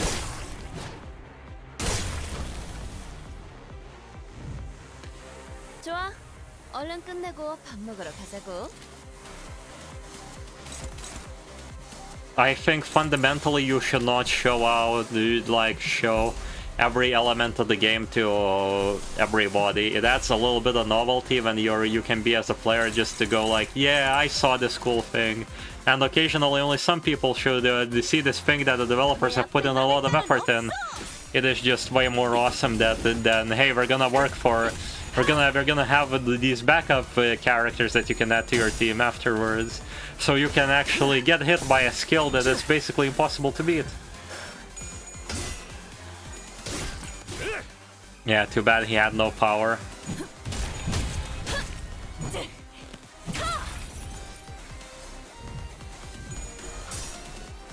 The complaint I just said though is absolutely null because this guy is Goo Goo Gaga baby easy. 지져버리겠네. Like my hair coupons. I mean that no, because my hair coupons filled had a gameplay explanation of oh shit, oh fuck, oh shit, oh fuck, oh shit, oh fuck. That felt like very justified in its nature. Again, this complaint is blank. This complaint is purely from the fact of what Kim Ji-hoon said in stream. There's nothing that exists in the game that actually, you know, justifies it.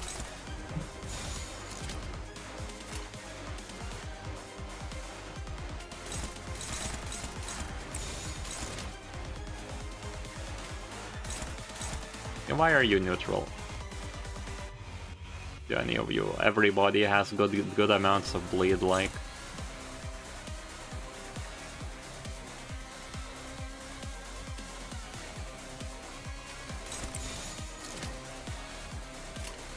You know what? I will oofy.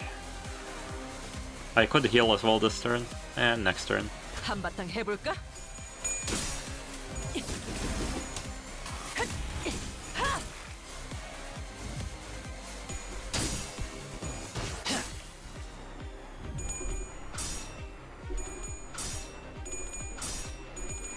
A hyper speed rip with space kinda does no sinner surviving that.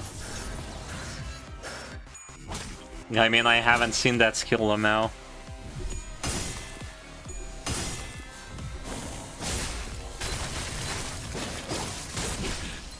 Bro, this fight is autoable. What do you mean struggle somehow with that fight? Though that move was pretty cool. I'm glad I rolled neutral against that. 앞으로 강력한 공격이 다가올 것 같아. 미리 말을 해줬으니까 못 피하는 직원은 없을 거라고 생각해.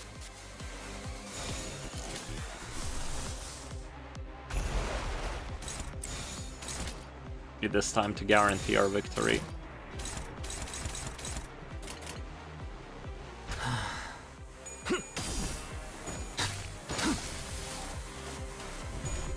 This boss doesn't help himself by losing sanity on Clash Lows. Yeah. I feel like the whole idea about this boss is that he can snowball to be really powerful, or can snowball to be really weak. And the sanity reset once he, you know, runs out of blood is supposed to be like a new switch where he can, you know, he can become strong, run out of blood again, then become weak, then become strong, yada yada. But it kind of just like I'm just kicking a baby. Is the best way I can describe this.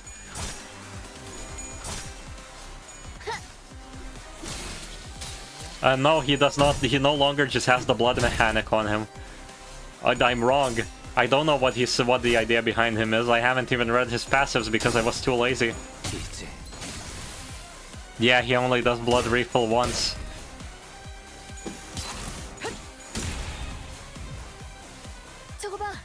You can't even have a you can. He doesn't even have like a moment where it's like I will always heal right before my stagger threshold, so you have to save up your strongest strikes for the last turn.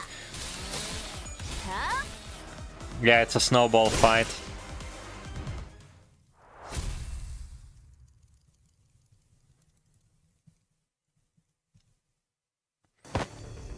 It hurts. It hurts. It hurts. Yes, I love your boiling human blood, but this is too painful. This guy keeps regenerating no matter how many times we tear him to pieces. This is... I don't know if we can. The mental fatigue finally got to Gregor and Sinclair, who collapsed on the ground. The strange environment of warp trains was proving to be a significant help to the Blood Fiend's regenerative ability. Time Ripper was way harder. Time Ripper's theme was way more of a banger, honestly. I like this one. I like the violins because I'm a soft boy for violins, but holy shit.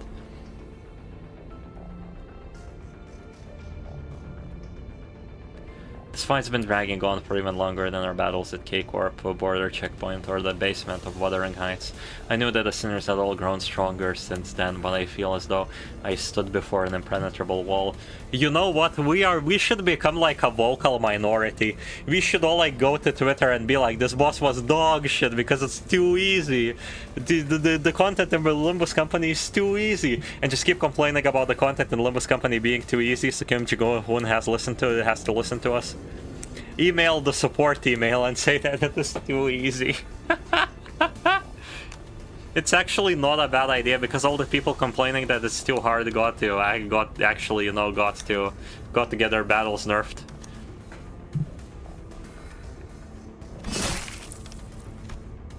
Don Quixote continued to widely pummel the Blood Fiend with her lance, breaking, stabbing, and crushing him every time a body part regenerated.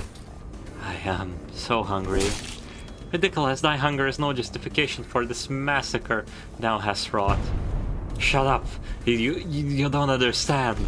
You don't even know how awful it is to survive on the disgusting blood of 200. No, I don't even want to think about it.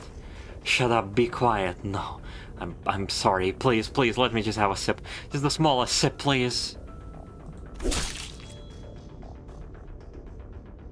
It's all useless, no matter how many times you stab me. I shan't stop until all of thy flesh and bone and organs are crushed into a vicious, shapeless mush, never to become whole again. But the Blood Fiend's regeneration is too powerful. He's regenerating as fast as Don Quixote is destroying it. Insert the gif of the dudes, doing the hip dance while somebody's trying to hit him.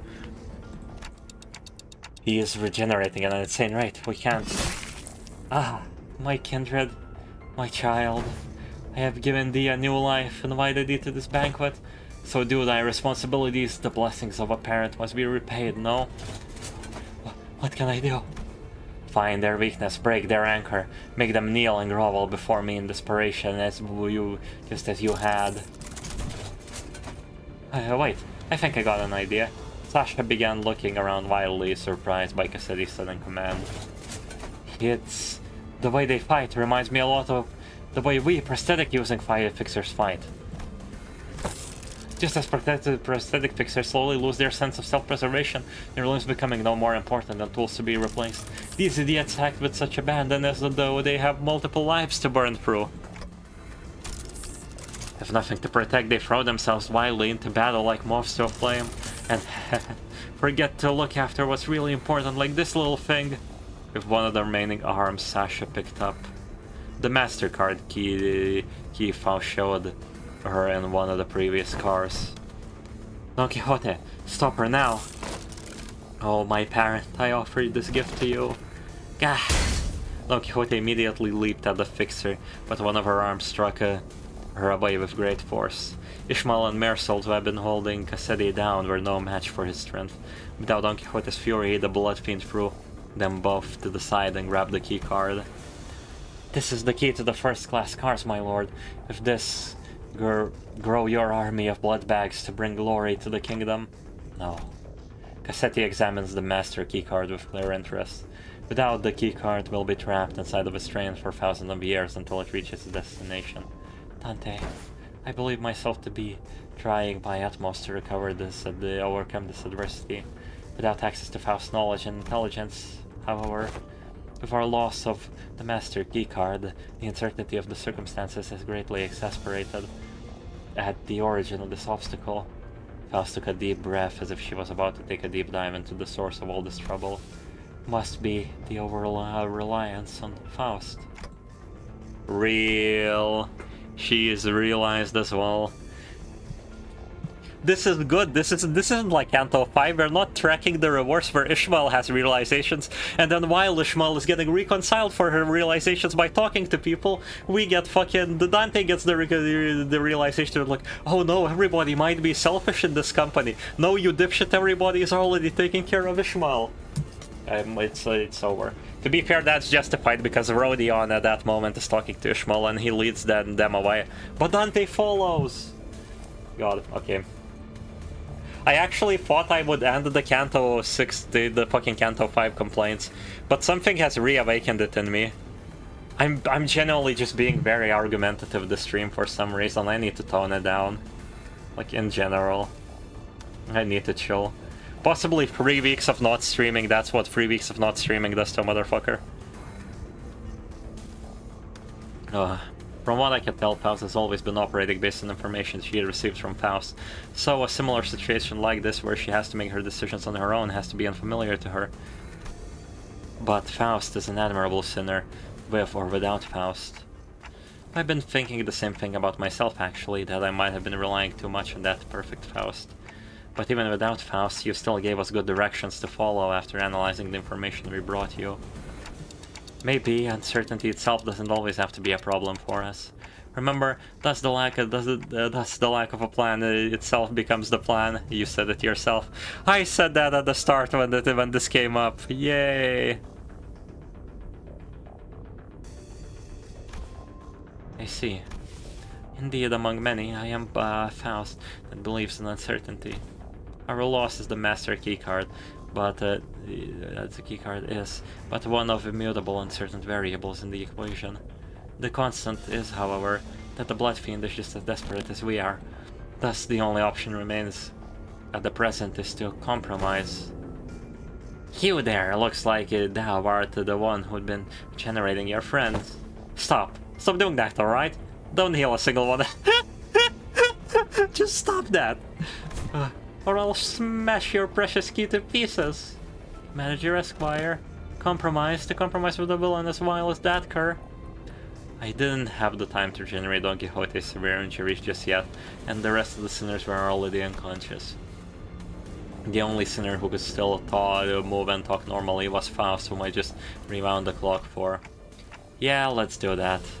Very well, then, Cassetti. Why don't we move this conversation to a different location? Only I will accompany Dante to this negotiation. I will make my intentions clear now. Dante and I will not attack you there. There is no doubt in my mind Cassetti must be absolutely exhausted by the unending barrage of attacks from Don Quixote and the sinners. Faust's suggestion that we move this conversation to a different place without the sinners must have been a sweet one. Just you two, huh? Yes, the freight car is immediately adjacent to this one. That is where we will further discuss what we each have to offer to one another. That clock must be thy monarch, then. And thou art one of his retainers? Correct. Very well. This will be a royal debate, then. It is only right that royalty talks to no one else but the one who is equal. Manager, Esquire? We'll be back in a minute, Don Quixote. Thus, we left the incapacitated sinners and Don Quixote, who watched with hollow, despondent eyes as he walked away. We carefully made our way into the freight car. Do not fucking tell me this is going to be like Canto 5, where Dawn is going to be unreasonable. You helped a villain! Wait, I hate Limbus Company. You Limbus Company bad! That would be so... That would be so not... No. That would be so not good. Please. Please, for the love of God. Please. Please just be anything, even a tiny bit more interesting you thought out. Please. There's no face cam, but I actually have my hands on the table again. I'm gonna try to hook up the face cam again. I had a problem where my phone did not connect to my Wi-Fi from the facecam location. Don't wink at me, chat.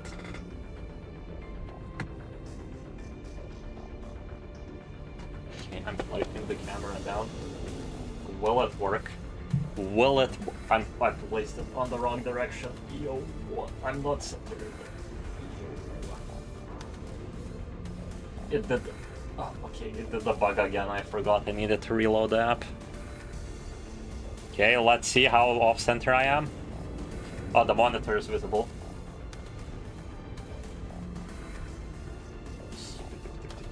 There we go. Did you like that hug, chat? I gave you a hug. Oh, okay.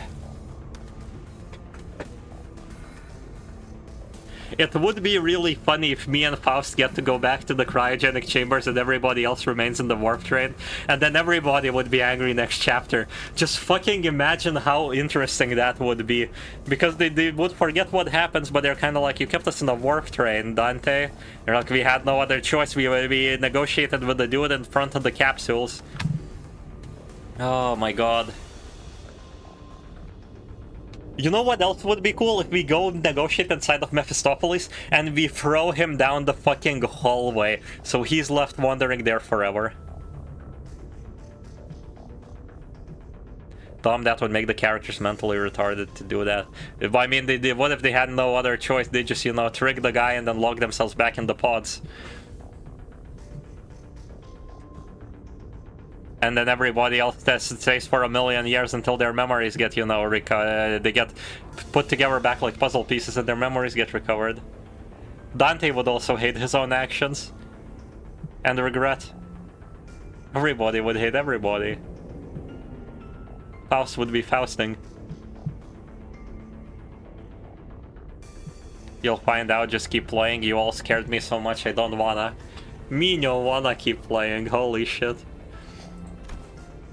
Dante, this will be my first attempt at a gamble. What? With that, the doors shut behind us. She's a gacha gamer, she's gambling. 이게 바로 소위 말하는 엘리트? 나 승진시켜 주시오, 관리자나리. The negotiation.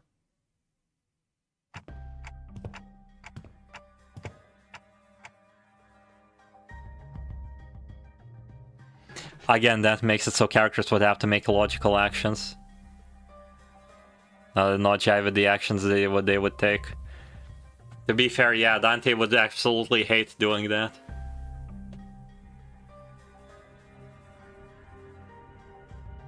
But that's the only thing I can think of. Faust doesn't seem like she would care if her and Dante would get to be cryogenically frozen while the vampire is wandering around like, what the fuck do I do? They just left me here.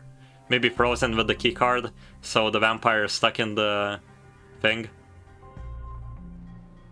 Also, my favorite question from all of this is, this keeps happening over and over in a warp train. Seemingly the specific warp train, as the prince described it, as this place is the kind of his own. And he keeps disappearing people. His longest Canto 7 pays off, actually true. But he keeps disappearing people. How has he not been found by the cleanup crew when they go pick up and rebuild the passengers? Is my question right here. Maybe they weren't confused about the phenomenon. They just didn't want to tell. Maybe they, you know, knew that guy was there, but didn't want to tell Limbus Company because they would have to admit that they go inside the trains. You'll get some answers, maybe, probably. I feel like my answer where they didn't actually tell Limbus Company because they didn't want to tell that they go inside the trains to reassemble people is probably right. We'll see. So this is this passageway leads straight into Mephistopheles. This is where it all started. This is the stupid bus. The stupid bus awoke me from my slumber. If only this bus hadn't completely filled up the freight car, I wasn't planning to start the parade so soon or create a kindred here. Dante. The connection has been restored. Connection? The suddenness of her statement briefly knocked me out of my train of thought. I looked at her and cocked my head in confusion, and she replied with an even quieter whisper without looking away from the blood field. Boarding Mephistopheles has re-established my connection to Faust. Did you know this would work? No. And as I have stated before, this was pure incalculable gamble based on my own uncertain hypotheses. This success helps me somewhat to comprehend Miss Rhodia's fascination with gambling. Dante, I've been hit by something called dopamine. We should hit up the parlor sometimes. I feel like I'd be pretty good at poker, Dante. A faint smile appeared on Faust's lips for a moment before fading away. Now that the connection has been established, I would like to make a complaint against the Gesellschaft management regarding the fact that they neglected to list the information pertaining to the loss of connection within the interiors of warp trains. However, finding a solution to the situation takes procedure. I have much reason to believe their omission was done on purpose, but I hope that is not the case. Faust gently advanced towards the Blood Fiend. Let us discuss the details of our compromise. What are you willing to accept in return for the Master Key card? If thou were just anyone, I would have wished to turn thee into blood bags and drink every last drop of thy blood. But thou art unlike a common person. My wish is to maintain the secrecy of this kingdom of mine as long as possible, and thine wish is to leave this place, right? Dante, we should play the hit game Limbus Company and spend money on the gacha. He says that the bus woke him up. That does not coincide. He did not want to start the parade in his kingdom. That does not coincide with the theory we had that the Blood Fiend is making people disappear by, you know, sucking them up or them having no blood to exist. Also, the fact that it doesn't match up the fact that passengers have appearing. It doesn't match up with my complaint that I had about the story, which is if passengers kept disappearing, this is all passengers disappearing. If Blood Fiends start, every single passenger stops fucking existing because they all are turned into blood bags. So how didn't this cause a bigger scandal if this happened before? He is not the problem that the W Corp is having, and there's gonna be some surprise villain right now. That is my guess. That is my final guess. That's it. My hands are up in the air. Final guess. Once I relinquish to thee this key card, and once thou returns to first class seats, we'll live here happily ever after like nothing happened. And then the train gets here, and you get off of the train. Everything goes back to the way they're supposed to. How's that for a deal? Like nothing happened. Faust, what about the job we were contacted to do in the first place? Our memories and these signs of battle will be entirely erased upon our arrival. We will have no way to relay our news, whether one of success or failure. If we had the means to defeat him, then at least W Corp would inform us that the contract was successful after the fact. However, this current scenario will leave us nothing to show for, not even the smallest hint. Then the contract will end in failure. However, that takes precedence over the contract. What takes precedence over the contract is you and the sinner's psychological stability. It's not like we've always been successful, so that was something I could live with, but what about the other passengers on this train and its future passengers?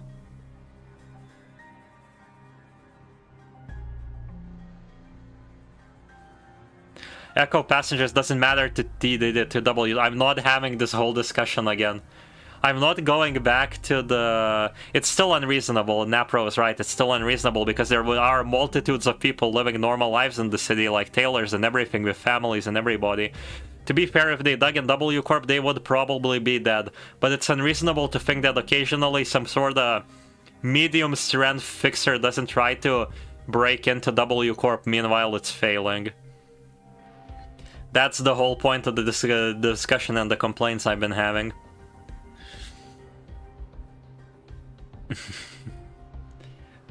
But it's kind of 50-50 because you can always go with the strategy that, oh, they just murder the people that come in and that's about it. Yeah, would get wiped off the map. That's the point. It's another point where the Project Moon lore is so abstracted that every answer is correct, and it doesn't really hurt the narrative to think of it as like, it's kind of bullshit that nothing happens, and it's kind of excusable that nothing happens. It's just kind of, it's two sides of the same coin. Inevitably, we don't know what happens. So yeah, what happens isn't important to the story. So it's like fucking flip the coin.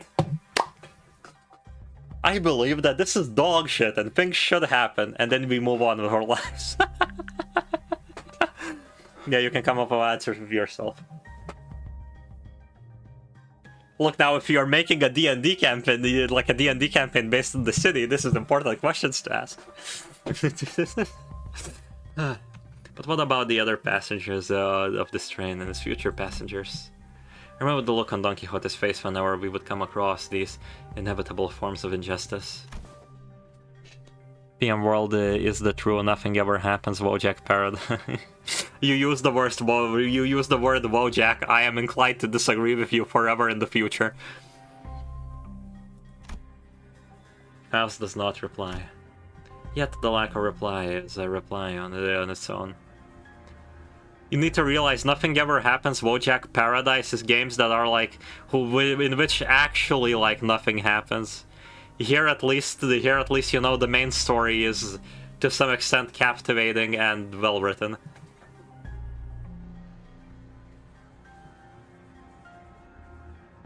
I'm actually wondering if I can make the camera go a little bit lower. There we go. No, my headcanon is the only canon. I made it up. Yeah, that's right. Are we going to let them die? Innocent lives will be lost, but we cannot prioritize their lives over our safety. That must be Faust's and the company's policy. And yet... I shan't allow this. I was expecting either Dante to have a moment to pop off like this, but that's Dawn. Dawn, go get them. Eat them alive. Don Quixote. I thought her wounds were too severe for her to even crawl, let alone walk, but with sheer will she pushed herself over through the pain to reach the freight cart. I will not tolerate this. We cannot let this wretch live and turn a blind eye to everything he's done. It's her again. Again! What? You want to stay here for what is essentially an eternity within this train? I know the truth. Everything hinges on this key, doesn't it? As soon as I break it in half, you'll have to spend eons inside this. I care not. I would welcome the eons, should it mean eons of penance for thee. This much is preferable to letting thy villainy go unanswered. Let this place be the site of thine eternal judgment. Faust and I grabbed Don Quixote. She'd normally be strong enough to wiggle free of our grips, but she'd already pushed herself beyond her limits merely by walking here. Faust, unhand me, thou mustn't let him live, executive manager. Don Quixote, letting him destroy that key means you'll be condemning the sinners to thousands of years of torment. Then I shall fill the millennia with the tales of legend I have read in magazines. No time, however infinite, shall be too great to overcome, should we endeavor as one. Certainly, you are aware that your suggestion is no solution at all, Don Quixote. Then there has to be another way, no? They are both possessors of great wisdom. Faust, Manager Esquire, is there truly no path in which we may bring justice to the villain and all the sinners remain unharmed?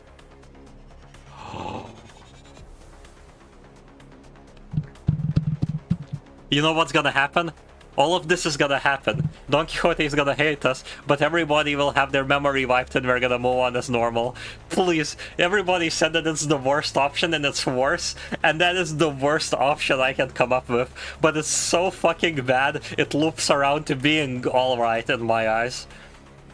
Oh. Her struggle begins to wane, but this was no acceptance. This was dejection. Wait, Don Quixote, no! In the commotion, we failed to notice that the Blood Fiend had been quietly advancing at us. We let Don Quixote go at the last second, but we were a second too late. Is Don Quixote gonna become a Blood Fiend? That would be so funny. That would be so awesome. That would be so cool. That would actually be great. Oh, my dearest parent, forgive me my discretion of creating another without thy sanctation. Thou shalt become... Oh, fuck, I clicked because of the face. Thou shalt become the second kindred of mine. Cassetti screams incoherently as he leaps onto Don Quixote, pursing her neck with his fangs before we even have a chance to do anything. Oh, I did not expect this to be the solution. Faust, what do you mean, the solution? According to this information I had viewed in the past, and once again just now, it's... Dante, take cover behind me and remain absolutely still. And please, do note that the other sinners must never hear a word of what is about to happen. Oh! Don Quixote levitates slightly into the air, the strings of her shoes unraveling as they slip off her feet on their own. She looks at bewilderment as her running shoes fall to the floor, and I can't scream. Roshinante! She's ascending. Do do do do do. She's ascending to become a blood demon lord. A level 100 blood demon lord.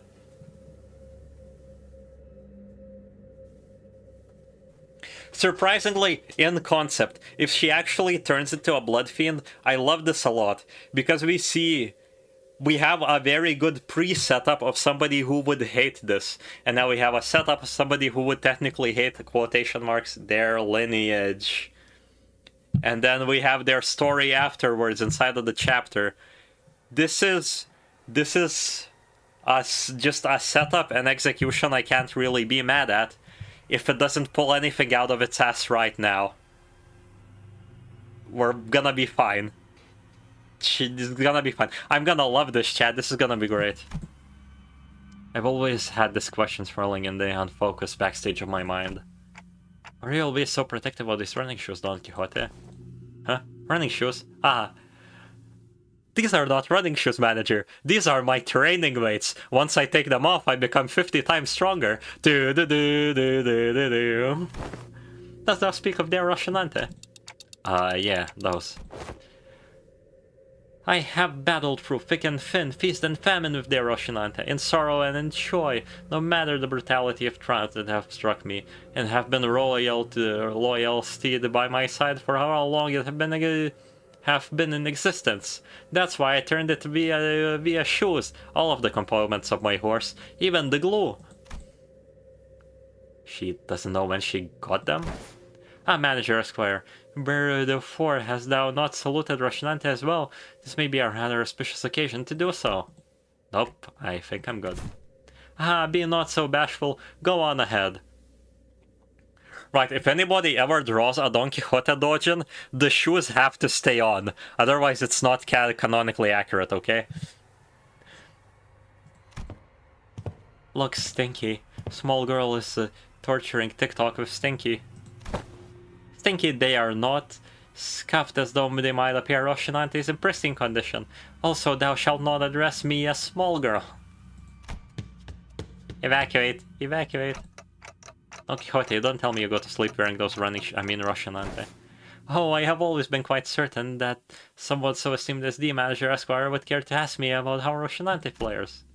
I didn't mention this. The question was inspired by my numerous eyewitness reports from other sinners who saw her wandering in her halls in her pajamas wearing Roshinante.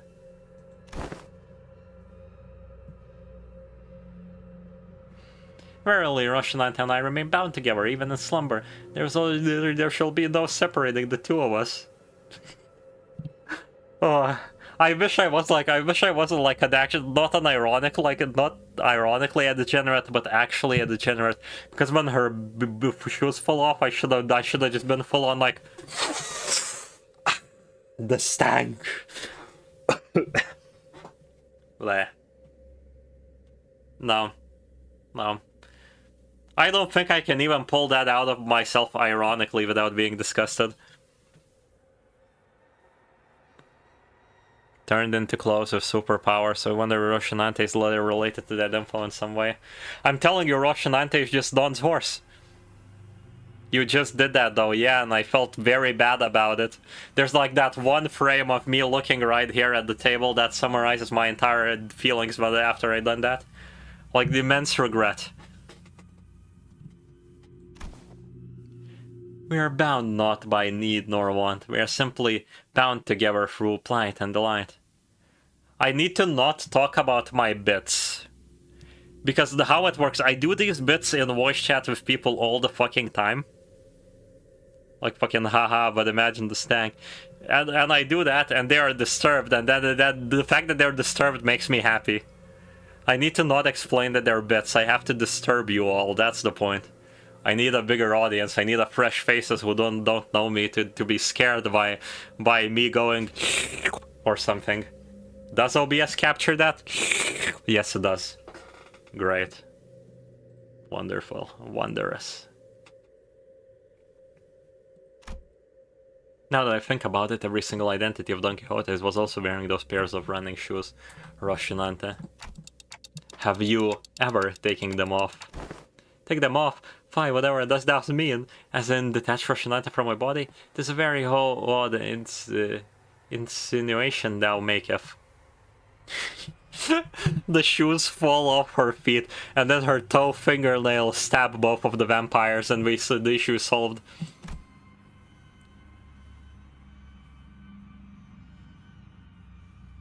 She looks at me with puzzled eyes, as though taking the pair of running shoes off was somehow an inconceivable idea. They were something much more than her favorite pair of running shoes. Her odd attitude of treating something so far removed from common sense as something completely ordinary. She just has Scout. Real. You know, like those people who are in one place too much or have like an injury on their ass, and then they fucking grow, they fucking attach to pieces of clothing or like the toilet seat or something. It's kind of like that. I would imagine in this case this would be very fucking common for Don. What does Roshinante mean to Don Quixote? What even is that thing? Another powerful pressure suddenly explodes, radiating in all directions. Oh no, it's the stag! As the metallic stench of blood suffocates the bus, filling every corner of its sickening horror. Then darkness. Then no, that's impossible. Yo, animated CG.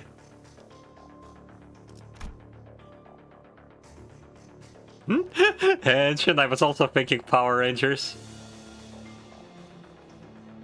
Fucking Don Quixote was already a Blood Fiend, but her Blood Fiend powers were suppressed by her shoes, by her Jordans. This, to me, makes sense. At the midpoint of the stream somewhere, I said that Don Quixote is a story about a man with a split identity. Remember, the fucking weapon carrier that Don Quixote has and Don Quixote is the same person. That is not a going... I don't think that's a going theory, that's legitimately the second part of the book is him being like, I'm all alone, fuck. So this sorta, at least from the book reference perspective, kinda makes sense. Kinda cool idea to adapt it like this. Yeah, it makes sense in the book sense. Ridiculous amount of foreshadowing where? Is it like the identity stories?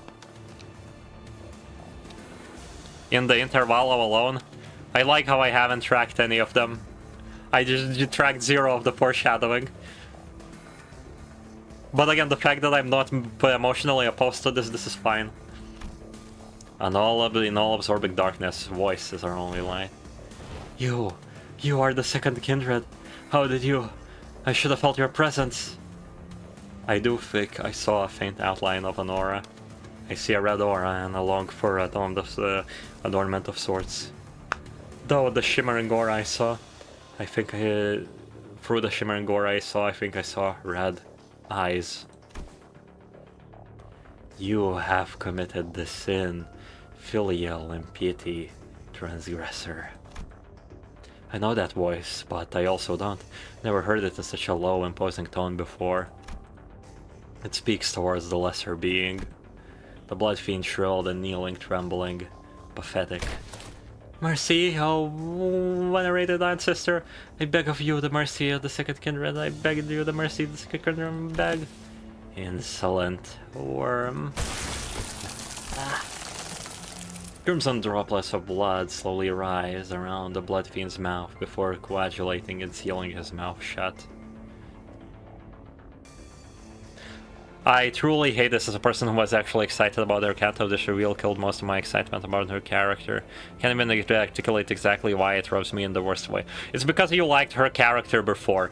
This is technically, in a way, breaking what we knew about her character and personality. Like, inevitably, like, character development and character reveals are going to be, like, a part of the story that requires happening, because the characters have to progress in a limited, like, character gacha. And that means, like, hard twists like this have to kind of happen. unless they are foreshadowed from the very beginning, or continuously foreshadowed, or continuously shown, which in a story as big as Limbo and long as Limbus Company is probably going to be, is basically impossible. This is going to happen. We're inevitably going to brick some characters in just a way that some people personally will not enjoy, but as developments in the most part are kinda alright.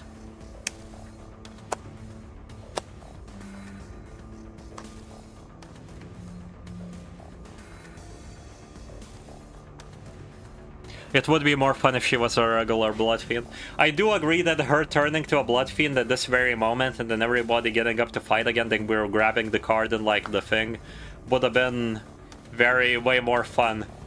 And her like having a little bit an arc of hatred where she hates that she's now a Blood Fiend. And having to familiarize with the world of Blood Fiends and so on and so forth. And the company having to adapt to let her somehow get blood from somewhere. It's all like, it shakes up everybody in a very in a way where everybody would not expect. And that would be really interesting. But she's just an ancient Blood Fiend. Also not bad. It's less sentences for my essay, but it's, yeah. That would be kinda cringe, not gonna lie, true. Complex stories that tackle that hit everybody on whatever level of fucking corporate ladder of Limbus Company they are, shit. Her being an unknown Blood Fiend is really interesting to me, and I don't understand how that isn't. It's not that it's not interesting, it's that it kind of ruins what expectations we had for her character in the next Canto. Can I have that feeling, because that's how Canto 5 made me feel with Ishmael. Where legitimately every guess I did was wrong. Was basically wrong, and every like hope I had for the chapter was basically wrong. That's one of the parts I don't like it. It's purely like expectational and very personal, as much as I like to complain about the writing in it. I know what I don't like about the writing as well, but it's like two separate things. But this, yeah. But people expected her to be a Blood Fiend. I have never seen anybody expect her to be a Blood Fiend, I'm gonna be honest with you.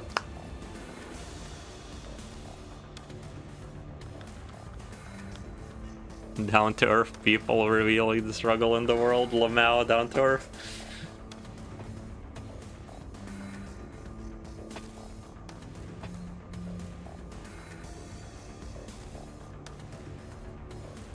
I would say, Napro, this is like a really mean piece of advice to give somebody, but I should just give it. We, just as humans in general, about everything, we try to figure out a reason for everything. Like, if my arm hurts, so I hit it on the table. It's like fucking, I feel angry. Oh, it's because somebody I asked to do the dishes didn't do the dishes. But often when that happens, we uproot a lot of what we, we try to find a reasoning for it. Plus we uproot all of the things we have hated before and just kind of pile. It's like, screaming at a partner for that they didn't do the dishes, and you go, they didn't listen to me. They didn't listen to me like 20 times before all these times. How could you do this? This is so bad. It's like, inevitably I feel like the chapter didn't go how you want, therefore you are angry, therefore now you're looking for reasons why you're angry, and you're gonna now live by the reasons you have made, and that kind of will ruin your future story experiences as well.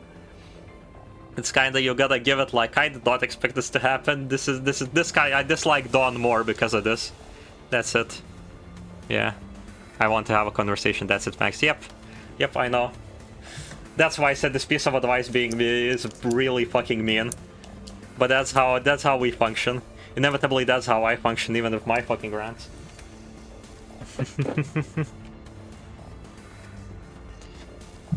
Oh.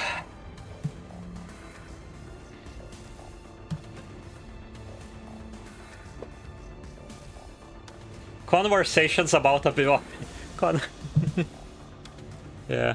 Conversations about opinions are often very meaningless. It's way better to just, be buddies, all pals in a voice chat and be like, I didn't really like this chapter, and because this, and then the other guy's like, God damn it, stop doing this. It's like they say, the dog is happier I wish I had the image of hand where the man and the dog are sitting on a bench.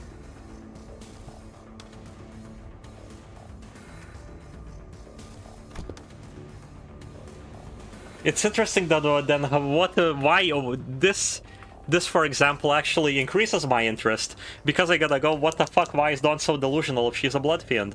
Or what the hell, how is Dawn how is normal Dawn like this?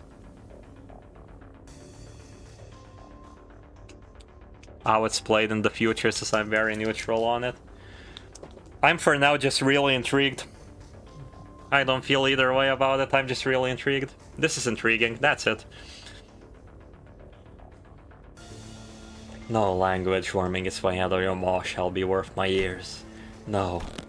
To commit the sin of filial impiety by attempting to travel against the bloodstream, to commit such an abomination against your ancestor, I cannot well sanction your impotence of continued existence. Explode. Coagulate, then melt away.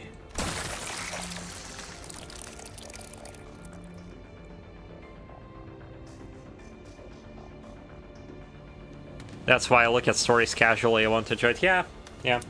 It's just how we enjoy how we enjoy things is separate. That's also just opinion based. There's no shame of it. I sound like one of those positive fucking YouTubers who goes, Lamau, I support trans rights. No, chat. I do not care about you. Go talk about football. Oh.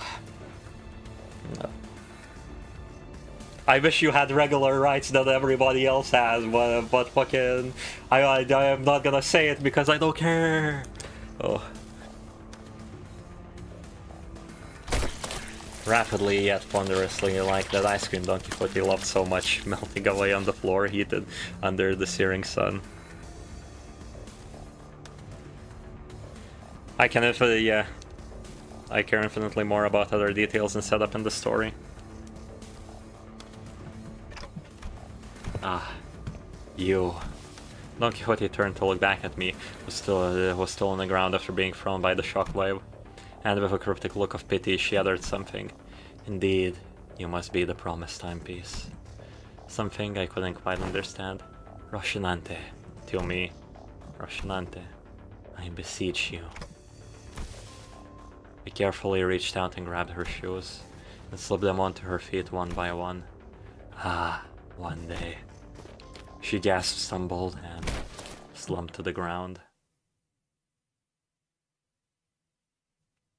Very good CG, I like the CG.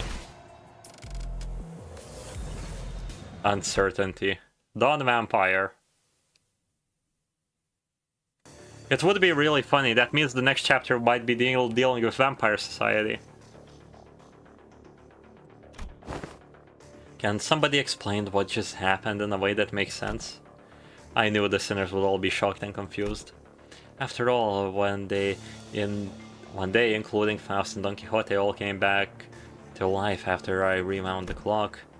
All that remained was the destroyed door to the freight car, and the disgusting obliterated remains of what was once Cassetti.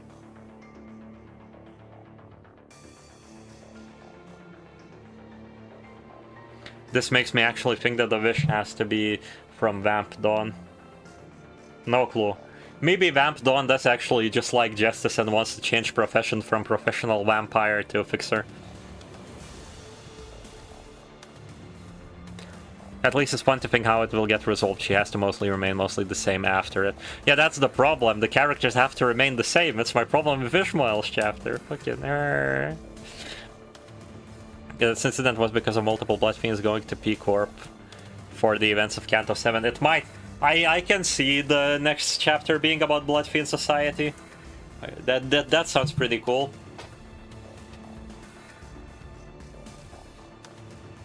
I'm not opposed to it. We're gonna see some Blood Fiends who broke the rules, and we're gonna see some Blood Fiends who try to uphold the rules, and we're gonna see some Blood Fiends in high positions and low positions.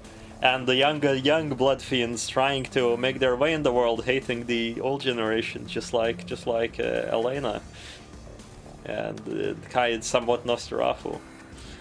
It's gonna be fun. It's gonna be fun. It should be a fun chapter if that's what it's about. I'm just curious what's going on with that shoes. I'm telling you, the vampire had a horse. The horse died. They made the shoes out of the horse, and now the shoes sealed the vampire. Easy. Person turned into shoes. Yeah. I keep jokingly saying horse.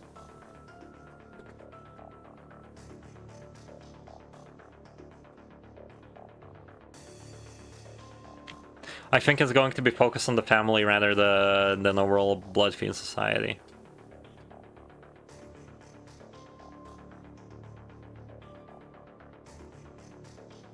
Yeah, Barber from the book who is now a vampire.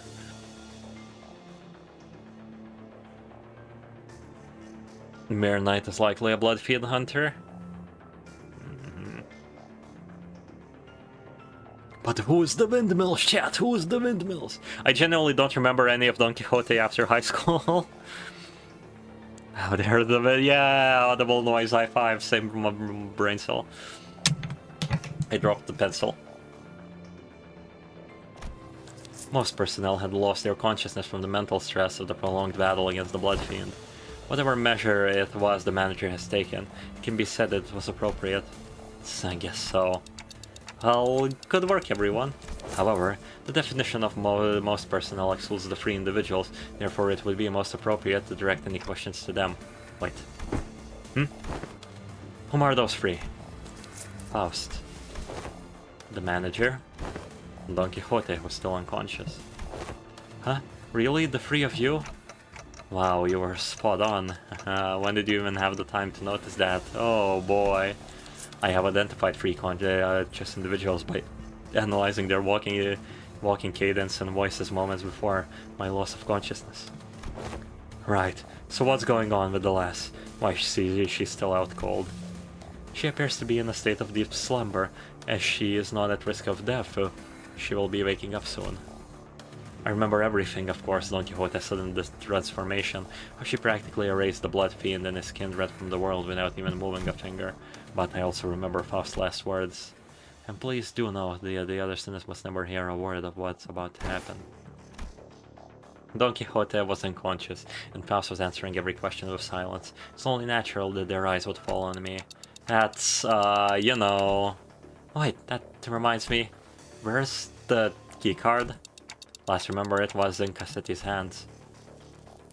Who was in a far more presentable state than he was before? Oh, wait, so what about the keycard he was holding though? It has been half liquefied. The remains melded with his finger bones. It appears to have become one with the middle phalanges. Wait, oh. Oh, no. Everyone calm down, calm down. So calm down. I really should have packed more cigarettes, huh? How about we force these doors open? The master keycard is not an absolutely necessary element to resolving the situation. Well, how? It will require approximately 5 hours to formulate and proceed with an explanation in a manner that will allow the listeners to fully comprehend how this methodology. Therefore, it will be delivered to you in a digestible summarized format. Well, that was short-lived. She's acting all smugged again. We can utilize the back door of Mephistopheles. The steely confidence in her declaration was more than enough to win us all over. So we headed to the corridor past the back door, Don Quixote slung over one of our shoulders, and arrived at our destination.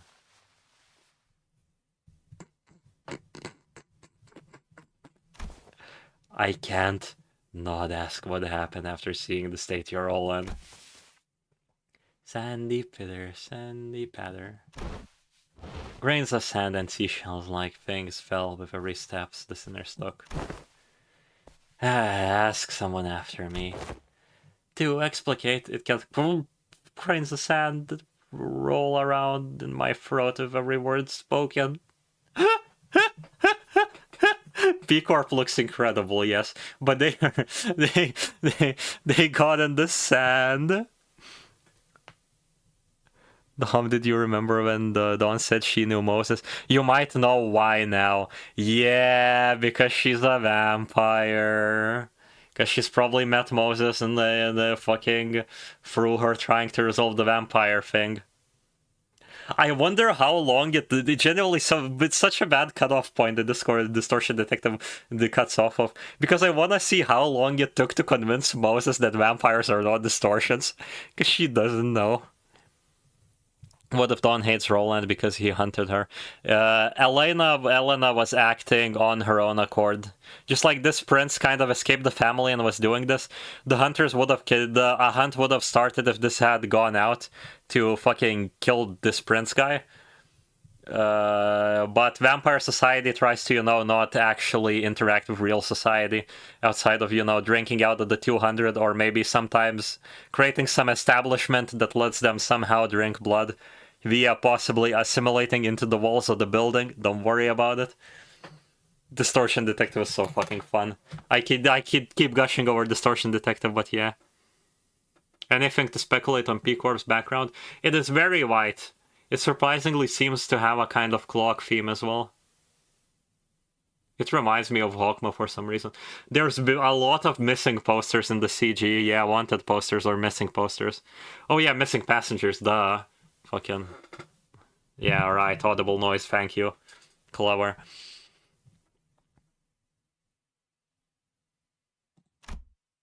Some time ago, Foss explained it in the simpler gist of this plan as we made our way to the back door. To put it simply, we will spend the time at a space disconnected from the train. The train should be arriving at its destination in approximately 10 seconds. Going by the A-Corp timescale, all we must do is remain somewhere in the original dimension for that duration. And with that, Faust came to a sudden stop in the middle of one of those corridors. Oh, wait, are you seriously just gonna open that door? This many doors in here, are you sure it's the right one? Yes, this is the correct door. Its safety is completely ensured. Les, at least tell us what's past the door. I did not bother verifying that particular information myself. It is necessary for future endeavors that I gain the experience of encountering something completely unexpected. What? Wait. Faust did not wait for Heathcliff to finish his sentence before jerking the door wide open. Now please, enter through this door. With Faust's stern command, we quickly walked into a building that looked like a derelict, abandoned hospital of sorts. Uh-huh. I think we walked into the middle of a sandstorm. Aren't we supposed to be indoors? How the heck is this ever even happening? I can't open my eyes. Phew! I got sand in my mouth. Wait, no way, is this a sandstorm? But aren't we inside the building? 5, 4, 3, 2, 1. The sinners blurted out a colorful series of complaints, trying to cover themselves in the blasting sandstorm. But Faust continued to count in that same indifferent rhythm before dragging us out of there just as urgently as she has heard of the sin. So, we managed to return safe and sound to the interiors of the warp train platform. The train has arrived at the P-Corp platform, as the train was still getting cleaned up, that is. And, with our bodies completely covered in sand, sand and seashells on the seashore. Oh. I thought we'd never make it. Whoa, are you guys okay? How did these passengers... We were so happy to be done with this whole ordeal that even the W-Corp cleanup agents in the middle of a cleanup mission looked downright hospitable. We are employees of Limbus Company. We boarded the warp train to an hour at the behest of your employer. Oh, so you're the guys, the people the captain told us about. They really let you guys keep your memories, huh? Ah, that reminds me, one of the employees must be sleeping inside the Hibernation pod over there. Oh, that? I've never seen it in action before. Thanks, let me go check. That hidden compartment behind the chair that the cleanup agent crawled into. He's a vampire already, oh no! Inside of it was... Huh? There isn't anyone in here. Maybe we're looking at the wrong pod. This is the correct spot. Then the disappearance of the individual who has entered this pod would indicate. I guess these folks aren't all in their head either. Maybe you guys are just mistaken. I doubt that. Yes. You must have summoned from a momentary collective hallucination caused by fatigue. Very well, we will see ourselves out. Faust cut the conversation short before the other sinners began asking too many questions. Now that I became intimately familiar with the meaning of that gesture, I followed her to the outside without another word. Okay, so I'm right. The disappearances aren't tied to the vampire, because that guy just disappeared. It's tied to something completely fucking different. And we did not solve the case. Every complaint I had has been fulfilled. Theories on what happened to the missing W Corp employees? I was gonna say, one of the golden bows that was taken from the Lobotomy Corporation facilities, all of the abnormalities weren't picked up. Since Dimension Shredder guy, the wayward passenger, is an abnormality, he did not feel like, you know, the need to follow the golden bow anymore because it wasn't there, so he fucking bailed out of the facility and went to the warp trains and keeps eating people. Yeah, the theory that disappearances are a different occurrence. That is an absolutely like absurd and funny theory that I have. That is absolutely wrong, but it's still just funny. Oh. Rise and shine, lass. Had enough of a nap yet? I see. I will hear the details of the incident on the bus once we're traveling again. Understood. Any relevant reports will be sent to W Corp via LCCA, and Virgilius was already there when we arrived. He was sharing a conversation with Faust about what went down during it went down inside the train with a serious expression. I will now leave with Karen and watch them unfasten Mephistopheles from the train. The minute hand on the manager's head seems to be desperately signaling to me that they have a lot of burning questions to ask you. Allow me to give you two some space.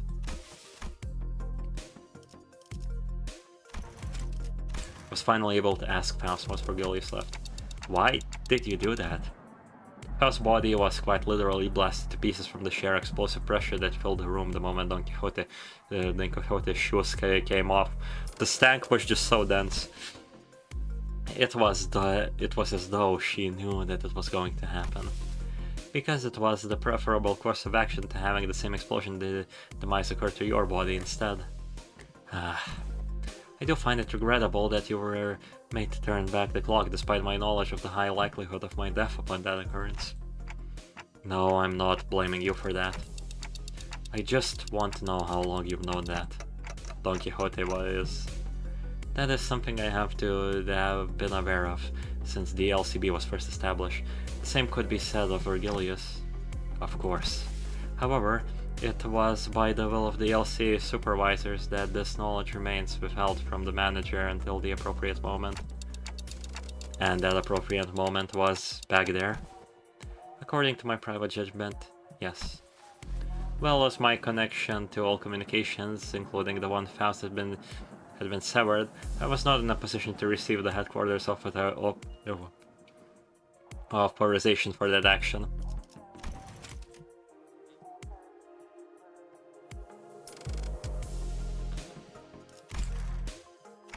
Right. Though the full truth may remain obscured still, we are once again returned. Returned. That was a layered word. We've returned to one of the warp train platforms in our own dimension.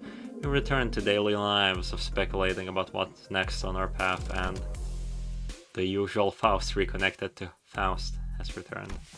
Yes. Faust replied to Yisang's rebellious wording with a quiet affirmation. Please do not take this query with any greater importance than a mere jest, however. Do you suppose I shall see her again? She shot a puzzled look at Yisang. In a way, it was quite the pleasant encounter, was it not? Yisang mused ambiguously before leaving us. Oh my god, the shippers, remember to take the face cam off of the charger? Oh yeah, sure, I do not have the face cam on right now. Yeah. Yisang likes non-connected Faust. No guys, we're getting NTR'd guys, oh no! Just like FGO players, we're getting NTR'd! Faust sang it's time, yeah. Yisang raising up the Faust. It should have been me!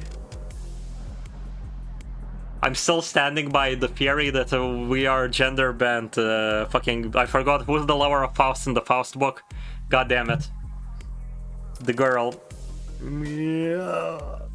We're her. We're her. The K-Corp cuck chair. No. I'm sorry. I'm sorry. Kim Ji-won just leans over in his VTuber avatar. I'm sorry, but we have to keep the tears rolling. No, no. And it's just fucking Faust being with all the other guys. Oh. Phew. The incident at the warp train was such a chaotic mess that it felt shorter than it really was. But I also learned so much about so many things. The King of Minds was Dante all along, real, but it was too soon to start racking our brains about what kind of nonsense trial we were about to face in P-Corp, so I decided to enjoy this momentary peace. How to find ourselves at P-Corp? Wherefore is my throat so parched?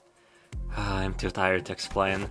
Chiquita, you missed out big time on one crazy adventure. That vibrated the last few grains of sand out of my ears. The sinners look at Don Quixote's bewildered awakening, grinning. There's no way to know what we'll be facing here at District 16 where P-Corp was located, but we got this, right? The same faith I saw in Faust, who believes in uncertainty, rises within me too. I looked up to Faust, only to see that Faust was looking at me as well. She nodded at me with her usual, barely noticeable smile. I gave her a light nod back in return. Time to go find ourselves another golden bow.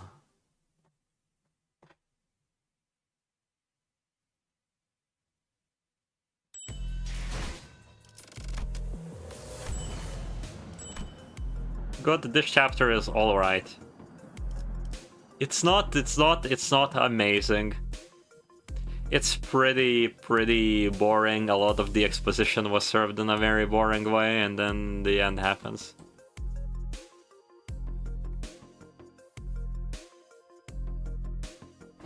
The vampire guy, Dawn's mask, just like Dawn, the identity dream ending, it can mean multiple things now, yeah. I would say Vampire Society might not like Dawn, you know, going on an adventure to become an epic fixer as a blood fiend. Sorry if I was too negative. No, that's fine, that's fine. You came in here for a discussion. Like, that's the whole point. I am wrong about a lot of things. I'm wrong about a lot of things live. That's the point of streams. That's the point of conversation. I'm not gonna lie, like, a lot of takes that I have are not formed by myself alone, even in videos.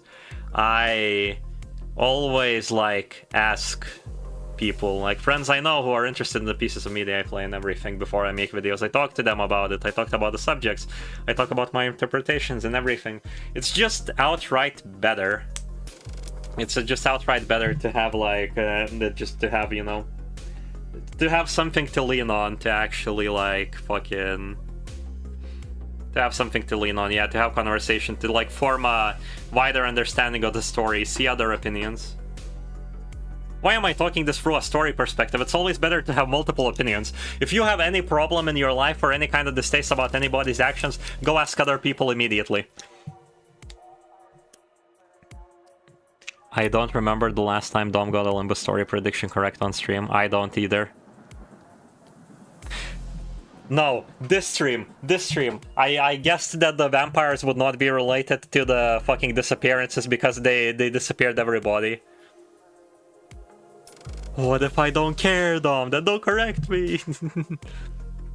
Expand one's view, yeah.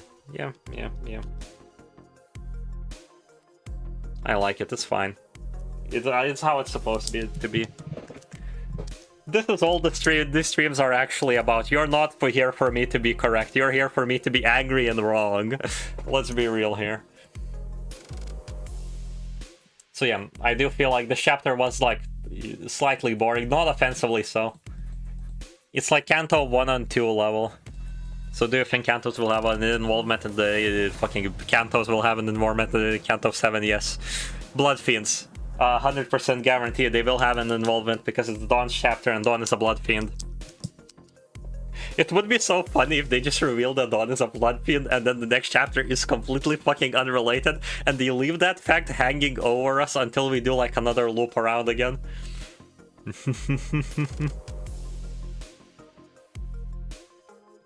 No, oh. Okay, lads, I'm fucking hungering for a...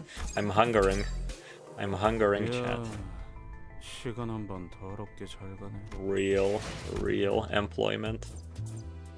I was like, what the fuck can I exchange for a Wii? What the hell is a Wii? But it's a... that's just this. No chance, she forms a blood ranch featuring blood up Sanch. I'm +2ing that comment, that's great. Oh. I love the noises of this menu.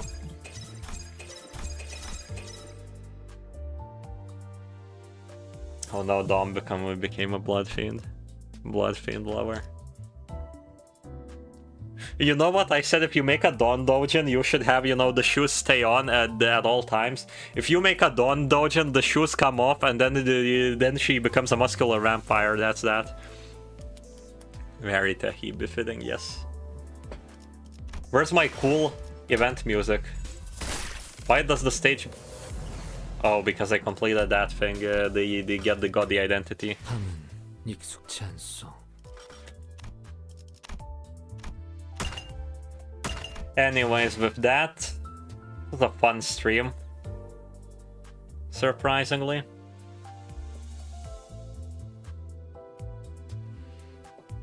Again, I do wonder. It's still there's no theory to be had. There's still a wonder of what's gonna happen with Dawn's character next chapter.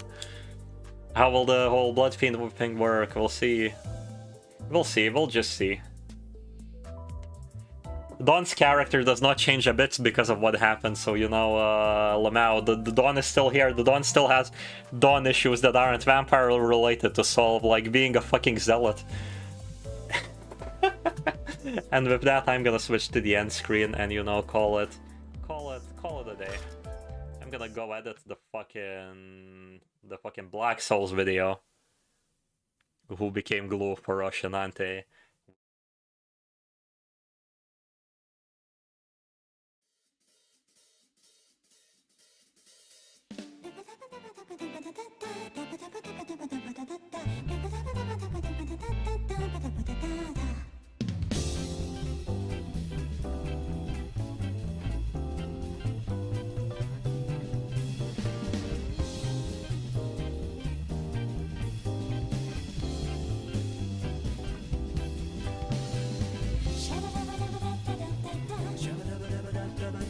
Shabba